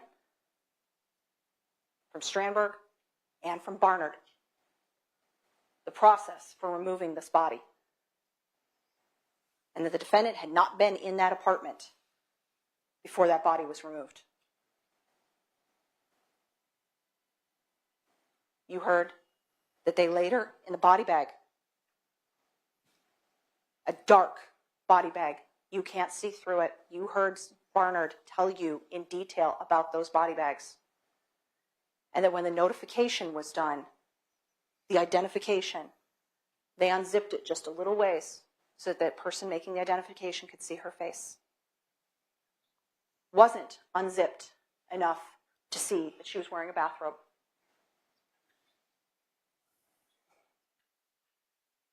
And then you have the statement to Donna Bjelland about the cut screen. But before I get into that, the bathrobe again. She mentioned that to Christina, remember. My roommate was wearing a bathrobe when I stabbed her. But on to Donna, talking about the cut screen. Again, remember, we know when she talked to Donna, based on the fact that we know when she talked to Sergeant Goodman. Because it was the day after she talked to Goodman, and the Goodman interview was June 11th, 2007.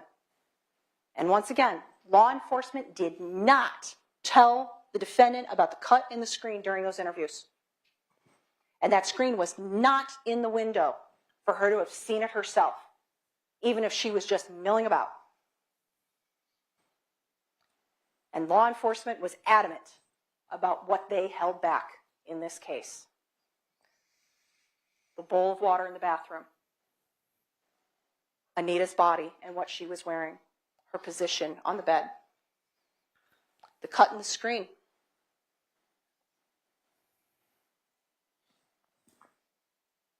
These are important holdbacks. And these are all pieces of information the defendant possessed and conveyed to people at times when she should not have had that information.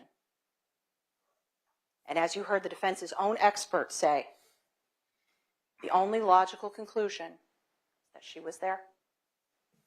Next, please. So again, these inconsistent statements to law enforcement and to others. Next. And the confessions. I did it. I was arguing with her about an alarm clock. She was wearing a white bathrobe, and I stabbed her. Ladies and gentlemen, taking the totality of all of this information, eliminating the other persons of interest through investigation, there is only one conclusion to be drawn. Most importantly, from the defendant's knowledge and her admissions. Admissions to friends, and what she told her Aunt Brenda, whose heart was breaking about this.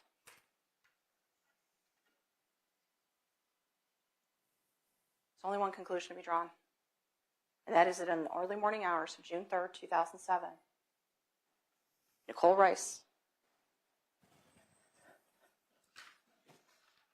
took this knife and plunged it into the chest of this girl and killed her.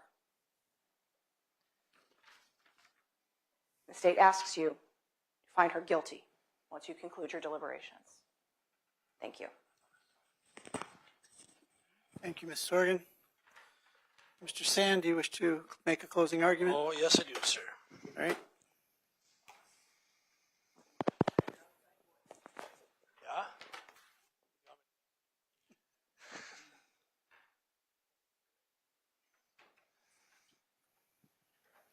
Can you hear me all right?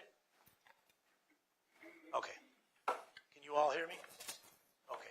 There's been some issues with that, so thank you. First of all, thank you all for being here.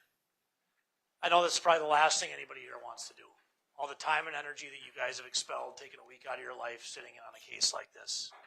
It's a lot of stress, and I'm sure your family and your work lives have suffered for it, so thank you very much. It's important. As citizens, it's important for Anita, and it's important for Nichole. Now, we just sat through over an hour of slides, trying to go through every piece of this case. Every piece of testimony, every witness. And I'll tell you, usually when you're a defense attorney, your job is to try to snake through a hole. You got to make things just work right. This case is totally flipped. They just took you through an hour of slides where they had to go through about 300 elements that have to work perfectly for them. All of them have to be true for their case to work. Devin Hall got on the train at the time some guy in Wolf Point said he got on the train. They don't have evidence for that. She's saying that. The investigation showed. The investigation didn't show that. Otherwise, the FBI wouldn't have said Devin Hall was the most likely suspect. But I'll get back to Devin Hall. They talked to you about Marty and Ellen. Never left Laura Knapp's side, but she's screwing around on them. They never leave each other's sides. That's not true, and that didn't happen. But it has to be true for their case to work. Their case doesn't work. Their own lead investigator, Detective Asham, told you guys she didn't review the whole file. That's not bad police work. That's insane to bring charges when you haven't reviewed a file. They're trying to say this is a puzzle with many pieces. No, it's a murder case. And everybody in here deserves justice. Anita and Nichole, and this isn't how you get it. And I don't mean to yell at you guys. I'm not yelling at you. I'm blown away by what I'm seeing here. I've been practicing law for quite a while. I've never seen anything like this. So we got a case agent. A case agent who didn't review the file. You heard from our expert. I'm going to call him Agent Coons, not our expert. We had to bring in our own expert. I've never done that before because I've never seen an investigation like this. We had to have the entire case reinvestigated at Nichole's expense to figure out what happened here because they don't know. All of their conclusions that they're bringing to you are just the conclusions that they needed to put her in that chair right now. Devin wasn't there. Devin told you, we read the report. I've been breaking into houses since I was here.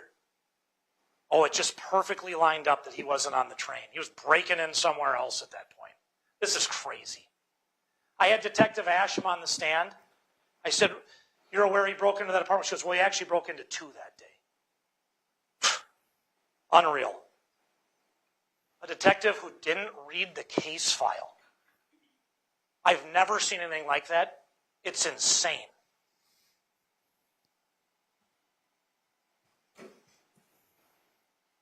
We discussed in jury selection and at opening that they're going to tell you that this is a murder case based on an alarm clock and nasty text messages between 2 18-year-old girls. I can walk around this town and find all of those people. 90% of the girls in this town are going to have those same issues that go to UND here. This sophisticated murderer sitting right here, Nichole, was able to scrub the DNA out of that place. They showed you the murder weapon. I'm not even going to dig around. You've seen it 20 times. Her DNA is not on it. In fact, the only DNA they have is from a man. Nichole's not a man. This is 2025. This isn't Perry Mason in 1950. They're trying to use conjecture and hearsay to convince you guys that Nichole got out of bed in the middle of the night, drove to Minot, killed her roommate, scrubbed the scene of DNA. She's this mastermind mob hit killer. Goes back home, has the intestinal fortitude to just go on with life like it never happened. We're talking about a daughter, a sister, a wife, and a mother. This doesn't happen. This is a load of crap. Now, I talked to you at jury selection. I talked to you on opening arguments. This TV show came to town. What a coincidence. The TV show comes to town, and we're getting charges. They came to town for 7 days. They're telling you in their closing that the Minot Police Department's so busy, they can't get things right. And there's a whole heck of a lot more we heard about the Minot Police Department that I'm not going to get into because we don't need to relive some of the accusations and the things that have gone on with the Minot Police Department. But they bring in a television show for a week. And and they're going to blow this case wide open. You heard from Agent Coons, the show came in, it had an agenda. The agenda was to put Nichole in that chair right there, because that's what gets people watching these things, and that's what they care about. They don't care who did this. They care who's watching that TV. You see all these cameras in here. And when this is over, you'll find out a lot more about what's going on here. This is a media circus.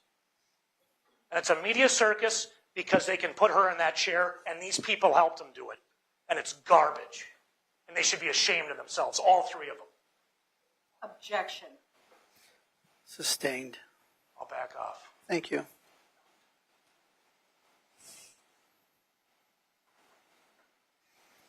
The show comes in, the charges come out.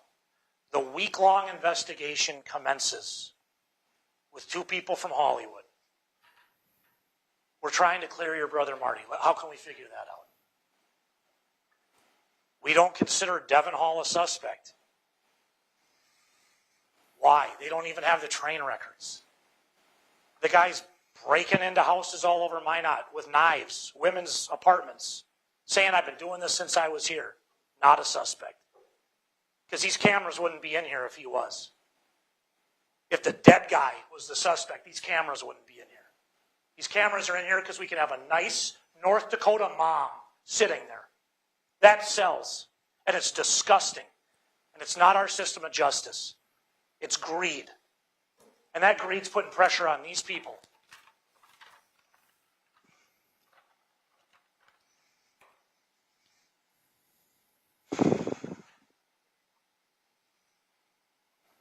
Now, we sat up here for 6 days, and person after person, officer after officer, we heard inconsistent statements. Oh, I don't remember, it was so long ago.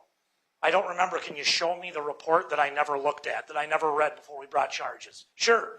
I spent half my week up here. Yep, here it is, here it is. This is what happened. You should have reviewed it before you put her sitting in that chair.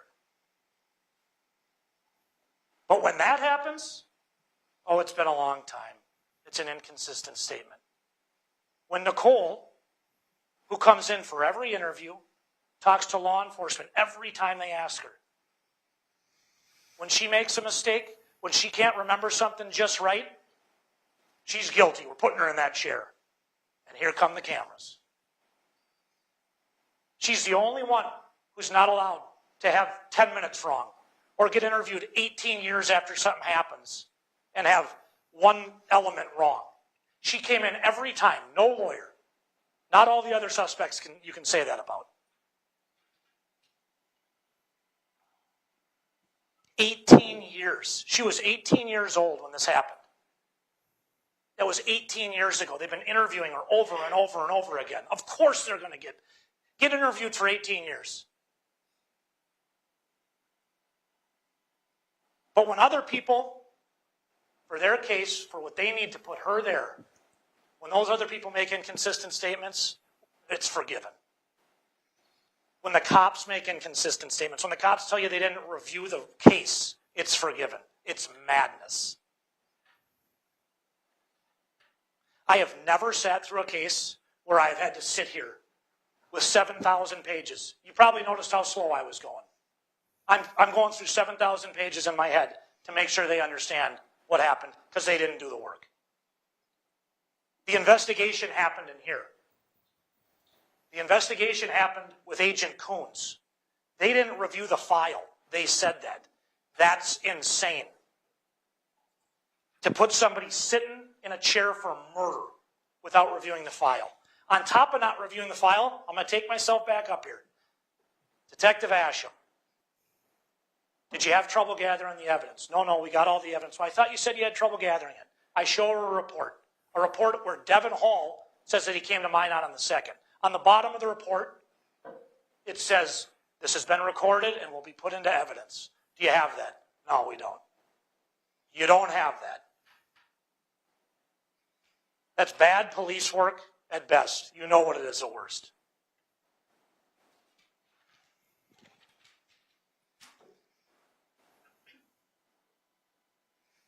The state brought in a bunch of witnesses.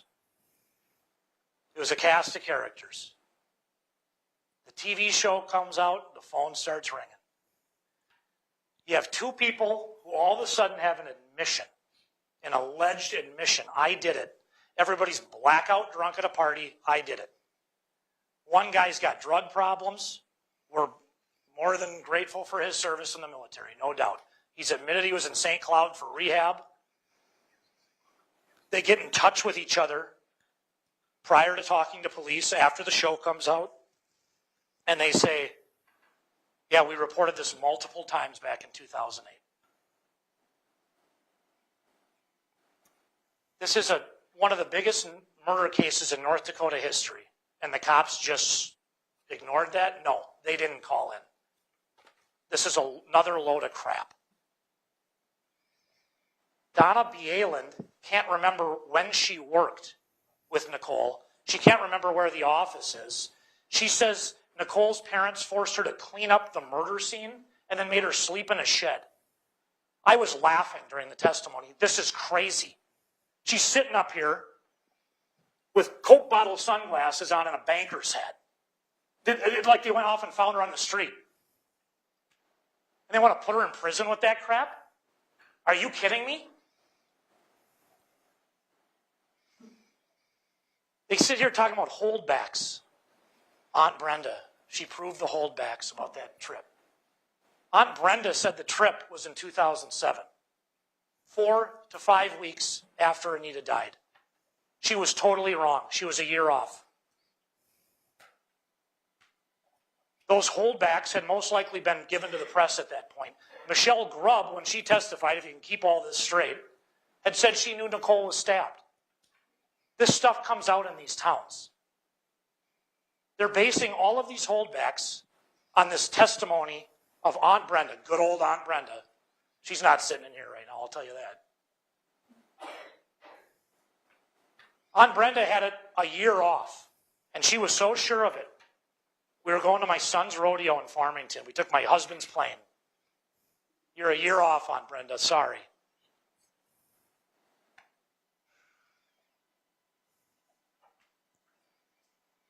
They're asking you to find this girl guilty on 20-year-old hearsay. It's baloney. Think about this for a second. She leaves her family house in the middle of the night, goes in, kills her roommate, who's got a lock on her door. Like Dexter cleans the scene. No DNA. Scrubbed. Nichole lives in this apartment. There's no DNA. Her DNA's not on the knife. Her DNA's not on Anita. And then she texts her after. Long after. The state expects you to believe that she did that and came home and went on with her life. You see her sitting here. That's not James Bond. This didn't happen.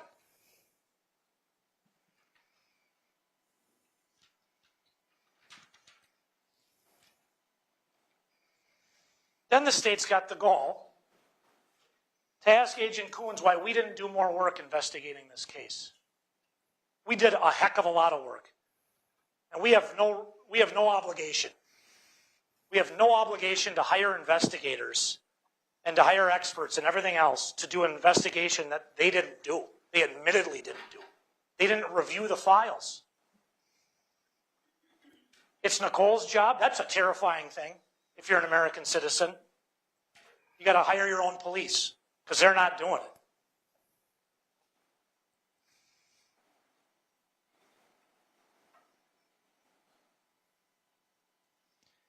You heard from a few witnesses that were law enforcement from Minot back in the day. You heard from Agent Coons. The FBI fingered Devin Hall. He said, that's who we're going to look into. Who's the one suspect that they didn't look into when they reopened the case, when cold justice showed up? Devin Hall. You know why? Because it would have been a problem for them. They wouldn't have been able to get Nichole in that seat. And these TVs wouldn't have been lit up, and people wouldn't have been making millions of dollars.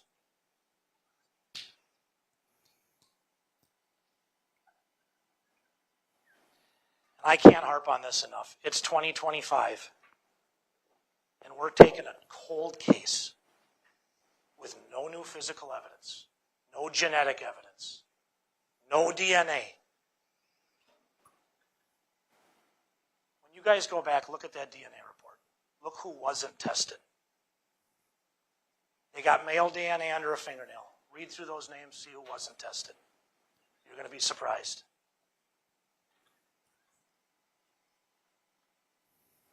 In their opening, the state's attorney said, crime loves silence. Nichole went in every time the police asked her to come in for an interview. She wasn't hiding from this. There were people that were.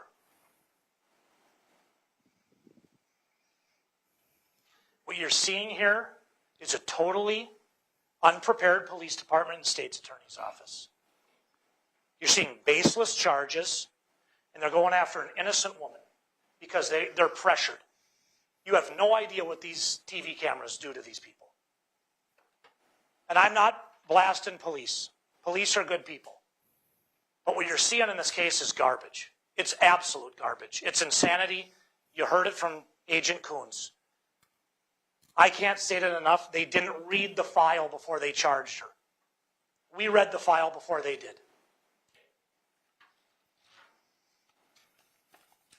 They keep telling you that their big issue is this hunch on Nichole because of her behavior. And then you heard, and you'll see it in the transcripts, top of the transcript, Nichole was crying at the scene when she got there. I can't make these police testify to what they said. I've shown them a lot.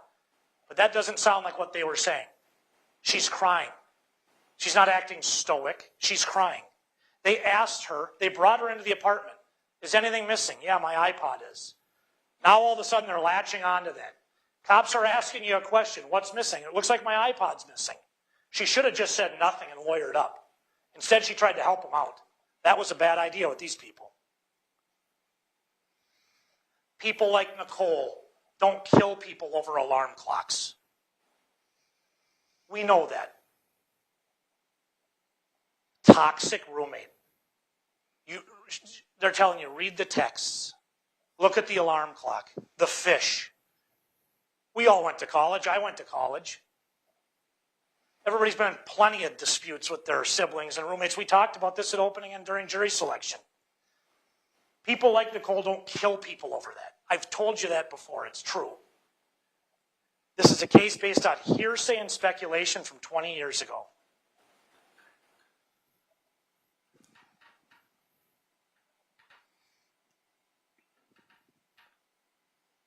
I don't think there's anybody in here that doesn't want justice for Anita. She deserves it. There's no doubt, but there isn't justice for Anita in here. Nichole didn't do this. And on jury selection, we talked about guilty go free or innocent go to prison. Nichole didn't do this. The killer's out there, and this needs to be solved. But it's not going to be solved in here today because the work wasn't done. The work had to be done by Nichole. She had to hire ex-FBI agents, a team of attorneys. She had to do that. That's not her job. That's not your jobs. That's the police's job. It's their job to look into the file, to read the file. Not to have a... I can't link anything more to the fact that cold justice came into town and they charged this case more than the fact that they said they didn't read the whole file. They didn't review the file. I'm showing them things they haven't seen before. I showed Detective Asham that train report. She was shocked. Wolf Point to Minot. End of May through June 10th. No Devon Hall on there. Our case is shot. All of a sudden, he slipped a guy at 20. That's what I'm telling you. They just went through all these slides, hundreds of elements that have to work perfectly for them, for this case to work for them. It's crazy. If one of those falls out of place, this case doesn't work.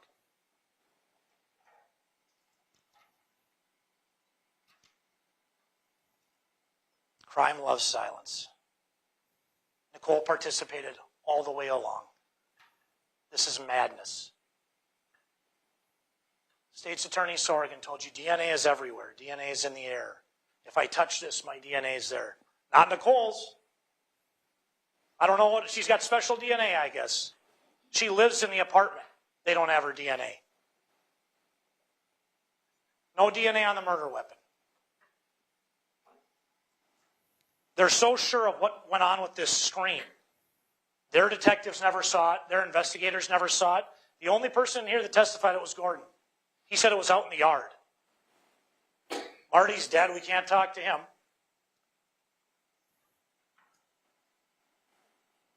And then a couple days later, you got Devin Hall saying, I'm coming in and out of the windows, in and out, twice in one day, with a knife. This is terrifying that this case was brought. It's absolutely terrifying. And I used the term abortion of justice, and I know that's a heavy term. I don't like to use that. But that's what this is. This is madness. This never should have happened. We shouldn't be sitting here today.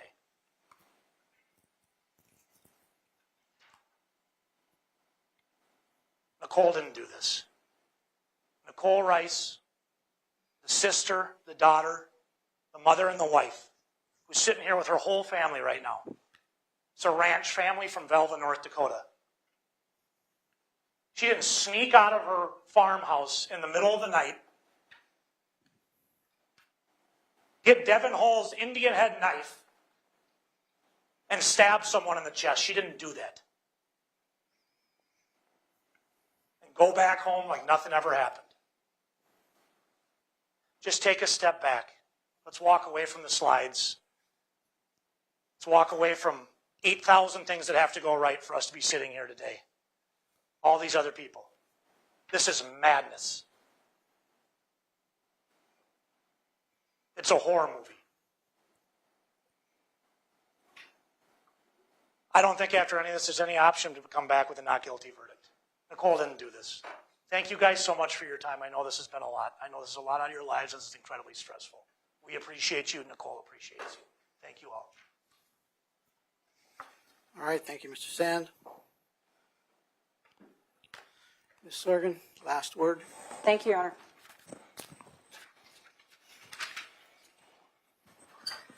Oops, let's not trip over quotes here.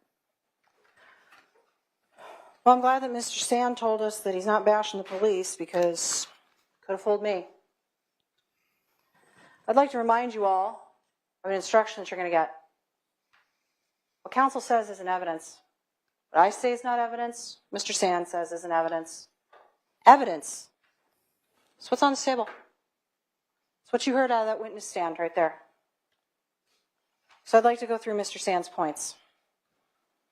You heard him say a lot during the course of this trial. This is important to Nichole. This is important. You know who else it's important to? Anita's family, who have been sitting here throughout this whole thing. This is important to the community of Minot. This is important to my office. This is important to MPD. It wasn't just important to Nichole. Now, I do not discount. It is absolutely important to her. I know it is.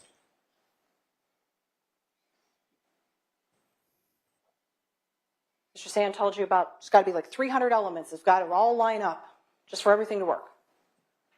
That's life, folks. Think about using your common sense and experience. How do things have to line up in order for something else to happen? Every step we take in life leads to something else. He questioned about Laura saying that she was with Marty the entire weekend. The weekend of the first weekend of June of 2007. 18 months later, when Marty committed suicide and they had his funeral, she was with someone else. There's no indication that she was having an affair or that there was an issue the weekend that Anita died. That's a red herring. Mr. Sand wants to continue to harp on that Sergeant Asham didn't review the file. He kept saying, didn't review the file. He left a word out of there. Entire file. She didn't work the entire file because she had a partner, Detective Talbot. They split up the work. That much evidence to go through? One person can't do it alone. In fact, you even heard the defense's own expert, Mr. Counts, I glanced at some things. I glanced at it. He didn't do a deep dive on absolutely everything in this file. It was his own testimony. Now, nowhere did you hear that the state's theory of this case is that Nichole went to sleep at the farm, woke up in the middle of the night, made a mad dash to Minot, killed Anita. From the timeline that you saw, and from the statement that she gave to her Aunt Brenda, she left the 41 Club in Russo and went back to the apartment in Minot to get clothes, where she encounters Anita. Anita, who thought she had the apartment all to herself that weekend because Nichole went home every weekend. Anita was not expecting Nichole to show up at home, so her bedroom door was not locked. You heard the testimony from Gordon. Anita's bedroom door was open when they went into that apartment. It wasn't closed. And I'd also like to get back to another point about Gordon's testimony. Mr. Sand told you that Gordon told you the screen was in the yard. Gordon didn't know that because Marty had picked up the screen during his morning rounds and taken it to his shop before Gordon showed up. Gordon wouldn't have seen it in the yard.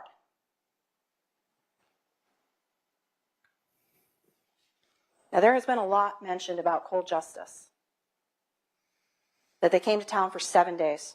And in 7 days, cracked the case wide open. That's what we just heard. You heard Sergeant Asham tell you that they had the case file a couple of months ahead of time so that they could review everything. They came to town for 7 to 10 days for filming and for some interviews. But that this was a collaborative effort and that cold justice was not calling the shots. Cold justice does not make charging decisions in Ward County, North Dakota. Minot PD doesn't even make charging decisions in Ward County, North Dakota.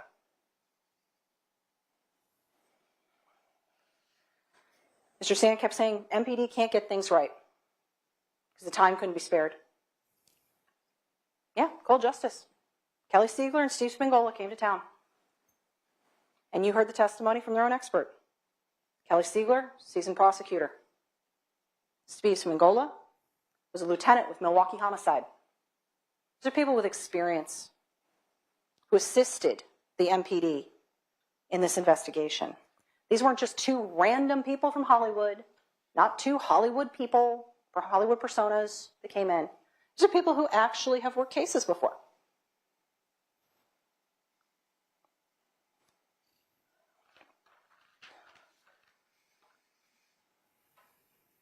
Mr. Sand tells you that greed is putting pressure on these people, that there's millions of dollars to be made. Not in my paycheck. Not in Mr. Nelson's paycheck, certainly not in Sergeant Asham's paycheck. The only person that you've heard has any financial benefit from this case so far is Mr. Counts. Got his $10,000 expert fee. It's the only person that you heard has made any money off of this. And you heard Mr. Sand saying, I spent half my week up here going through with witnesses. You're right. On cross-examination, when you were asking them about things that were extraneous to the case. It is not improper to prep witnesses. In fact, that's trial tactics 101. They teach you that in law school. You don't ever ask a question to which you don't already know the answer. So you prep your witnesses, you meet with them. This trial could have been a whole lot longer if we'd have had the witnesses testify to absolutely everything that was in this case file. But we didn't. We had to boil it down to what was relevant and what was important.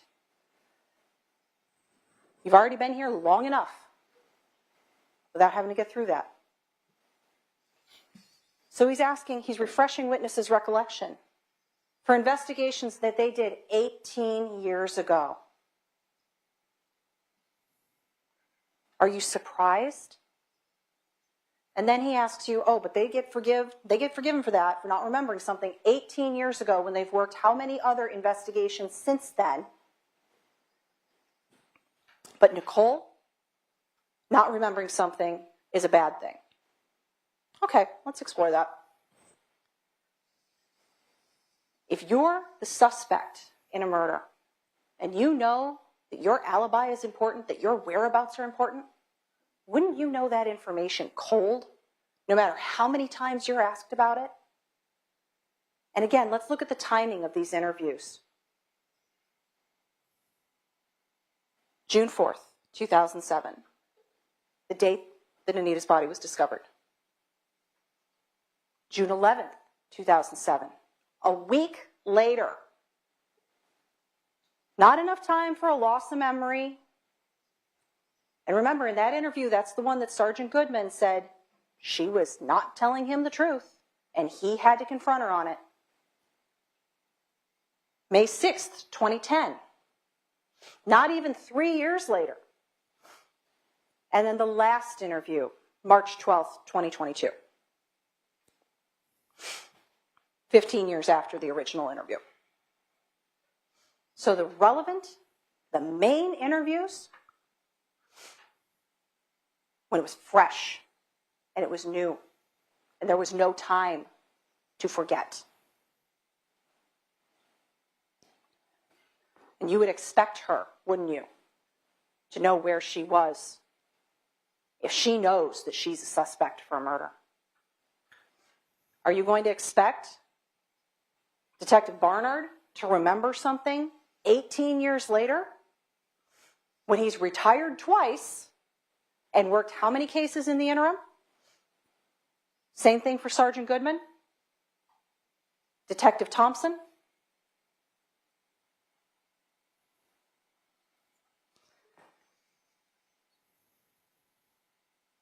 A cast of characters. I would like to correct something that Mr. Sand told you. 2 people coming in after, one of whom having drug problems. If you remember the testimony, William May went to St. Cloud for PTSD treatment, not for drug treatment. He tried to make Brenda Glynns out to be a drug addict. She went to a rehab facility to be weaned off of pain medication after she broke her back because she was having seizure activity.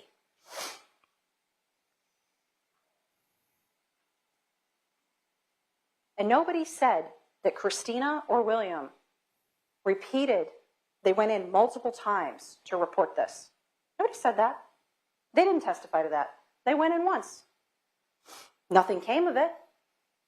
What are they to think?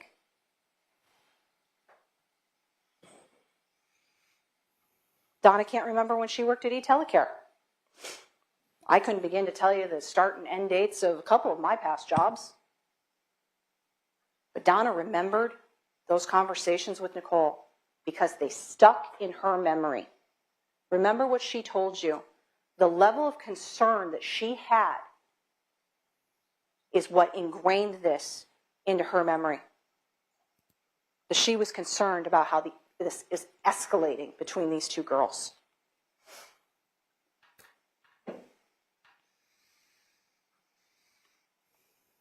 Brenda was wrong about the year on the trip. She thought it was 2007. It was 2008. What's important is that trip happened. And then Nichole confessed information to her during that. And also, Brenda didn't say that she flew to New Mexico. She said she rode with her ex-husband and then rode back with Nichole. So if we're going to nitpick testimony, let's remember it right. Mr. Sand told you this stuff comes out in these towns about the holdbacks, about the information. Yeah, because Nichole talked about it. She told people. That's how they knew. You heard people tell you that she told them these holdbacks.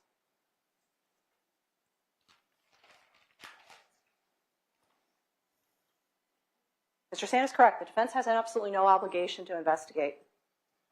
But they did. And their own expert didn't even really review the file particularly well, did he? He acknowledged several mistakes that he made in that, such as Devin Hall broke into the apartment complex that's the same building as Anita. You heard him admit, nope, I screwed up. I made a mistake on that. I was wrong. Wasn't the same building. You also heard him say he didn't hear the testimony of these witnesses. And he also didn't review prior deposition testimony from them. Mr. Sand told you, look at the DNA report and look who wasn't tested. You're going to have one heck of a time figuring out who wasn't tested. This lab report is 35 pages long. And you will see that Devin Hall's name is in it. He was tested. They got in a sample from him to review against.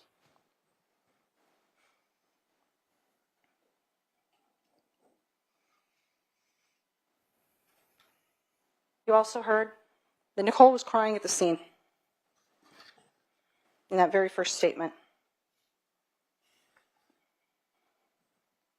Yep, she was crying. After she'd been told that if she didn't get there, they were going to come get her. After, that's just my crackhead roommate. I'm not dealing with it. Without any information of what was going on at that apartment, not why are the police trying to get a hold of me, not what is happening at my apartment. Was there a break-in? Is something missing? No questions whatsoever. And that struck investigators as odd. No concern over Anita whatsoever. You've been told this is a nice North Dakota woman who referred to her roommate as a fucking bitch, fucking cunt. Told her family, I'm fine because I didn't really like Anita anyway. And was more concerned about what happened to that pink iPod of hers than about her deceased roommate, who at one point in an interview, she said, she was my best friend. I looked up to her. I wanted to be like her.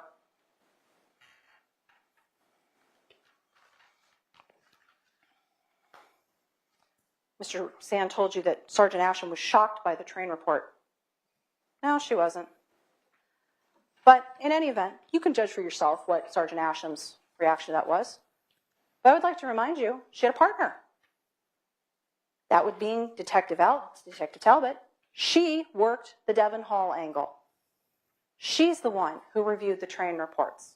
She's the one who reviewed that video, spoke with those witnesses who confirmed that Devin Hall was in Montana and didn't leave Montana until that train departed to head to Minot, which did not arrive until 9:20 p.m. on June 3rd, 2007, at which point in time Anita had been dead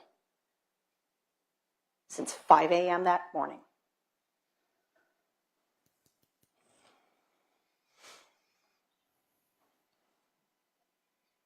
And again, this was not Devin Hall's knife. Lastly, that was one of the last points that Mr. Sand brought up. Devin Hall, in an interview, said it looked like a knife that he had taken from Jerome Vivier's, but that he had returned to Jerome's house after having it about a day. And Nova Wetsit brought that knife to the police. You heard testimony that that knife, Jerome's knife, that Devin supposedly had, was turned into MPD and placed into their evidence. So it could not possibly be the murder weapon that had been left on Anita's bed, because it was in Nova Wetsit's possession to turn into Minot PD later. So once again, ladies and gentlemen, after reviewing the totality of everything, once again, we urge you to find the defendant guilty. Thank you. All right, thank you, Ms. Sorgan.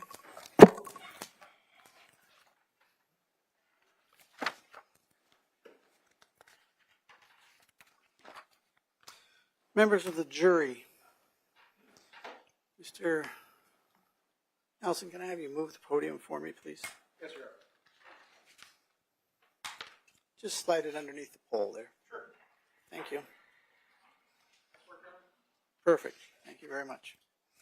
You will recall at the beginning of this trial, several instructions were read to you on trial procedure, on your duties, and on some of the law to be applied to this case. Those instructions should be considered by you as part of the remaining instructions that I now give. Officer, please don't let anybody in that door while I'm reading these. Thank you. While you are the sole judges of questions of fact in this case, it is your duty to accept the law as is given to you by the court in these instructions, and to apply the law to the facts as you find them to have been proved. You have no right to disregard the law and look for any theory unsupported by credible evidence upon which to build a verdict based upon your notions of what the law is or ought to be.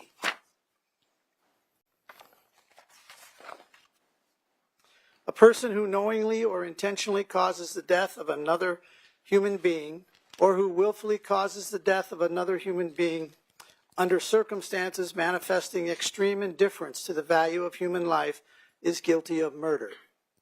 The state's burden of proof is satisfied if the evidence shows beyond a reasonable doubt the following essential elements. On or about June 3, 2007, in Ward County, North Dakota, the defendant, Nichole Rice, intentionally or knowingly caused the death of Anita Knutson, a human being.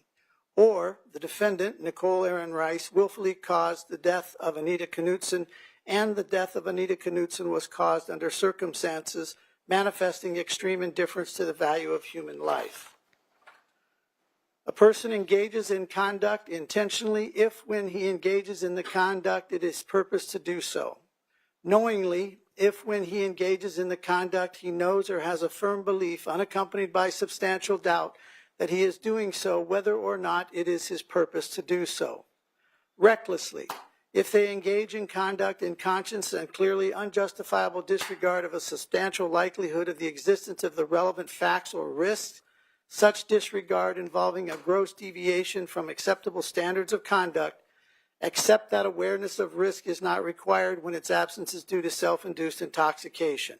Willfully, if he engages in the conduct intentionally, knowingly, or recklessly.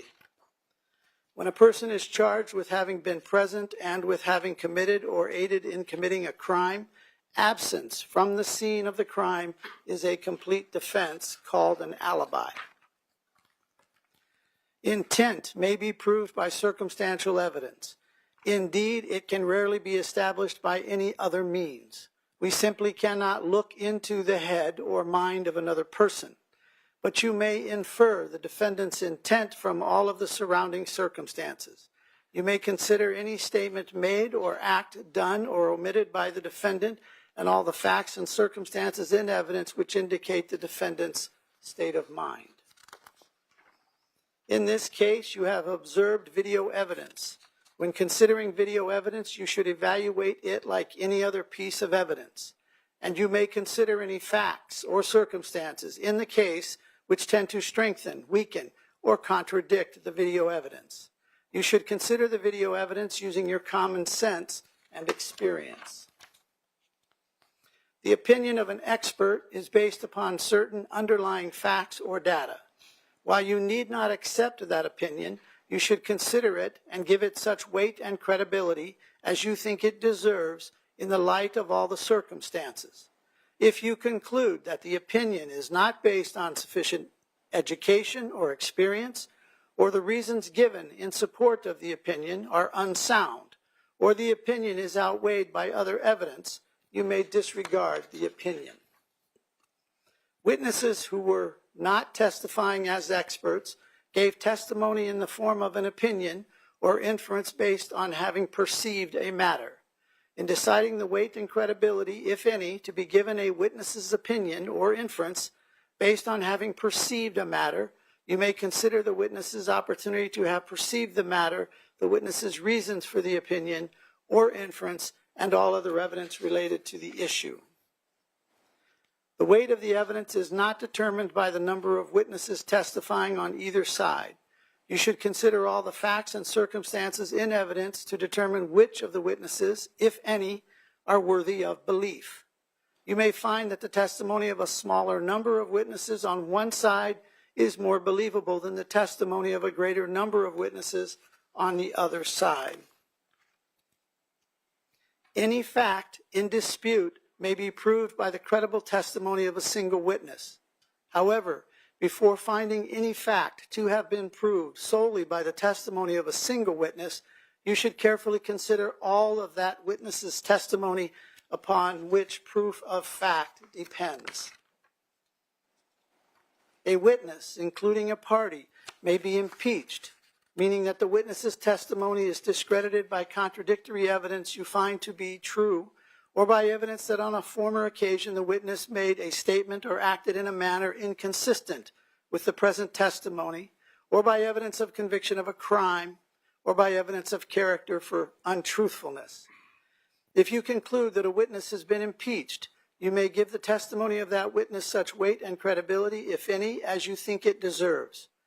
If you conclude that a witness has been impeached by an earlier contradictory statement, the statement may be considered by you as evidence only if the statement was given under oath, in which event you may determine which is the truth, the present testimony or the earlier statement. If you conclude that a witness has willfully, knowingly, or intentionally testified falsely concerning a material fact in this case, you may wholly disregard the witness's testimony unless it is corroborated by other credible evidence. A defendant has a constitutional right not to testify. You must not draw any inference of guilt from a defendant's silence. The prosecutor cannot mention a defendant's silence, and you must not discuss or consider it. If you find from all the evidence in this case, beyond a reasonable doubt, that all of the foregoing essential elements of the crime charged in the information viewed in the light of the law have been proven, then it is your duty to find the defendant guilty. If the state has failed to establish any of those essential elements beyond a reasonable doubt, it is your duty to find the defendant not guilty. In reaching your verdict, you must not discuss or consider any possible penalty or punishment, as that matter lies with the court and other government agencies. When you go to the jury room, you will select a jury leader. The jury leader will lead your deliberations, communicate with the bailiffs for you, and speak for you in court. The jury leader does not have more authority than the other jurors, and the jury leader's opinion does not carry more weight than the opinions of the other jurors. In order to return verdict, each juror must agree to the verdict. Your verdict must be unanimous. It is your duty to work with each other in an effort to reach an agreement, if you are able to do so without giving up your individual judgment. Each of you must decide the case for yourself, but you should consider the evidence impartially with the other jurors. You should not hesitate to change your opinion if you are convinced it was wrong. But you should not change your opinion about the weight or effect of the evidence just because of the opinion of other jurors or in order to return the verdict. If it becomes necessary for you to communicate with me during your deliberations, the jury leader should send a note to the bailiffs. All questions to the judge must be reviewed by the attorneys. This may take a period of time, and some questions may not be answered. After you have agreed on your verdict, the jury leader should fill in, date, and sign the formal verdict using the appropriate form which accompanies these instructions. The jury leader should then notify the bailiffs that you have reached your verdict. You will be brought to the courtroom for reception of the verdict. You must not disclose your verdict to anyone until it is returned in open court. One form of verdict is submitted to you for finding the defendant Nichole Rice not guilty or guilty of the offense of murder. You will now take this case, try it fairly and impartially between the state of North Dakota and the defendant, and return such verdict as is warranted under all of the evidence and these instructions. Dated the 25th day of March, 2025, by the court, Richard L. Hagar, District Court Judge. Ladies and gentlemen of the jury, I was in charge of your life. Now you are in charge of mine. Can I have the bailiffs come forward, please? Thank you.